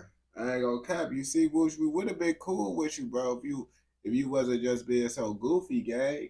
Okay, we would have been cool with you if you wasn't being such a goofy. Okay, but you been whooping. You been whooping, man. And you see, you made General no mad, bro. When you was spamming stuff, you was making them mad. You was making everyone mad, bro. You was spamming it. I ain't say nothing, bro. But you seen what they said, bro. You feel me? Some suspect ABG. Man, what song? Cause you tell me a good, cause you ain't gonna lie. Every song I done heard, I ain't really fuck with. So what song would you say? All right, bro. So if you was trying to get someone to fuck with a suspect ABG, what song would you say? What song would you? Only one song. If you could only show one song to try to get someone to fuck with ABG, what song would you say? You feel me? I heard them before. You feel me? We did videos on them before. I heard Caught in the Rain. I heard Caught in the Rain.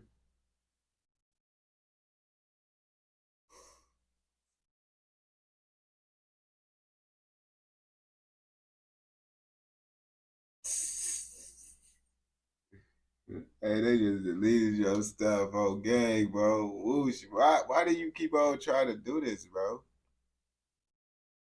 Why do you keep on thinking like this is a game, bro? You said wag one. Wag one. All right, we're gonna try Meeks first. Where's Meeks from? Cause I ain't gonna lie to you, that shit. I hear Meeks. You see, you type in Meek Mill pop up on game. Hear Meeks on, boy. What the fuck you talking about, Meek, boy? Your ass talking about Meek. Meek who?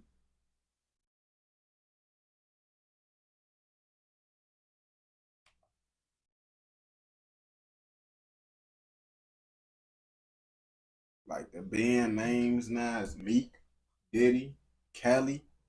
All them names is band, bro. On game. You can't know if you got that name already, you can stay with it. But can't no new rappers come out with Meeks, Diddy, or Kelly, bro. On game. Or you just gotta accept the jokes that come with it now. Shout out Meek. My bruh. My bruh. My bruh.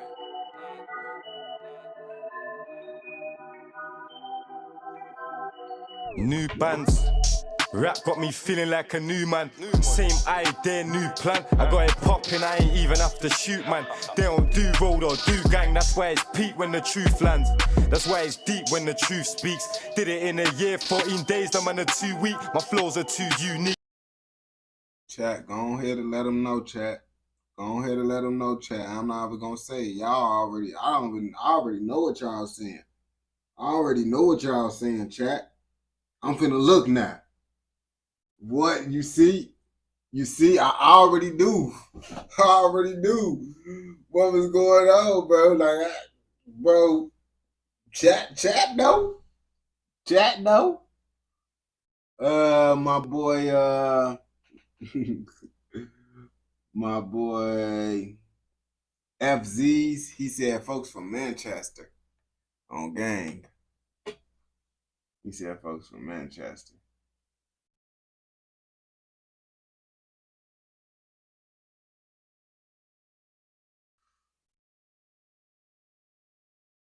See, hey, Whoosh, you keep fucking around, they might end up banning you, bro. You see, you keep playing, bro. I'm just, they in control of it, bro. You see, you whooping, you making them mad, bro. Keep on spamming it. Bro, y'all be sleeping on Twin S, bro. I ain't gonna lie to you, bro. Twin S is better than Birdie. I ain't gonna lie to you. Hey, y'all want to hit the M12? Chat. If y'all want to hit the M12, I do it because y'all want to do it, bro. We ain't doing it if y'all ain't trying to. If y'all want to check them out, bro, we'll hear them out, bro. I ain't gonna back to you, bro. But we ain't doing it for folks. This is not for Whoosh. If we did do it, I feel like us doing it will make him be happy though.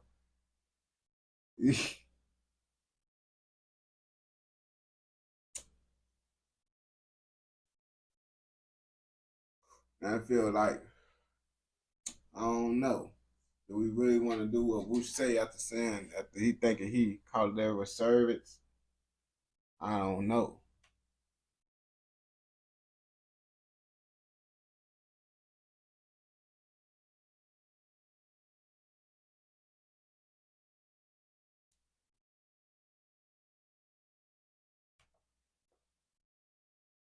Yeah, I told y'all.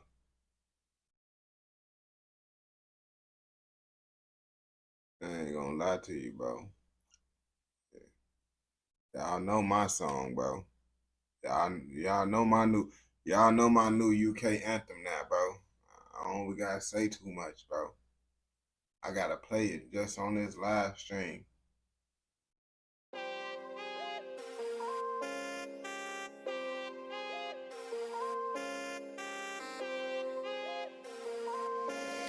J-Dips. Hey, Twico! I took enough L's. Bad one hitting it well. Sexy one, yo, miss, give it a 12. VVS, I don't know nothing about pearls. She wanna dance, I don't really dance. Man been sipping on bells. Give her a glance, look at her ass, aye, look at her nails. I hear man talk, too much talking, yo, giving a belt. At the top it's us, yo, feeling myself. Side ones do it their best, yo, patting it well. I'm the up that everyone wants. I can't squash it, I've done too much. Me and Diz got matching APs, same way we got matching pumps. She wanna fuck with her eye, she wanna gangsters touch. My nigga just take that strip from me, that's the real definition of love. You ain't scaring no one.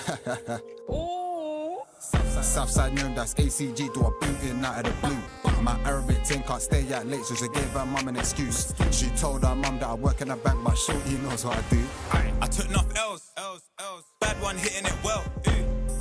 Sexy one, yo, miss, give it a 12. VVS, I don't know nothing about pearls. She wanna dance, I don't really dance. Man been sipping on bells. I really clicked on this song because Twin S was on it.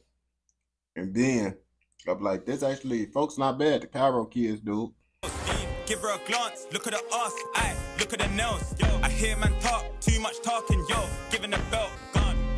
At the top it's us, yo, feeling myself. Side ones do it their best, yo, patting it well. She wanna go parch and what? She does. I wanna go back and tell. Straight from the trench to the industry, I'm live. I just need something. And then they got the little decent little UK little you digs up in here, bro. Make me want to get the flight to UK ASAP. Young and lit, nigga, young and rich. No, she wanna cheat, I don't kiss and tell. Two of them Maybachs bouncing. Think I might take his girl, bitch, yo. Look how they shoot them angst. Bad one, pray my hand. Bad. I used to hate that, I did. Go yard, fill it with bands. Yo, I ain't an idiot. Where they at? Bear this, bear that. About time gang them getting that back. I took enough L's. Bad one hitting it well. Sexy one, yo, miss, give it a 12. VVS, I don't know nothing about pearls. She wanna dance, I don't really dance. Man been sipping on bells. Give her a glance, look at her ass, aye, look at her nails. I hear man talk, too much talking, yo, giving a belt. Gone.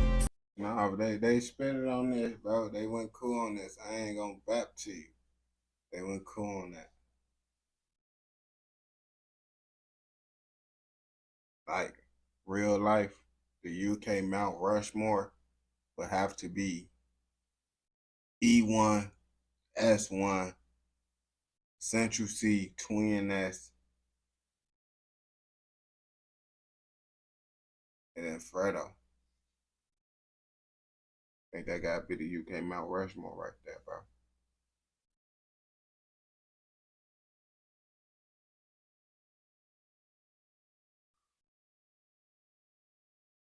Play to see one song. Lock in. Y'all agree with my UK Mount Rushmore?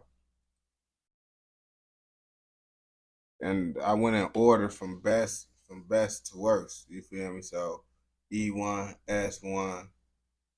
Then we put Twin S, Central C, and Fredo.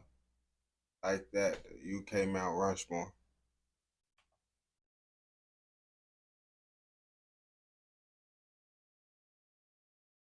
I ain't gonna lie to you. I feel like that might be the best one. Z-A. Lower toes. Fuck. Lower toes sales. Fuck. Fuck. Fuck. Fuck. Hey, get up. Fuck everyone, eh? LT. Tunes get taken down all the time. Everyone knows I'm a one of a kind. Still got a step with the over and under a side by side and tap that twice. The ops can't get back, they won't get back. Ever since gang got 5 of the guys, we know there's more, but they keep it quiet. I heard round here frying. Got shot and denied it. Got thunder and lightning. We left little Luke Brighton. Got bun cause we just don't like him. And my man's dead when we find him. I talk loud and clear so they hear it. Hella goes and no one's cheering. Toast in the state, they don't come near it. I was in field, running down nerds. Should have been doing my homework. Beat off once, beat off twice. Really trying to make that pull work. We shoot niggas in person. It's not bad, but it just like remind me of like New York drill and shit. You feel me? That's all. It just remind me of New York drill. But it's not bad. It's not bad. It's not bad. I ain't gonna back to you. Real deal. I was gonna cook, bro, but I'm low-key tired, bro. I'm gonna go to McDonald's. My McDonald's not 24 hours by my fucking house, though, so I gotta leave out.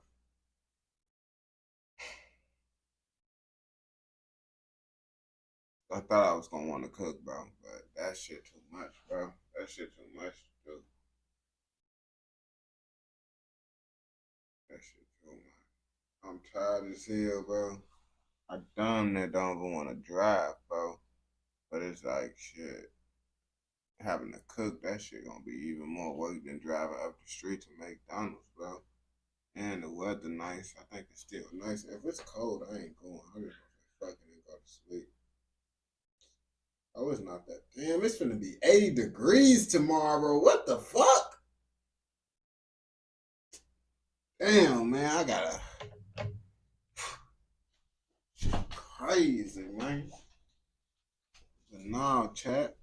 I appreciate everyone that tuned into the live stream, man. Finna go to McDonald's before they close. Hey, move out. They go to McDonald's before they close and shit, bro. Appreciate my brothers. Y'all the real goats. Appreciate everyone that tuned in, man. Y'all know I'm gonna be on live tomorrow with it. I'm gonna have more energy. You feel me? Because I'm going to sleep early. Like, this the earliest I ever really went to sleep in a long time, man.